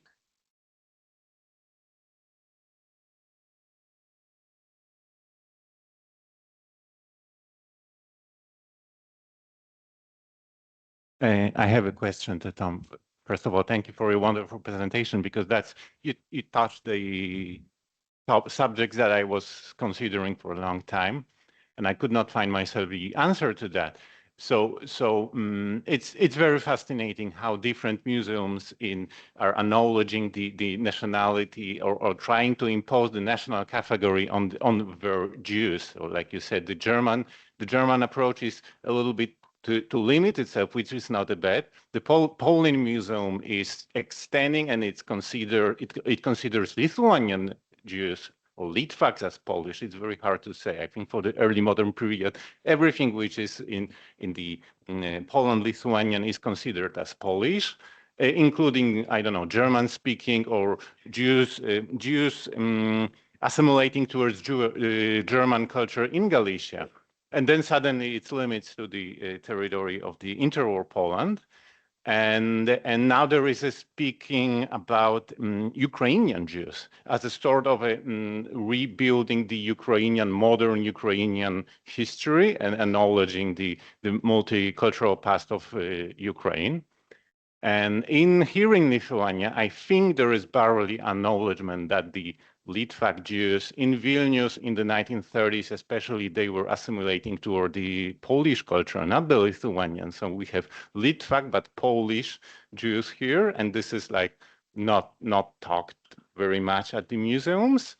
So how do you see, what answer do you see to use this, how to avoid this methodological nationalism in the narrations of the modern museums across East Central Europe? You raise a really important question, which I think I love what they've done in Warsaw in the Polin Museum, but it doesn't address the question that certainly for American, and I don't think just American Jews, but speaking as an American Jew, would be important, because people see themselves as coming from various, and their families and their grandparents and all that, from various places. And Warsaw, it's addressed kind of subliminally, because they do a terrific job with all the various maps and showing the various stages of history and how things have changed. But they never really address the question of people's sense of nationality. I mean, I can tell you, I went to a conference in Lviv about 4 years ago, and I was so stupid that I was shocked when I got to the airport and realized I was in Ukraine. I hadn't really thought about the fact that I was going to Ukraine, because like I know about Lviv and I know about Lemberg and all that, but I didn't realize that I was going to Ukraine. So, all of these things, they're very complicated, but I think I believe strongly in respecting the intelligence of people who visit museums. That's what I've done all my life, okay? And so to ignore the fact that you have those kinds of questions, it seems to me not to respect the people who are coming there and wanting to see them. And I hate to criticize Polin, because I think it's so wonderful.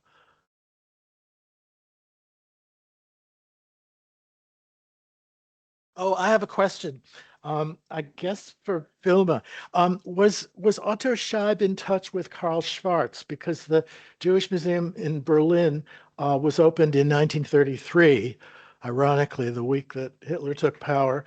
And a lot of the efforts seem to be the same kind. Is there correspondence? Were they in touch with each other? Do you know?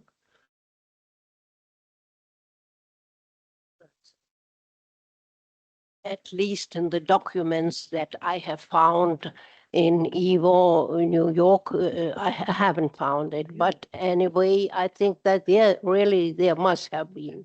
Yeah, thank you.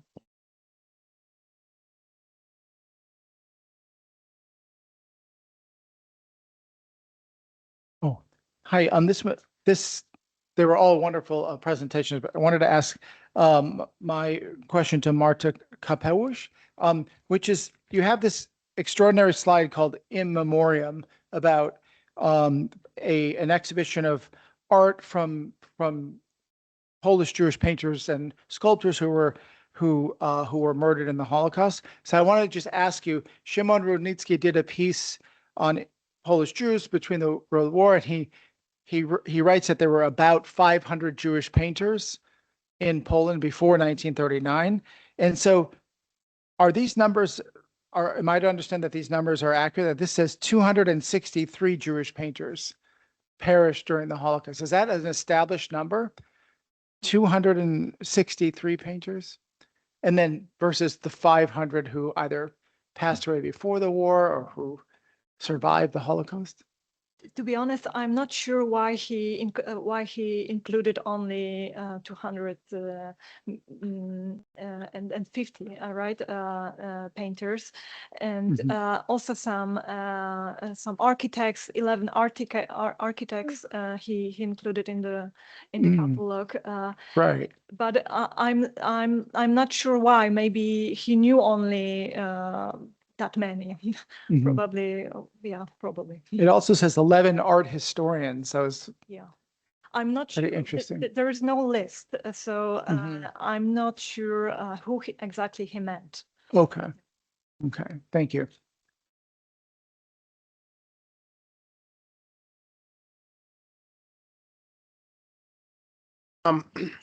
I think this is on. So this question is for Vilma and Laima, actually. So I'm curious about, so the connection with the art, kind of the establishment of the art museum here in Vilnius with YIVO. You know, there's a lot of conversations about Chagall and Soutine, L'École de Paris, and for all reasons that make very good sense to me, and I think to a lot of us here. But one of the things I'm wondering about is that Manet Katz was really, really involved with the Society of Friends in France and YIVO Paris office, and I'm wondering if there was any like discussions like that was happening with him and some of his efforts there, and how Katz was involved in this whole network with YIVO here and France. I was just kind of curious if you've seen any correspondence with Manet Katz and what that involvement was with. He did try to start an art section in Paris that was short-lived and didn't really go anywhere. So I'm kind of curious if you've seen like other overlaps with some of the School of Paris people and some of what you're done. And specifically, I'm curious about the people who were involved with YIVO Paris. Know about Manet Katz. So he visited Lithuania. I'm not now sure. I think in something about 32. First of all, of course, he studied at Vilnius Drawing School. Therefore, Soutine, Manet Katz, Kiko, and Kremen, they became friends. And in about 1912, 1913, all they went to Paris. And after they met Arbitblatt, and Arbitblatt had this gallery and exhibited them. And Manet Katz, I am now not sure, one or two times visited independent Lithuania, and he had exhibition in Kaunas. And he wrote in his memories that he came to Lithuania to see the Yiddish culture, to find the inspiration, and he was traveling and looking for the shtetls for Jews and did sketches, etc., etc. So what maybe I didn't understand your question very well. I guess the question really is like, why to me it seems like this interesting disconnect where you have like the YIVO Paris office and the people involved administratively in that organization and here, and they didn't seem to be working together as much as I thought I was going to read about when you, or hear about, excuse me, when you were giving the presentation. And I just kind of, that really just struck me. Yeah, there was no connection in that time between independent Lithuania and Vilnius. There was no connection between artists.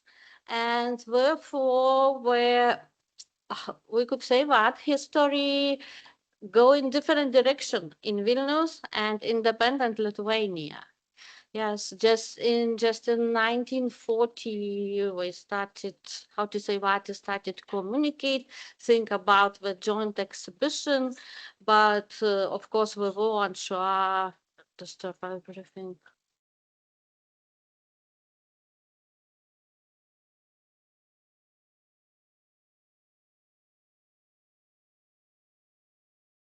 Okay.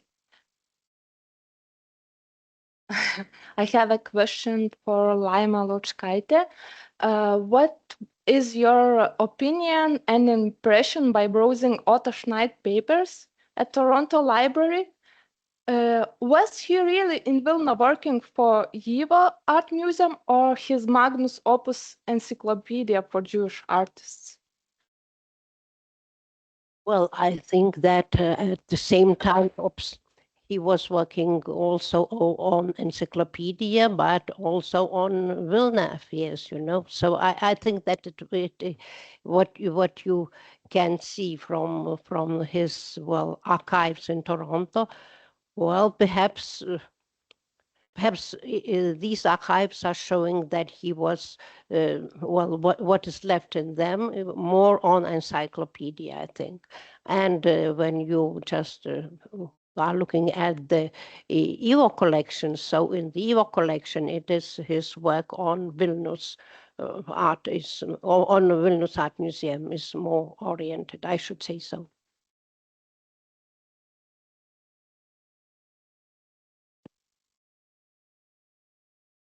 It's sad, but our session is over. But the good news that lunch is approaching, but I don't have information about the place where it will be. Yeah, please, colleagues, please attention to 1 minute. It's really, really very important information. So right now, please take your codes and follow Dovile or Aušra, and please stay at the university stairs outside, and we will have historical moment to the joint photo of all of us for YIVO Jubileus photo. It's one, and then I would like to all participants and presenters of the conference to as well follow Dovile and Aušra, and we go to the lunch. And we meet in the same room in the 1 hour. Thank you.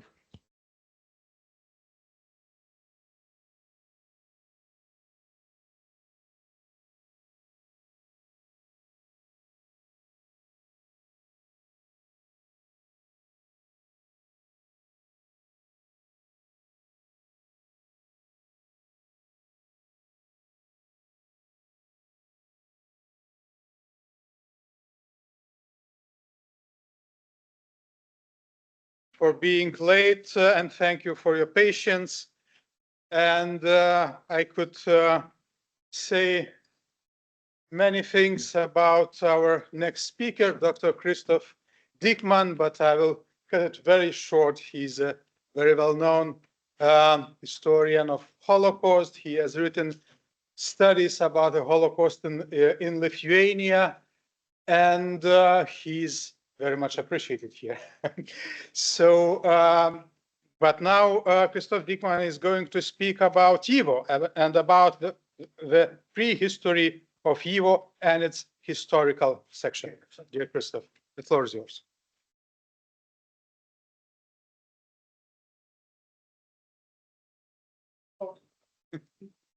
Sorry we are late. How writing of history possible? How is historiography and all possible?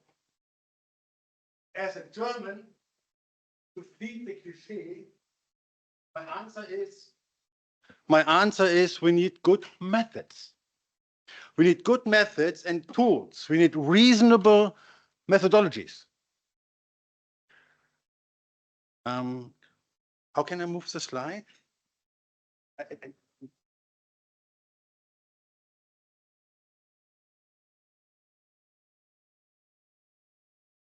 So, we need to build a sufficient argument by using necessary arguments, which are based on evidence, just based on sources. It's all about the sources. From there, we build our evidence, we build our necessary arguments, which lead to a sufficient argument, which is then a plausible answer to the questions we pose. History is a craft. It's not a science. We can't prove our arguments by repetition of identical experiments. We can build a sufficient argument which tries to answer the questions we pose. The difference between historiography, understood as a craft, and sheer opinion or speculation or mythology is evidence. And evidence is based on sources. And where do historians find sources? At least mostly in archives. We find them in archives. Don't talk about it already. So one of the fundamental, exciting, and revolutionary achievements of YIVO since 1925 and of the groups and individuals working towards YIVO before 1925 is that they have built an archive. They have gathered sources from potentially everywhere. Why? To make a modern historiography of Jews at all possible. Elias Cherikova, in a lecture at YIVO in January 1941. Please excuse my German accent. jiddische Martyrologie und jiddische Historiographie. Jews are a people with the richest history in the world, but with a very meager historiography. Jewish historiography is lagging far behind Jewish historiography. That's January of 1941, Elias Cherikov. So this is a very bitter tone, actually, for 1941. Now, Cherikov echoed a statement of Dubno, of Shimon Dubno, 50 years earlier, from the 1890s. He had assessed the current situation in the 1890s. The history of East European Jewry is a dark continent. We don't know about it. It's a dark continent, largely unknown and unstudied. Now, which reasons did Dubno give for this lamentable existence of Jewish historiography as a dark continent? Among others, there are no archives of neglected Jewish sources. Sources existed, but they were not gathered and thus not accessible. To collect these historical sources, Dubno believed was an urgent national obligation. Otherwise, history of Jews would be written to a large extent by whom? By non-Jews on the basis of non-Jewish sources. Now, Cherikov repeated this 50 years later. Jews were still not agents in writing their own history. I think that the founder of Holocaust studies, it's not Raoul Hilberg, it's Philip Friedman. It's Philip Friedman. Hilberg does deserve a lot of credit for his foundational study of perpetrators. But it is Philip Friedman whose approach was comprehensive and truly working with multiple perspectives. And I think that we see the essence of what happened from the perspectives of Jewish victims. Philip Friedman was a historian well educated in Jewish Polish history by Jewish Polish historians. And names were mentioned already, Meir Balaban and Ignacy Schipa.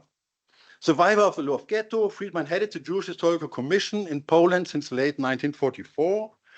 We also heard about it already, with the purpose to gather sources and document the German crimes.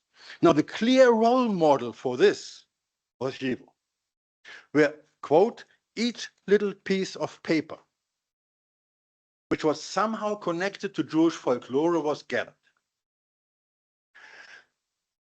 Friedman wrote first studies on Auschwitz, on the Lemberg Ghetto, on the Warsaw Ghetto Uprising, and much more. So today, we know that there were historical commissions in 14 states all over Europe in the immediate post-war months and years, at the end of World War II or shortly after.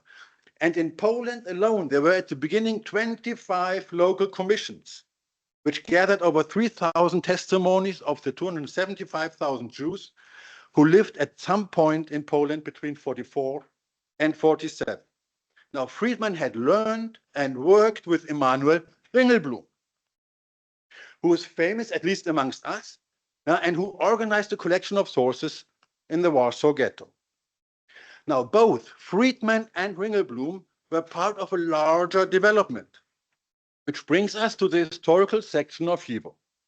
The founding session of the historical section of YIVO took place on 31st of October 1925 in Berlin. Dubno chaired in the middle. Then we have Elias Cherikov taking part, Dr. Mark Wischnitzer taking part. We have Jakob Leszczynski taking part on the left, and we have Naum Stipp, already mentioned also, and two others, Katz and Avraham Menes also took part. Now, Cherikov informed the others the philological section was already founded in Vilnius. It already existed, as well as a bibliographical center, a folkloristic committee, a terminological committee, and others. Now, in Berlin, already a pedagogical committee was already working. The founding of a socio-economical section was still delayed. There's Leszczynski. And now a historical section was founded as part of YIVO in Berlin. Not in Vilnius, it's for me important. It was in Berlin.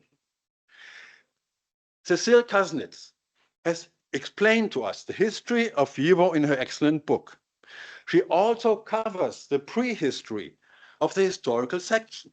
So I will expand a bit on what Kasnitz hints at on half a page on page 26, and in her footnotes 51 to 55 on page 211. So she has done it, but I'm going to expand a bit. Most of these members, like Cherikova, Stiff, and Leschinski, had a lot of experience already in gathering documents, testimonies, and other sources of truth. And they were coordinating their craft and energy already since 1919. Not in Vilnius, not in St. Petersburg, but in Kiev. We find there Cherikova, Stiff, and Leschinski, and also Wolflatsky Bertoldi and Nahum Gergel. Their mission in 1919 was to organize help for Jewish victims of the extreme violence that occurred in the west of the former Tsarist Empire between 1918 and 1921. And with organizing much needed help, they started to document the enormous suffering, creating sources by all means available to them. Now, what was happening? In the West, meaning not in Lithuania, but in the West, I would need to explain a bit longer what was going on here, but here in Lithuania, a few hints should suffice. The people in the former Tsarist Empire and the surrounding regions experienced not only the war from 1914-15 onwards and the revolutions of 1917, but also the following wars until 1921. The wars of independence, of the new nation states, the Russian Civil War with its many fronts, and foreign interventions. Serious estimates suggest that a total of around 7 million people died in those wars and as a result of famine between 1917 and 23. Anti-Jewish pogroms and systematic persecution of Jews began sporadically in this whole region in 1917 and then turned in 18 to 20 into the largest mass murders of Jews in modern history prior to the Shoah. This phase, 18 to 21, has long been in the shadow of the Shoah and in the shadow of the later Stalinist crimes from the end of the 1920s onwards. But it is a history that should be examined for its own sake, and it is relevant for our topic, the historical section of YIVO. Who was fighting against whom? Who was participating in those years? The Reds, the White Volunteer Army, Ukrainian forces, Polish forces, the so-called Greens, meaning quite a lot of gangs and bands, anarchists and paramilitary groups with floating loyalties. The Ukrainian lands in particular, where the overwhelming majority of the Jews of the former Russian Empire lived at the time, became again and again combat zones. Elisa Ben-Porat has published just a few months ago her excellent study on Jews in the Soviet Union in the 1920s, highly recommended. She emphasizes that all groups and military units perpetrated atrocities against the Jewish population. Now, these pogroms were new and stood out in the long history of anti-Jewish violence in Eastern Europe. They combined messy mob attacks with highly organized military operations. I'm going to jump to next slide for time reasons. Now, overall, over 1,500 pogroms were committed in more than 800 towns and shtetls, most of them located in Ukraine and the Ukrainian-Polish border regions and in Western Belarus. A plausible estimate would be that 150,000 Jews died as a result of this violence, approximately 125,000 in Ukraine, 25,000 in Belarus. With many thousands of Jewish children orphaned, hundreds of thousands of Jewish men and women wounded or permanently disfigured, thousands of women raped, and Jewish homes looted or destroyed in their entirety. One of the reactions of Jews to this unprecedented violence was, as I mentioned, to organize help. In Kiev, at the end of January 1919, the Jewish Central Committee for Aid for Victims in the Pogroms was founded, January 1919. All Jewish parties were represented, so help was a key issue. But very soon, an enormous amount of written material was compiled in this committee and in the Secretariat of the Jewish National Council of the Provisional Government of Ukraine. The Yiddish Volksverlag, that is Wolf Latzky Bertoldi, proposed to edit and publish that impressive material. The committee agreed in April 1919 and in May a Redaktionskolleg zur Sammlung und Veröffentlichung der Materialien über die Pogrome in der Ukraine, an editorial board for gathering and publishing of material on pogroms in Ukraine. This is April and May. January, committee was founded. Now, a couple of months later, we need an editorial board. Members were also Wolf Latzky Bertoldi and Nahum Gergel, in addition to the ones I already mentioned. Now, they sent an appeal out. I have here only the translation, the transliteration in Latin letters of this appeal. It's in English at the bottom: Jews, dreadful cursed pogroms are happening in our städtes and villages, and the world knows nothing. We ourselves know only little or nothing on what's happening. So please, give us your testimonies, give us your experiences. And such calls were publicized since May 1919. Victims and witnesses were asked to testify. 10 to 15,000 refugees were in Kiev, and they went to them and asked them to interview them. Yeah, special envoys were sent to the provinces to gather information at the pogrom sites. Material from various other organizations could be copied or used. That is from the Soviet Red Cross, the Ministry of Jewish Affairs, social welfare departments, investigative and judicial offices, and Jewish communities. They were gathering from all institutions possible. Now, only thanks to this effort by Cherikova and his group do we find in this archive now accessible documents from the perpetrators, from the victims, from witnesses and lists of victims, diaries of individuals, sources from communities, newspaper clippings, photos even of exhumations, and Ukrainian coins with the imprint, "Beat Jews, Save Ukraine." All that material is there. There was then no time to edit and evaluate the material in 1919. So at the beginning of 1920, deliberations came up to bring the archive to a safe or safer place. Hopes for a secure Jewish life in Ukraine or Russia were not too bright, actually, at the point. So Berlin was a preferred place for that purpose of safety, being after Warsaw the most attractive site for Yiddish publishing. Now, during a complicated and long journey, the archive was smuggled out of Ukraine and reached via Moscow and Kaunas, here, Lithuania, Berlin. And here's a photo from YIVO archive from 1921 in Lithuania. And we find Kalmanovic, Leszczynski, and Stiff in Kulautovo, in the provinces in Lithuania in that time. So I believe this could be sheer speculation, could be during that journey, smuggling out the stuff. So the Cherikovas were then, after this, part of a group of 40 refugees, including David Bergelson, Led Kvitko, Leszczynski, and other, and Isachar Beribak, who in March 21 left in a freight train for Kovno, and after a brief stay there, resumed their way to Berlin. Wilma just mentioned in the previous session the smuggling out the paintings of Chagall as well. It was the same frame we're talking about. Coming to Berlin. In Berlin was founded ein Verein. We Germans need Vereine. Yeah, those little unions of the civic society. What is Verein in English, actually? Association, something like that. So this is Ostjüdisches Historisches Archiv. As a Verein, you have to go to an Amt, to an office and register it and everything. So we have two documents on the purpose of this archive.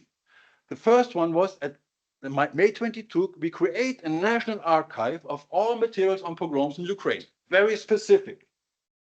Half a year later, December 22, the purpose was now to gather and publish historical material on what? On the history of East European Jewry. Yeah, much larger, much more extended. 7 volumes were planned in 22, in Russian and Yiddish, each volume with prose and a documentary part. Later would be also one on Belarus. But by 1924, over a year later, 2.5 years later, it was clear that help for the victims was still the main focus, and no funds were available for editing and publishing. But Cherikova's first volume was published in Russian and Yiddish, as well as a number of smaller publications. For example, Stift's booklet on pogroms in the area of Denikin's White Army. When you study the protocols of the editorial board, which are in the YIVO archive for the years 22 to 24, one gets a sense for the deep frustration of these historians and writers. Lack of funds, the lack of an institutional framework made it almost impossible to publish more of that archive. In June 24, a collective appeal by this editorial board was sent to Lucian Wolff in the UK in English. You can easily feel the bitter tone. This is June 24. After several years of toil, it was realized that due to a lack of funds, it was impossible to bring the good work to an end. The different Jewish relief organizations, which ought to have secured the existence of such a publication, were so busy with immediate relief work that they did not show any interest in the historical work, and they have not supported this undertaking in a sufficient way. Hence, it has only been possible to publish the first introductory volume in 2 languages. And now the edition and the archives are in a very critical and helpless situation. The remaining volumes are ready in manuscript, but their publication is at the moment impossible. Materials on Petlura and Denikin, on the insurgents, a register of the killed, and also the materials on Jewish self-defense are threatened to be lost. Even the archives, a rare collection on persecution of Jews, are in danger. And this situation was one of the strands that fed into the endeavor to create YIVO. The later members of the historical section of YIVO were in part identical with these members of the Verein Ostjüdisches Historisches Archiv. Now, to remind us of the further fate of this archive, it stayed in Berlin until April 33. Then Cherikova brought parts of it to Paris and sent parts of the documents to Vilnius, about 500 kilograms. Just small parts of that material was not destroyed during the occupation. I think Lara knows a lot more about this. In 1940, Cherikova fled via Spain to New York. It was a student and later colleague of him, Shaiko Friedman, better known under his pseudonym Zosa Tchaikovsky. Yeah, 1 minute. Zosa Tchaikovsky, who saved most of the material. He hid it in Marseille, smuggled parts to New York. Finally, the archive found its place in the YIVO, 17,000 pages. And let me add that significant part of that material was found in Jerusalem, in the central archives of the history of Jewish people, likely in the context of the Schwarzbach trial in 27 in Paris, but that's another story not to be discussed today. Yeah, coming to the end. Historians depend on archives. Empirical work is only possible if we have sources to create our evidence, which informs our arguments. And they created these archives for Jewish history, and we stand on their shoulders. Our work would be impossible without them. But I would not like to promote a myth of origin, as if everything was generated by one or maybe some group of heroic individuals. No. We see a broader development here. I haven't even mentioned Ansky, Borochov, Niger, Shalit, several streams combined. Various groups in various institutions in various cities, in Berlin, Warsaw, Kiev, Minsk, Jerusalem, US, and France. So we have to look at the whole picture, not only at a few heroes. I jump, Quellen sammeln in the Lithuanian ghettos. Gather sources in all the Lithuanian ghettos which existed for a longer time, where my work is actually based on, is unthinkable without these developments before. Yeah. So one tends to believe Jews, they are people of the book. They gather everywhere, read everywhere, study everywhere. No, no, no, no. That was not the case. Remember Dubno in the 90s. Jewish history is a dark continent.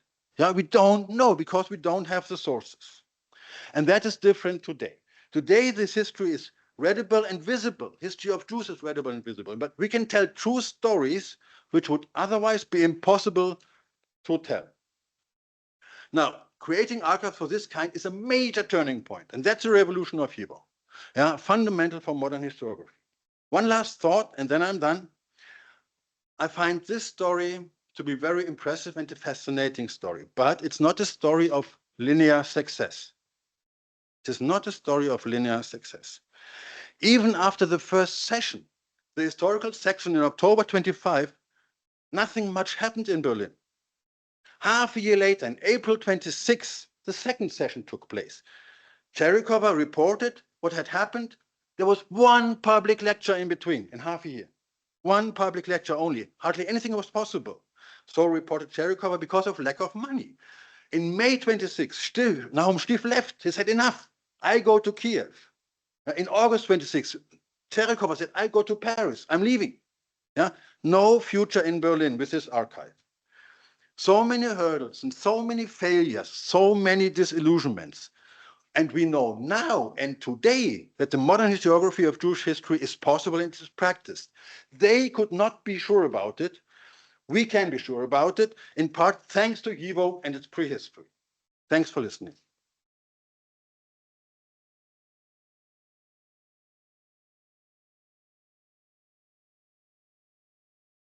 Thank you very much. We'll have a question and answer session after all the presentations. And now I would like to introduce Glenn Dinner, who is the J. Berkowitz Chair in Jewish History at the University of Virginia. He is an author of 3 monographs on Polish Jewry, Men of Silk, The Conquest of Polish Jewish Society, Yankel's Tavern, Jews, Liquor and Life in the Kingdom of Poland, and The Light of Learning Hasidism in Poland on the Eve of the Holocaust, all published by Oxford University Press. He's also a co-editor of Shofar, an interdisciplinary journal of Jewish studies. The floor is yours. Thank you. Thank you so much. Fascinating talk. I'd like to take us back a little bit in time to incipient modernity, which is late 19th century, and talking about this fascinating, enormous collection of kvitlich, or petitions, to a miracle worker by the name of Eliyahu Gutmacher, which is contained in YIVO and also in Jerusalem at the National Library. And really think about why I changed my title, if you were paying close attention. I'm finding the more I think about it, since I originally submitted my paper, the more these petitions to a miracle worker paint a picture of modernity that is best described as paradoxical. Normally, we are, I think, accustomed to think of modernization as an inexorable kind of unidirectional secularization process. And when you read through these petitions at this point in time, you do see these kinds of trends occurring: urbanization, modernization, secularization, absolutely. But you also see a very powerful counter trend.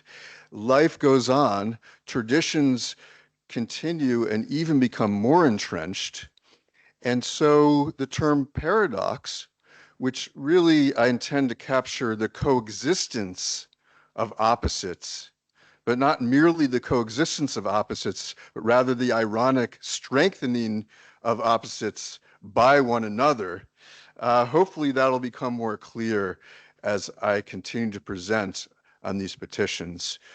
But for the sake of argument, I would like to suggest that often these very trends that we associated with modernization, urbanization, improvements in communication technology, and so on, can also strengthen a miracle working enterprise by increasing access to the miracle worker over vast distances, but also by creating a moral panic that causes traditionalists, many traditionalists, to really become much more conscious and defiant about their, I would say, their commitment to older cultural patterns and older cultural practices.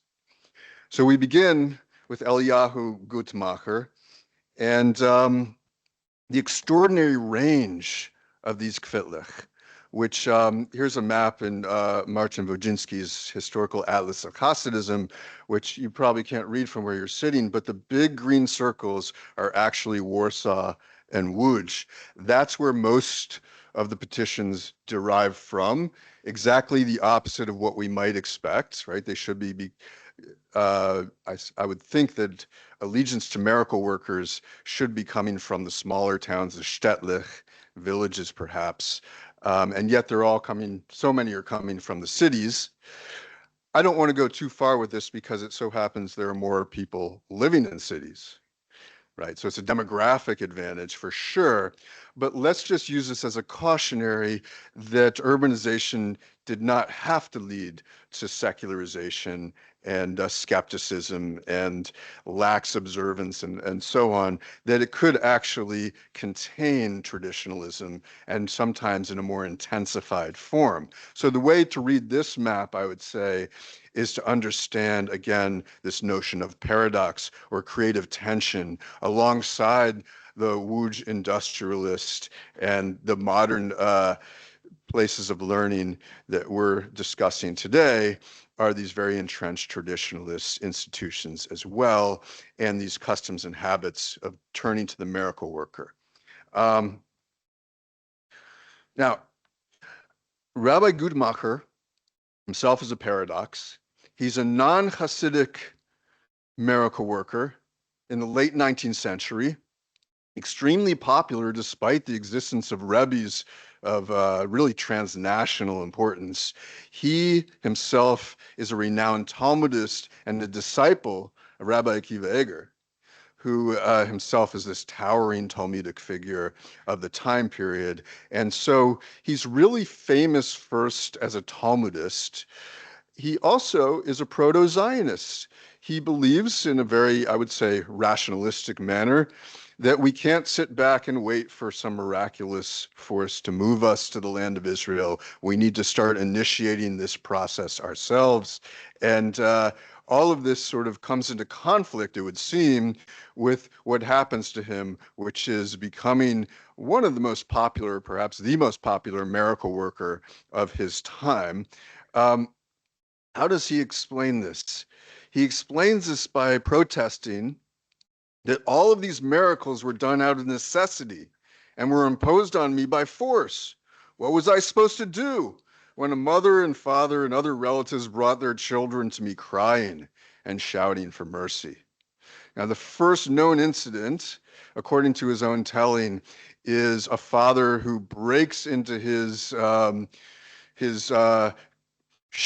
class while he's teaching his disciples with his son. And his son, he claims, has been possessed by a demon. His stomach is distended. He can only bark like a dog. And Rabbi Guttmacher performs some sort of a ceremony on him and expels the demon. The coexistence of opposites, right? This idea of being in the middle of a Gemara shir and then performing this miracle is simply emblematic, I would say, of modernity itself. These things can coexist. But Guttmacher really seems embarrassed at a certain point by the sheer popularity, because these things tend to spread all over the place. The rumors, if you are having a problem with your son or daughter, especially possession by demons, come to Guttmacher, but also business advice, health crises, and other kinds of crises, sometimes crises associated with modernity, as we're going to see, come to Rabbi Guttmacher. Guttmacher in 1874 takes out an ad in a newspaper in which he begs people to no longer come to him with their petitions. Except in the case of somebody's deathly ill, you can send me a telegram. And of course, that only increases the numbers of pilgrims, which is the way these things tend to work. But he does admit that his miracle working has a positive role to play, for he claims that nobody now will listen to the heretics who claim that everything is according to nature. right, once they see these miracles. So he's playing a really conscious and important role, he thinks, in the combating of heresy. The story of this collection is, I think, as fascinating as the one we just heard, because it begins with YIVO Zomler's discovering thousands, I would estimate around 7,000 of these kvitlech, or petitions, in an attic in Grodzisk, Gretz, where Guttmacher had once lived. This is 50 years later now. And they bring the entire collection to YIVO, and it sits there. It's collected but neglected, which I think is also a really interesting paradox and perhaps symbolic. YIVO, this secular Yiddishist-oriented organization, doesn't really know what to do with all these extremely religious materials, and nor do the investigators and the historians, until apparently I come along.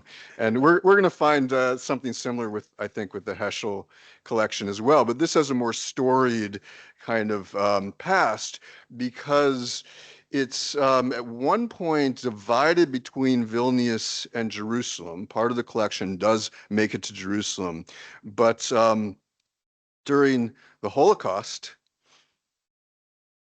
we find that members of the paper brigade, whom David Fishman and others have written about, do see some value in it, because they grab a random handful, and I can tell because I've gone through them, and they bury them in the ghetto without rhyme or reason, really. I think they just grabbed whatever they saw, but it's a very small amount.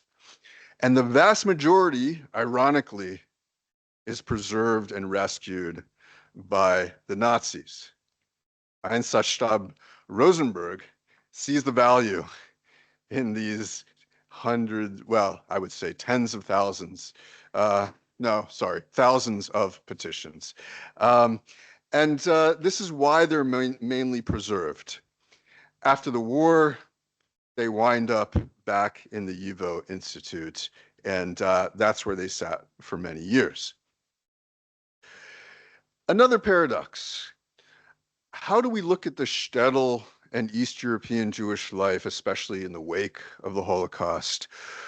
We think of, I would say, of a rather nostalgic picture. It's not simply quaint and fascinating. Chagall, who we've talked about today already, is also trying to say something about Jewish rootlessness, mobility. And he does so in a very kind of surreal manner. When you read through the Guttmacher Kvitlech, you don't see cows flying through the sky, nor newlyweds. You see a very mundane, ironically mundane and rooted Jewish existence that I think is a more interesting story. What were the daily mundane toils of Jews across Eastern Europe? What were the crises that caused them to visit Rabbi Guttmacher? What you see, what emerges, is a picture of East European Jewish modernity that contains everything. Yes, the inhabitants of the shtetl and the big cities are going to doctors when they fall ill, but they're also going to miracle workers, often in succession when the doctors have failed them. Yes, there are new economic opportunities and crises, but the old economic niches do persevere. It's just that there are new economic rivals. Peasants now want to set up their own taverns, and they want to open their own stores, and this creates inter-ethnic rivalries and a desire to curse those new economic rivals if they belong to the other. There's new access to America. We don't yet have the emigration to America on the scale that you have beginning in 1881, but you do have the beginnings thanks to improvements in the steamship technology and other forms like railroad transportation and so on. you also have the appearance of new kinds of heretics. Does this mean that we have the end to traditionalism? No. In fact, it often means we have a resurgence of traditionalism. Suddenly, you can no longer take for granted that your children are going to be observant. They're going to marry Jews. I mean, we have all kinds of heresies occurring, including conversion to Christianity, which, yes, existed before, but this seems to be on a whole new scale with a lot more opportunity. So let's start with a few petitions in medicine. This is just an excerpt after somebody has gone to a doctor. And now that he sees people speak about themselves in the third person, now that he sees that all the doctors are frauds and liars, he decided to abandon the promises of the human doctors and sees faith in the strength of God, for he is the best of doctors. And after that, faith in the efforts of the prayers of tzaddikim, or it can translate as righteous or as living saints, like Guttmacher himself. What does this mean? It means he actually went to the doctor when he first fell ill, and when it didn't work, medicine being what it was in the late 19th century, he realizes his mistake and he goes and promises to, from here on out, really depend on the prayers of the righteous, and that's the true medical remedy. Here's a little longer one, but it's just so interesting. Yehoshua ben Basha, an artisan of musical instruments, meaning he's an instrument maker, and a good musician, for his deeds praise him in the gates, for healing and relief from the black bitterness, probably meaning depression. For this illness fell upon him in his youth, and God in his great mercy sent him help, and he was healed. And now for 2 years, the insanity has fallen upon him anew, but he had been cured of this for 25 years. And since he's a good musician and knows books and several languages, this is the cause of his illness, as is well known, that he dealt a lot in different knowledge. So his own secular dabblings are the cause of his current depression, which actually could be the case. When the doctors saw his wisdom, for he spoke with them in French, they decreed that he's not crazy, and they discharged him from the hospital. Okay, so now he's come to the miracle worker for help, for relief from what he considers a mental malady, depression. Haya Brandel bat Shifra for conception, meaning birth, and healing, so that she can be pure for her husband in her blood, a reference to menstrual impurity. For it has been 7 years, don't ask. Also, she has a mental illness and has gone to many doctors. And now God has let her improve, but not all the time. Only one day she's well, and another day she is not in her right mind, God forbid. And she needs 3 things: to have a male son, to be saved from the black bile, which is depression, and to be saved from the doctors. For she is convinced that it is sorcery, God forbid, or, and this is an interesting reasoning, or it is because, meaning her mental illness, is because of a family custom, minhag.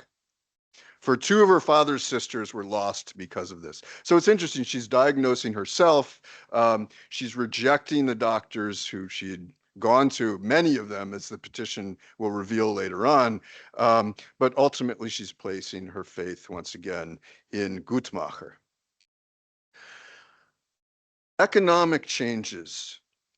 Post-economic conflict is a huge kind of subtext to all these petitions, because one of the unintended results of peasant emancipation is basically placing this new younger generation of peasants on a collision course, economically, a collision course with many Jews, because they want to break into these new economic pursuits, these emancipated peasants, and they're having a very difficult time doing so.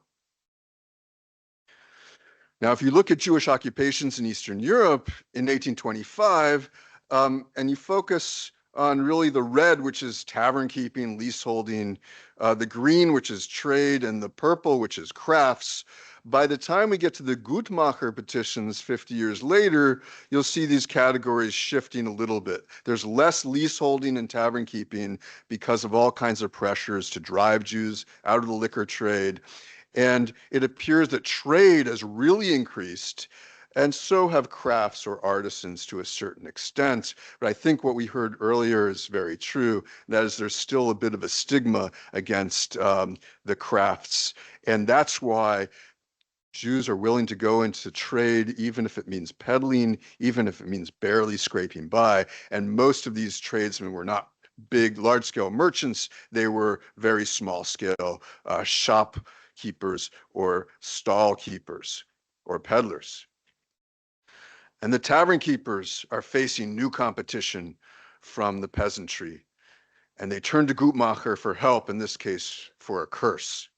Menachem Moses ben Fega for success in the tavern, to repel the local Gentile who rose against the Jews and took their livelihood.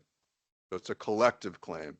So that the customers will not go to the Gentile and that the scent of his drinks will stink, so that they can no longer bear his drinks, and to cause his downfall. For all the Jews and the widows and the orphans need it, for he took their livelihood. In this case, I think we're looking at a form of not just ethnic protectionism, but really economic traditionalism, this idea that it's us against them, that we are collectively part of an economic niche that cannot bear the competition from outsiders, hence the need to curse the outsiders who usurp on the Jews' rightful place in the economy.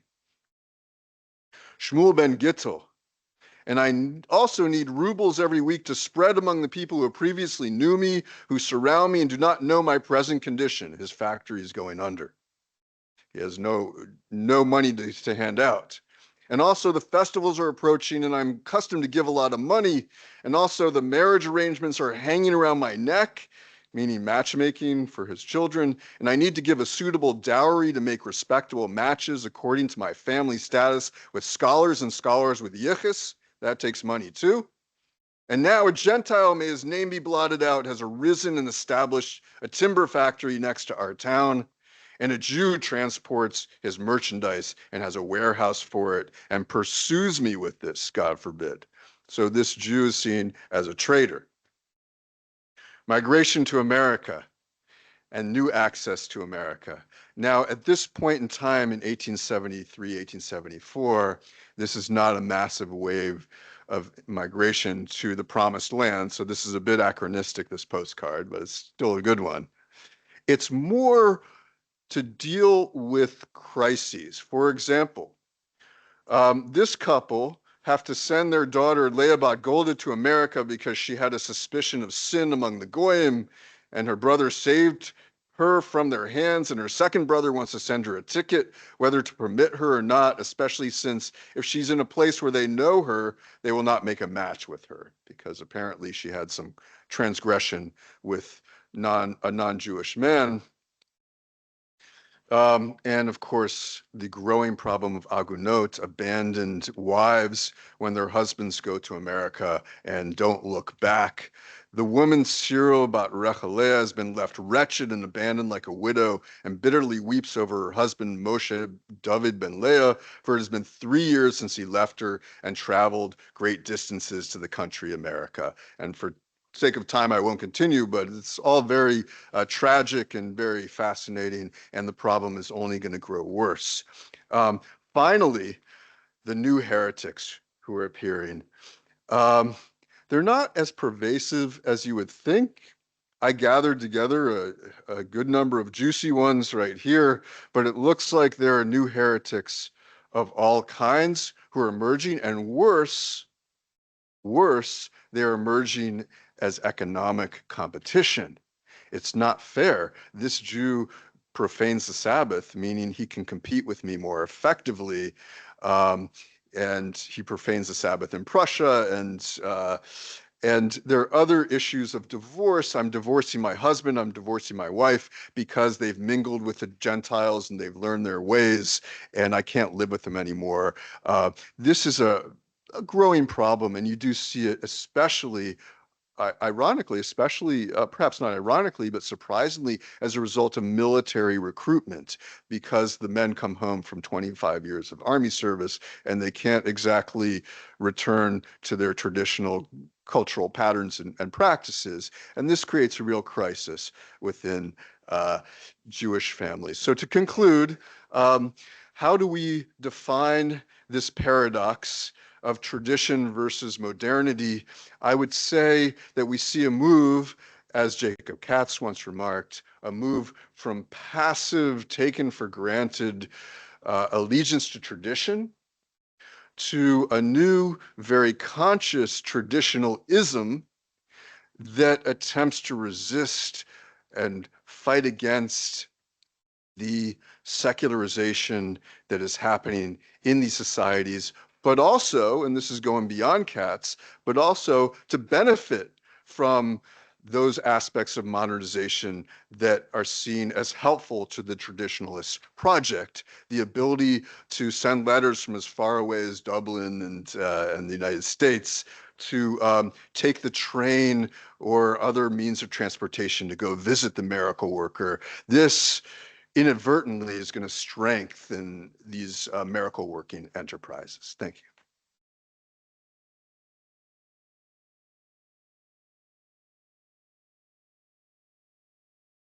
Thank you very much.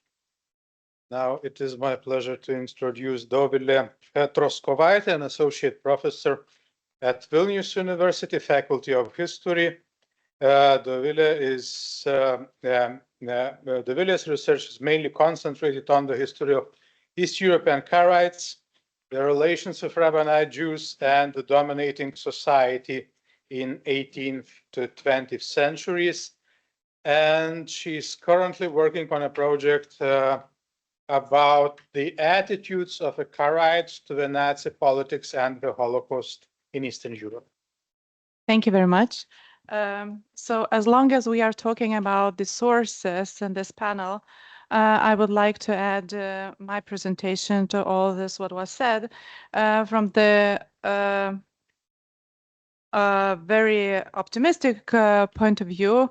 I would like to say that the document I will be talking about today is kind of a story of how the societies were dealing with information in a very difficult historical periods, but from the very pessimistic point of view, it shows us how the information gathered at the end of the day remained unused by the certain groups of people. So as we all know, between 1941 and 1944, Lithuania was incorporated into the German Ostland Commissariat, or General District of Lithuania, under a civil administration. The spread of the Nazi occupation was accompanied by the intensification and geographic extension of the spread of the Khazaric theory of the Karaite origins. For Crimean Karaites, difficulties began with the opening of the Soviet-German front in June 1941. Finding themselves under Nazi occupation, Karaites also soon felt the threat of policies being directed against Jews, which drove them to seek for their recognition as non-Jews. Moreover, Einsatzgruppen and Einsatzkommando leaders were authorized to take exclusive measures on their own responsibility, which meant that no matter how positive the decisions may have been in Berlin, they did not always and did not necessarily save Karaites from destruction in certain places. This local dimension of decision-making shows the decisive role of events taking place in a certain region, even a town or a village. Often, these decisions were made accidentally, but none less often, the local Nazi officials and their collaborators relied on the information available for them at that moment. In this respect, the information gathered, disseminated, and censored if needed was of a crucial importance. While exploring the YIVO collection on the Karaite community, I came across an interesting piece of information used by the Nazi authorities in investigating the Karaite racial origins in Eastern Europe. This is a German translation of an article written by Julius Brutzkus for YIVO Blätter, originally published in 1938. The German version of this text was dated somewhere between August and October 1942. We may firmly state, and this is thanks for Lara Lempert, and I'm very grateful for her help, that the translation was made by Zeli Kalmanovic, who later revised this document, and the revisions were visible on the text itself.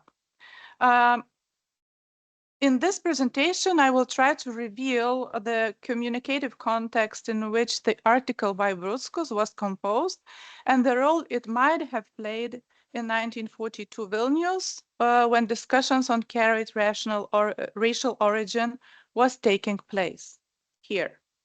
The article under investigation was published by Julius Brutzkus.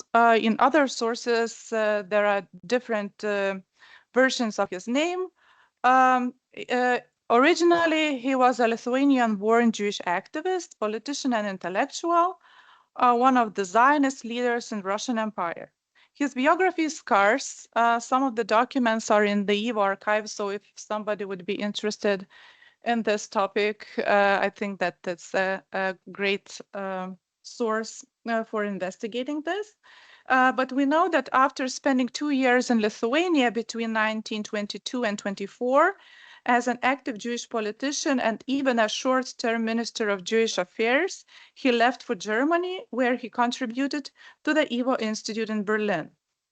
In many of his biographies, we found that after escaping from the Nazi persecution in France, somewhere between 1933 and 1934, Brutzkus devoted himself to liberate Jews from the work camps with the help of Lithuanian consul in Marseille, which probably refers to Stasys Antanas Bačkis. But I did not manage to find any traces of this collaboration in the archives of Lithuanian consulate in France or personal archives of Stasys Antanas Bačkis. However, we have 15,000 of files, so maybe someday I will manage to dig something out. However, after a short imprisonment by the Vichy regime, he left for the US in 1941 and later went to live to Israel with his brother, and he was buried in Petah Tikva.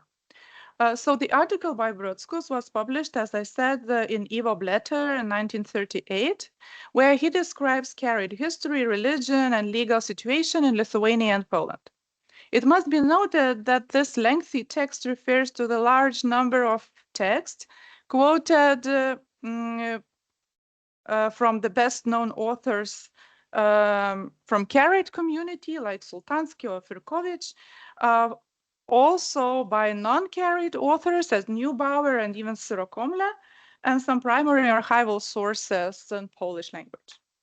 So the text in its scope and its academic is an academic one, and it demonstrates that Brutzkus himself was well educated in this sphere. It may be true that the article for YIVO Blätter was a part of his bigger research on the Khazar history, because in the same year he prepared a text entitled History of the Caucasus Mountain Jews, 1938 for YIVO, and in 1943 his work Khazars in Russian Cubet saw a daylight. This brings us to conclusion that Karaites was not of the specific interest for him, but rather a part of larger Khazaric topic.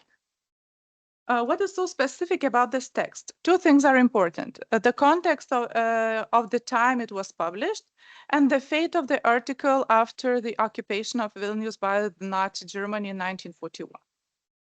As we know from Brodskos' biography, he was part of the YIVO historical section, contributing to YIVO in Berlin, but at the time he was writing a text on the Karaites, he was living in France. As early as in 1936, Karaites in Germany and France worked hand in hand and were actively involved in addressing the Karaite question. On December 20, 1936, the Karaite community member Ilya Kojan wrote from Paris to the Karaite leader in Lithuania, Saraya Shapshal, who was living in Vilnius at that time. And I quote, "We have lost a considerable amount of time, and I decided to possess sufficient understanding about the Karaite origins to take action immediately. The administration of Russian Immigration Affairs has undertaken essential steps to clarify the misunderstandings over the racial origins of the Karaite nation and to produce the result you desire. All of this demonstrates goodwill and suggests that we may expect a favorable outcome which may play an important role in the future." End of quotation. Meanwhile, there is no evidence of Brodskos knowing anything about Karaite activities in Germany or France. But as a scholar interested in Khazaric theory, he might have known about intensive involvement of Karaites in discussion on this question.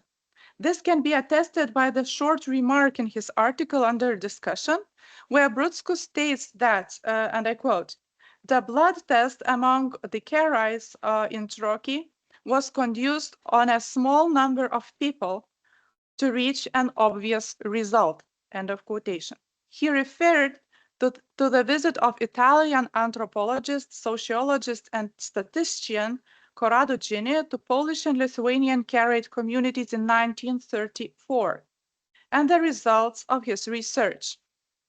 As Mikhail Kizilov states out, I quote, "Gini's anthropological publications of the 1930s and his study on the Karaites should be understood as a part of the general Nazi and fascist racial discourse, which has little to do with the actual science." End of quotation. This allows us to assume that the public discourse on the Khazaric Karaite origin was well known to Brodskos. I would also assume that Brodskos had even a better knowledge in this field than some of the Karaite leaders in France and Germany. For example, already mentioned Ilya Kozak attempted to link Karaites with the Tauri people, who, according him, expelled the Scythians, settled in the Crimean Peninsula, and built the Chufut Calais fortress. And as evident from the already mentioned Kojak's letter to Saraya Shapshal written in December 1936, some Karaites reacted to Germany's declared discriminational measures against the Jews with fear over the possible economic and social consequences that might befall on the Karaites if they were considered Jews, while for the others, this was a matter of honor and national pride. The first decree on this matter by Hermann Hering, Secretary of the Ministry of Internal Affairs, was issued on December 1938, asserting that Karaites should not be considered members of the Jewish religious community. This decision was presented to the community in January 1939. It encouraged Karaites to believe that the question of their racial origin has been settled, and they then were sharing this news with one another confidentially. And in one of the letters, which Karaite leader Saraya Shapshal got from Serge Juvan, we see absolutely different perspective. Right? The Serge Juvan noted that the problem of representing community at the highest levels of the government laid on the lack of convincing information about the Karaites, as a result of which they continued to be considered Jews. And this is what he wrote, I quote, "Unfortunately, the local government is very pedantic and can be easily misleaded, and already are, unfortunately. When referring to the misleading of the local government, I have in mind the fact that without possessing other sources, they are compelled to rely on the information about us from encyclopedia, dictionaries compiled, as you know, mostly by Jews. There is much information in favor of the fact that laws regarding the Jews can be adopted without restriction to the Karaites as well. To say nothing about the insult to us by acquainting us with them, meaning Jews, it also creates extremely sad consequences, even in the very near future. I must also say that Karaites were constantly hunting for the people who, in one way or another, expressed themselves in a question of Karaite origin. One was the professor from University of Halle, which Karaites tried to find and to reveal what he was writing about the Karaites, in this way trying to minimize the information appearing in the public sphere, which would not be positive as they wanted. In this context, Brudzku's text, though, could be a source of knowledge for the Nazi authorities, but it remained unknown because of the language. A Yiddish text was not a source of primary knowledge neither for the Nazis nor for the Karaites themselves.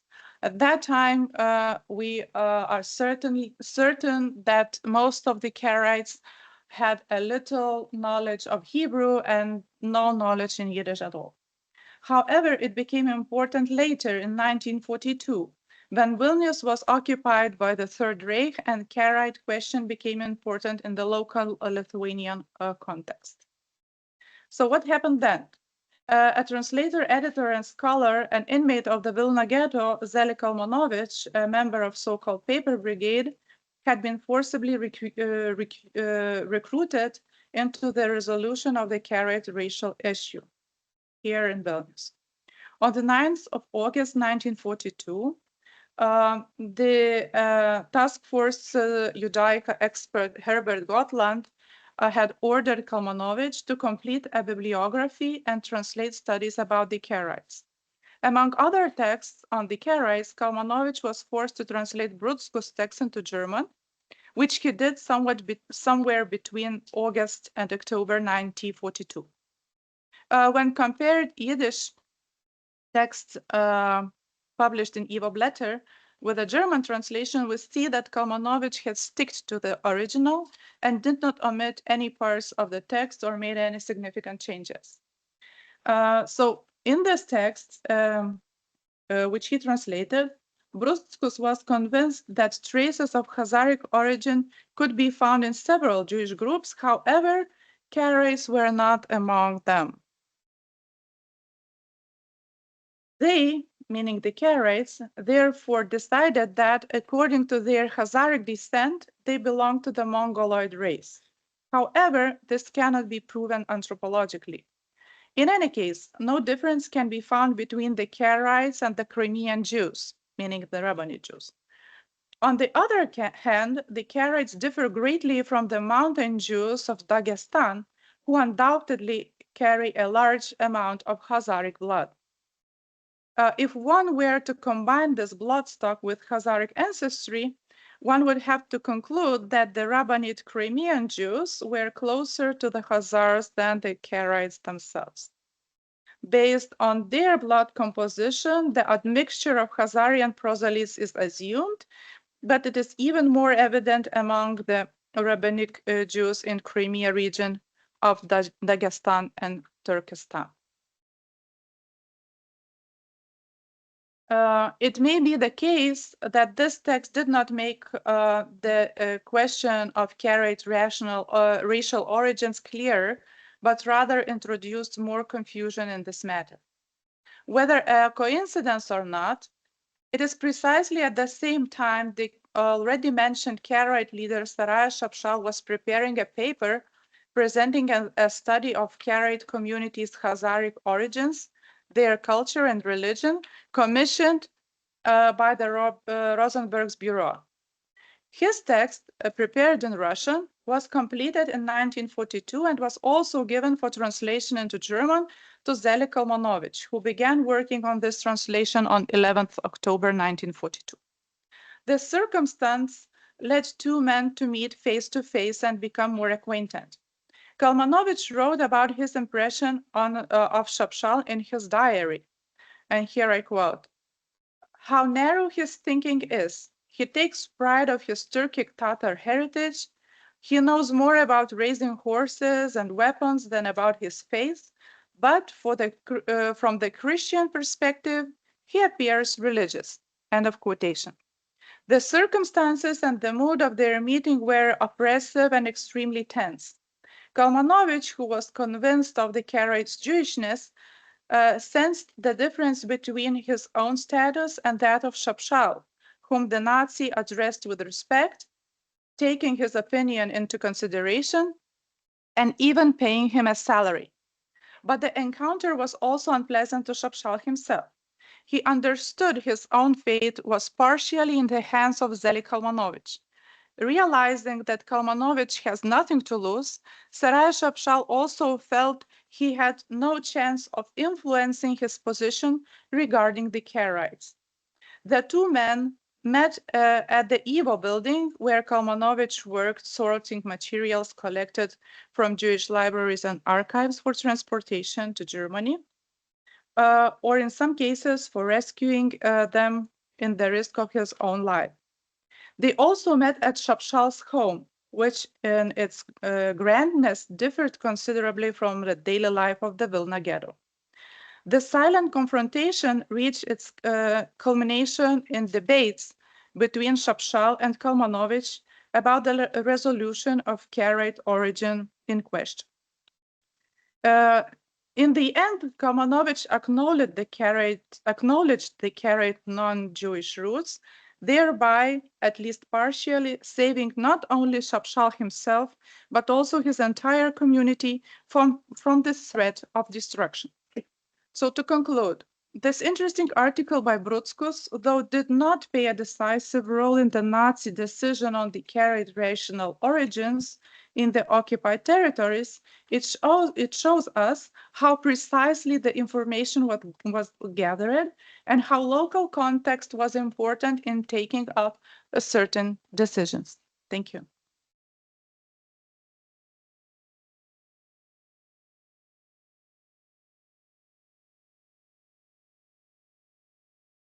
Thank you. And we will conclude our session with Yehuda Doberzalkin's presentation. Doberzalkin's presentation, he is a researcher of Hasidism, and he grew up in the Chabad Lubavitch Hasidic community in Brooklyn. He is a currently senior research fellow at the Institute of for the research of Hasidism in Jerusalem, and a PhD student in comparative Jewish literature at Tel Aviv University.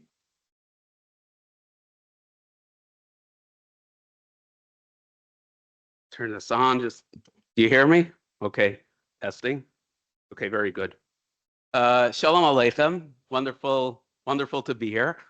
Vilna is known as Yerushalayim the Lita, the Jerusalem of Lithuania, and was the bastion of Misnagdism, the opponents of Hasidim. So it might be a touch ironic that this presentation is about Hasidim, but maybe that is a tikkun for Vilna, so we'll get on with that.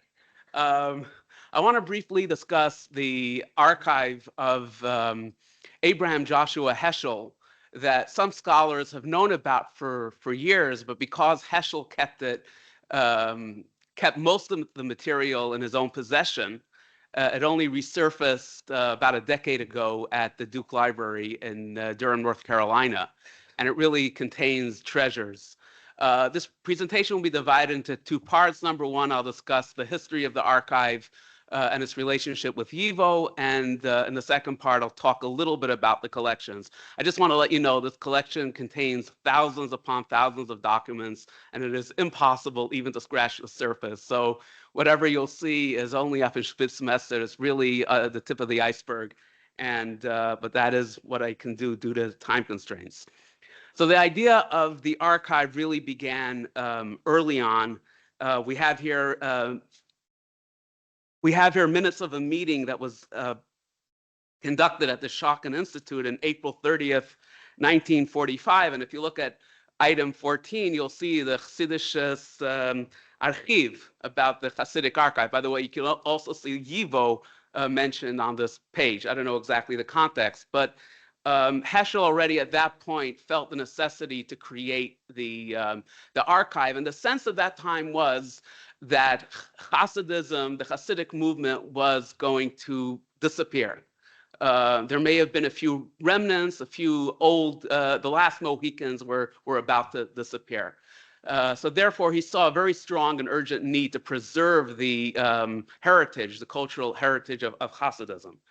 And in the meeting minutes of that particular meeting regarding the Hasidic archive, discussion was held about Heschel founding and owning this archive. The meeting minutes also contain issues about budget and who was going to own it. And eventually, it did not pan out with the Schocken Institute in 1945. We fast forward, and you have to understand, I'm piecing information, this puzzle from different pieces of information contained in the Heschel archive. And this is 230 boxes. And I just found sometimes you have a mazel, you find a scrap of paper. And this is a draft that he wrote to, I believe he wrote, to Yankov Lashinsky, who was one of the founders of YIVO. And in his letter, he writes the following. I'm just going to showing you the artifact, but here's the Yiddish. I'm going to read it to you in English. I'm turning to you regarding a matter that will surely be close to your heart.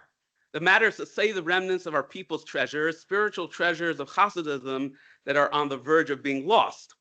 Hasidism is a matter that is primarily oral Torah, and this is something, a thread, a common denominator that you find in all of Heschel's writing, including his last book, his last book on the Hasidim of Kotsk, in which he emphasizes very strongly the oral nature of the Hasidic tradition, and that to really preserve the heritage, you need access to the oral Torah. The hundreds of books about it convey only a small part of its richness, and the majority of it lived in the memory of the Hasidim. Unfortunately, only a few Hasidim were inclined to author scholarly works. They would often transmit their traditions to the younger generations orally. Before our catastrophe occurred, there were thousands of elders of young men who carried within themselves the tradition of Hasidism. Now only hundreds remain, and with every Hasid who passes away, a treasure of Hasidic tradition is lost. And to make a long story short, do you think, dear FL friend Lashinsky, that you could interest a personality in this matter who would support this project?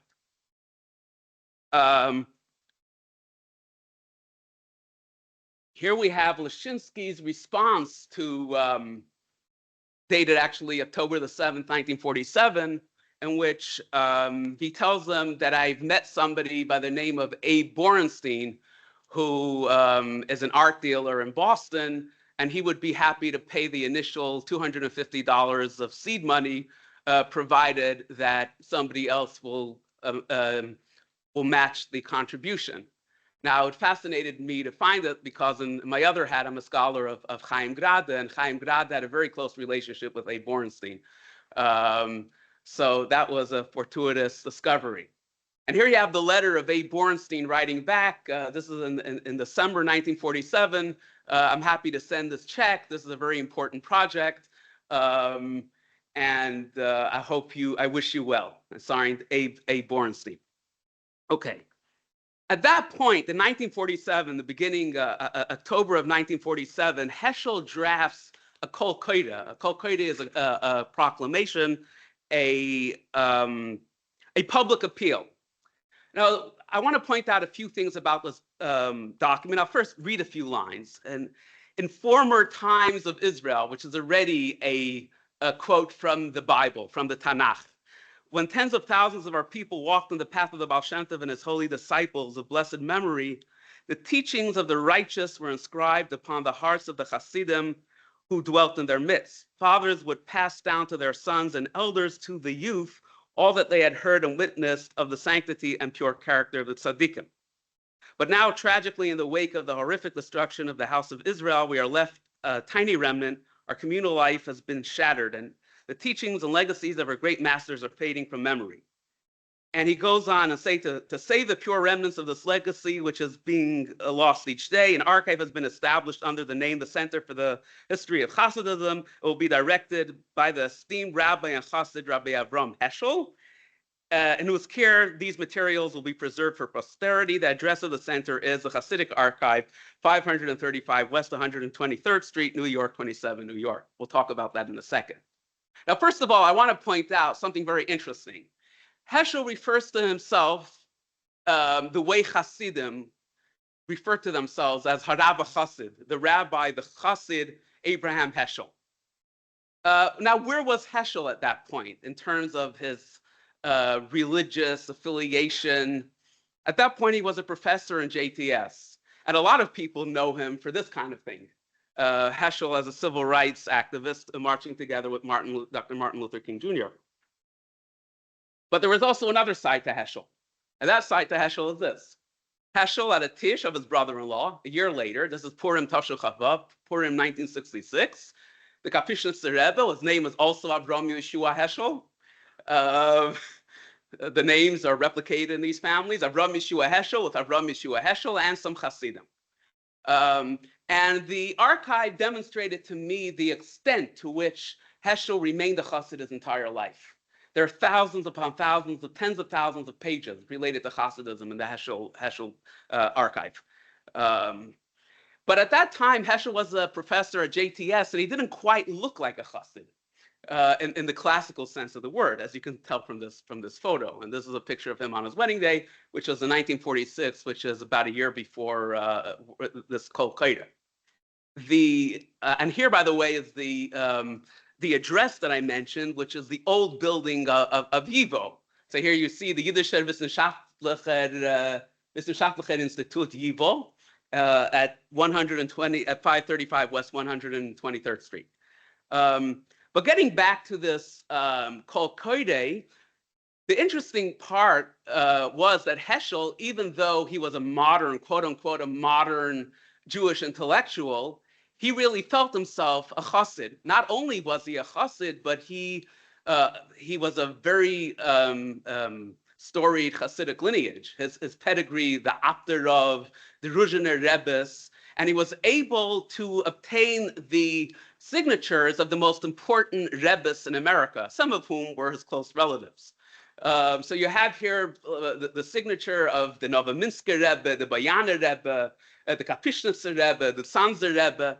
The document, if you look closely at the document, this is a document written by somebody who is an internal member of the Hasidic community. There is no whiff of a modern approach, of a wissenschaftliche approach in this. This is something that would pass, that would seem very legit within being hung on the wall of a steeple, and that's exactly what it was intended for.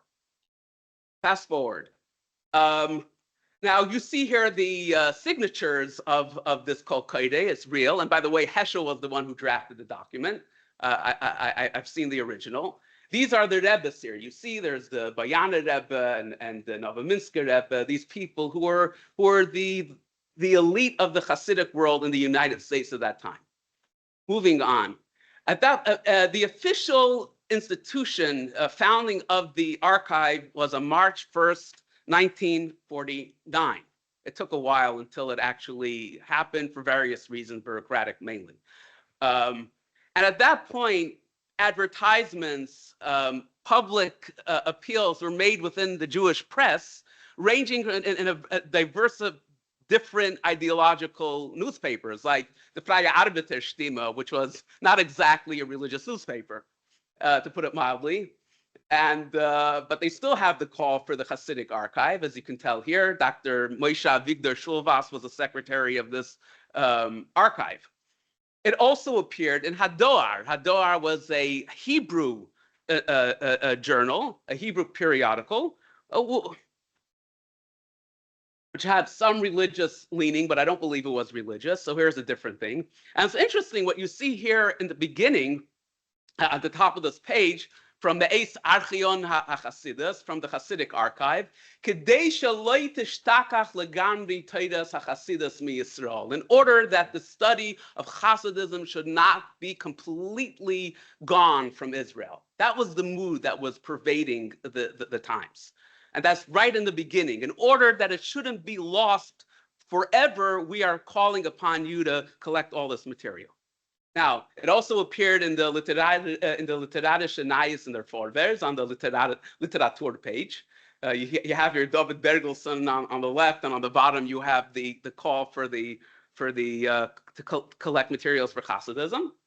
I'm sorry, you have to go through some of these very quickly. I just sometimes is showing you in a bullet point form what I'm trying to convey, that this appeared in a broad range of newspapers. Now we have a more detailed report, and this might be an interesting artifact for some of you, the YIVO news bulletin at that time. It was called Yidish von YIVO, information, news from YIVO. You had a Yiddish version and also an English version. And if you look closely, you see here it says Hasidus. This is the, which is interesting, both given what we're talking about earlier in this conference as YIVO and Yiddish secularism, Doigkeit, and all that. So we have here the about the Hasidic committee, and it talks about that the chairman of the committee is Dr. Abraham Joshua Heschel, and others. So I'm just pointing out the official report about that. And there's also appeared in the English translation, the News of YIVO, Research on Hasidism, where they spoke about the committee. And I won't read the whole thing, but you can look at it yourself. It talks about the history of Hasidism, about how old Hasidism is, and a lot of it is being lost, and therefore we created this archive to preserve the Hasidic heritage. Okay, now I move on to part two, talking a little bit about this collection. It's important to point out that part of the collection still exists in YIVO, RG 127, but that's in very, very fragmentary form. There are 5 small boxes of materials.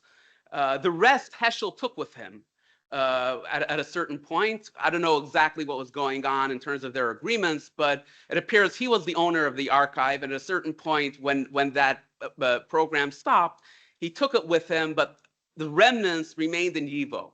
And it actually says in the finding aid that this collection is very fragmentary and it, like almost came to naught. But once Heschel's archive was rediscovered, the thousands of documents all of a sudden resurfaced.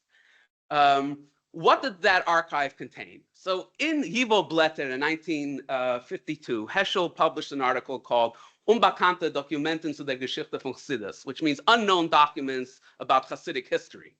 On the bottom, he thanks the different people who lent him different manuscripts, und die Sammlers, the collectors. Some of these people are Professor Moshe Victor Shulvas, Harav Gobel, Harav Zilberfeld, Abraham, and especially Yisrael Friedman, who was the son of the Bayana Rebbe for his devotion to the archive. What does the archive consist of? 3 types of different materials. Photostats, photocopies of old letters and other historical documents. Number 2, copies and photostats of Hasidic homilies written in previous generations that were not published. And number 3, stories and Hasidic sayings that were transcribed by Sammlers, collectors, who did oral histories and interviewed different Hasidim living mainly in New York. That's the contents of the archive. And I really cannot go into the thousands of documents that are there. I'll have to focus on two little things. So number one, how do they go about Sammlung? How does Sammlung work on the ground, in the trenches? This is the way it works. There was a committee called the Vad Ezra Emergency Relief Fund, which was a relief fund to help people after the Holocaust. I don't know much of the history, but what I found was a list of different people that were members in this relief fund, and it was part of the Agudas HaAdmodim. Agudas HaAdmodim was a body that was run by different rebbes, Hasidic rebbes that were living in America at that time. And here you see something very interesting. You have the name in English, right? You have Rabbi Auerbach, or you have their Rabbi Aaron Halberstam, but that's very nice for the yellow pages. What about if you want to know for somebody who's Hamish, you know, one of ours, who is he? So he writes there, Gorlitzer. This is where he's from. You know, now you know who he is. Or for example, when you talk about he has there the Bayaner, Rabbi Martha Shleimer Friedman. Who is he? Some anonymous person. But when you write Bayaner for somebody who knows Yiddish and is a chassid, it's a whole different ballgame. So these are the people that we need to contact in order to collect materials. I want to focus briefly on two collections that I work with. I was involved with a team of scholars and transcribers and translators who took like 1,100 pages of these oral histories and are putting them online. Here's actually the link. You can write it, or I'll send you the link later of this collection, which is actually we're posting online and is part of a digital humanities project to try to bring to light some of these treasures that have been lost. So number one is a collection by a Rabbi Tzvi Yaakov Abraham. Rabbi Abraham was a writer, was a rabbi from Transylvania. He's actually the grandfather of Professor Naomi Zeidman. He was the father-in-law of Hillel Zeidman, who's the father of Professor Naomi Zeidman, for those that know her. So this is Naomi Zeidman Zayda, who wrote books on the history of the Jews of Transylvania. He also wrote like 9 different svarim, rabbinic works called Beis Ulfana, or Beit Ulpana, which is also based in a large measure on these Hasidic sayings and stories. So I want to explain to you a little bit about what was going on in these collections. At that point, in addition to the thousands of documents that the Heschel pages that Heschel collected, for example, in his Unbekannte Dokumenten article, he also publishes the Tnoim, the marriage contract or engagement contract of his predecessor, the Rabbi Avram Yeshua Heschel, his namesake, and other historical documents. But what was interesting about this particular collection is these are people working in the trenches, on the ground, people that are going from chassid to chassid, from shtibel to shtibel, from tish to tish, and writing down what these people are saying. And what I also found remarkable about these collections is that these people who are being interviewed or whose teachings are being recorded were the who's who of the great Haredi leaders of the next generation. So for example, you have there a younger Reb Shlomo Halberstam, the Bobova Rebbe. You have the Satmar Rav. You have Reb Moshe Stern, the Rav of Debrecen. These are very famous names for people that are living in the Haredi community today. And what I found astounding, and this is really the main point of what I'm trying to emphasize, is that on the one hand, the whole purpose of the archive was to preserve a heritage that was at risk of being completely forgotten. And yet, instead of preserving the memories of the dying embers, what this archive really does, it is preserving the sayings of Hasidim who are kindling the flame of the Hasidic rebirth and resurrection even. 1 minute. Okay, so there's a picture of him, and this is his Sammlung, the different rabbis. These are different teachings that I'm not going to go into right now. It's about humility, and this is the Friedman, the other collection. And I just want to conclude that you see here also the difference between Yiddish and Hebrew. One writer wrote in Hebrew, the other one wrote in Yiddish. The one who wrote in Hebrew typed it. In other words, he's writing in a higher register. The person writing in Yiddish was handwritten. Yet even the typed notes also contain Yiddish sayings, because the Saftigkeit, the juiciness of Yiddish, when you need a real intimate saying, it has to be said in Yiddish. So anyway, thank you very much. I hope you enjoy.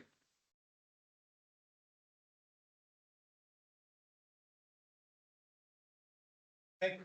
So now we're about the very short discussion before we have to rush for opening of exhibition. As we have 4 presenters, I think I will allow 4 short questions and 4 short. Please. Christoph, so what do you make? You've already mentioned it in your paper, but I want to get a little clarification. That the Osteuropäische Archiv was written in historical time. These documents were coming out as the people were experiencing these events, and they were also being used not just to record for the future, but to elicit pity and to try to get the money. So isn't that kind of a new type of history that in a way is in the present, but also has some other ulterior motives? Is that problematic? Is that changed? What do you think? I don't know.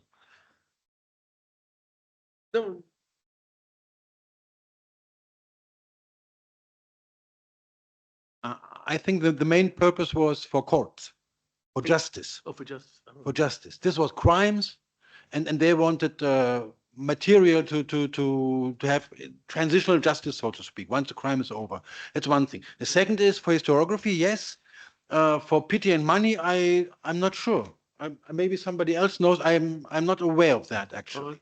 It was for history and for the courts. That was the main purpose.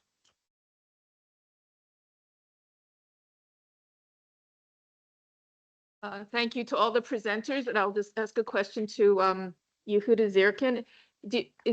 What kind of evidence is there of who these Sammlers were? In other words, were there readers seeing this in the Freie Arbeiterstimme who were then going and, recording this material? Were they part of these Hasidic circles or former Hasidim, or do you have any insight into that? Okay, yeah, we do, because in addition to the Sammlers, the official Sammlers, and I mentioned 2 of them, the Abraham and Friedman collections, there are others that Heschel also mentions in his article Unbekannte Dokumenten.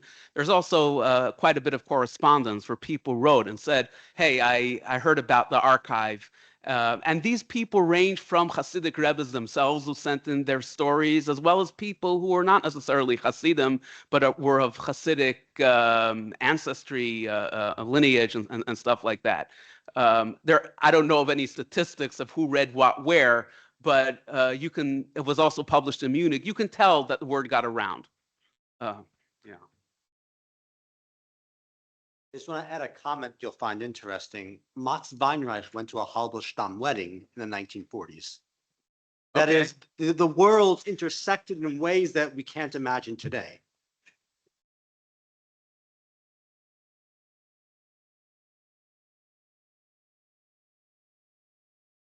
So I have a question for Glenn, actually. And what I'm interested in is what kind of people, do we know anything about the people who actually submitted these Quidlach? And I'm thinking also of Singer's book, Mein Tatenbestdienststück, In My Father's Court, which is kind of the same situation, kind of modernity from both sides, actually.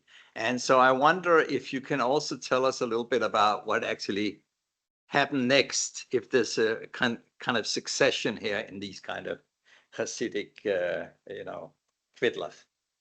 What do you mean by what happened next? I mean, if you can take the story kind of forward. Yeah. Sure. It's hard to generalize about petitioners. They're men, women, young, old. rich, poor, and clearly believers, non-believers, or at least ambivalent believers.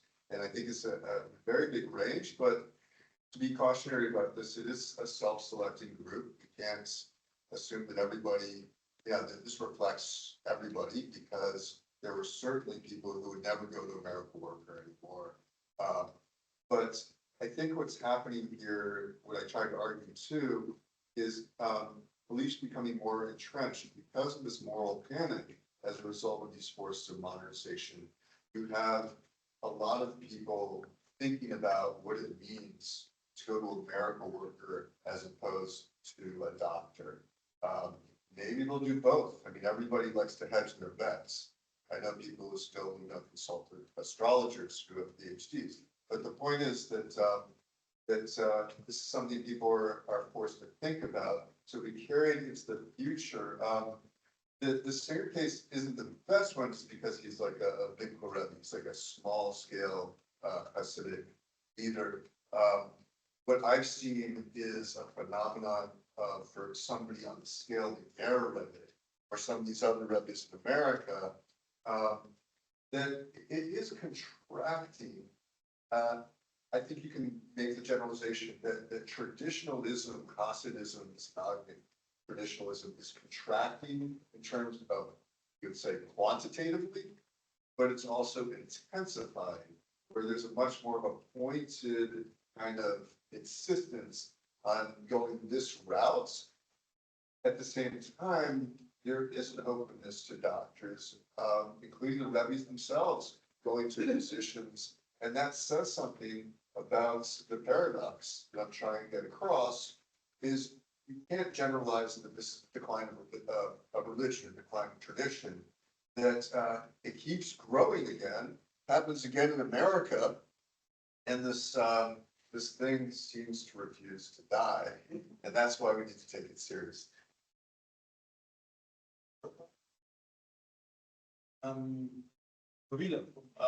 About the Catholics, you started saying it was decided locally. What was happening? Are you sure? Because I think we have investigations all over. Yeah, and as far as I know, it was decided by the political party what's going to happen, and not locally. Second, then I'm a German atheist. So what is a religion? What is a miracle worker? I don't understand what you're talking about.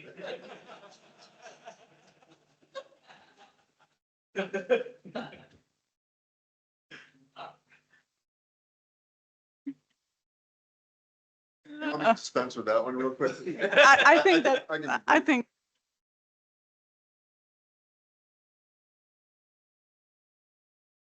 A miracle worker is somebody by virtue of their special attributes, their holiness, and in this case, their learnedness, has a special access to the divine. So he will pray on your behalf and convey your wishes to the powers above. There's a strong belief in this. Does it? If you're asking me if it works, well, we don't truly understand the connection between the mind and the body, and I believe that people really were healed as a result of these beliefs and practices. But of course, as historians, we can't take it too literally.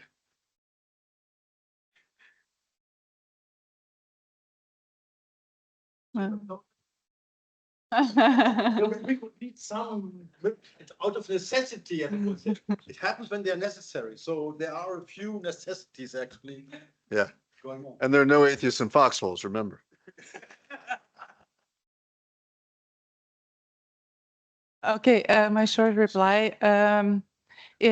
Yes, I mentioned one of the decisions made in Berlin, but we have the decision which is official, and we have the practice which is local. So, for instance, there are several cases when the decisions from Berlin weather did not manage to reach the regions on time. And some of the Karaites were killed together with the Jews. This happened in Latvia. This also happened in Babi Yar in Ukraine. So this was one case. Another case was that as long as some of the local officials had a right to decide upon themselves, they did that. So in the community is very small, right? And in some cases, the official documents were whether or not presented at that time, or they were neglected. And the people, knowing that they will not be punished for this action, they just did that. Like in Posval, in northern part of Lithuania, 5 Karaites were murdered together with the Jews in Posval, which seems not a lot, but these were the only Karaites in the city. So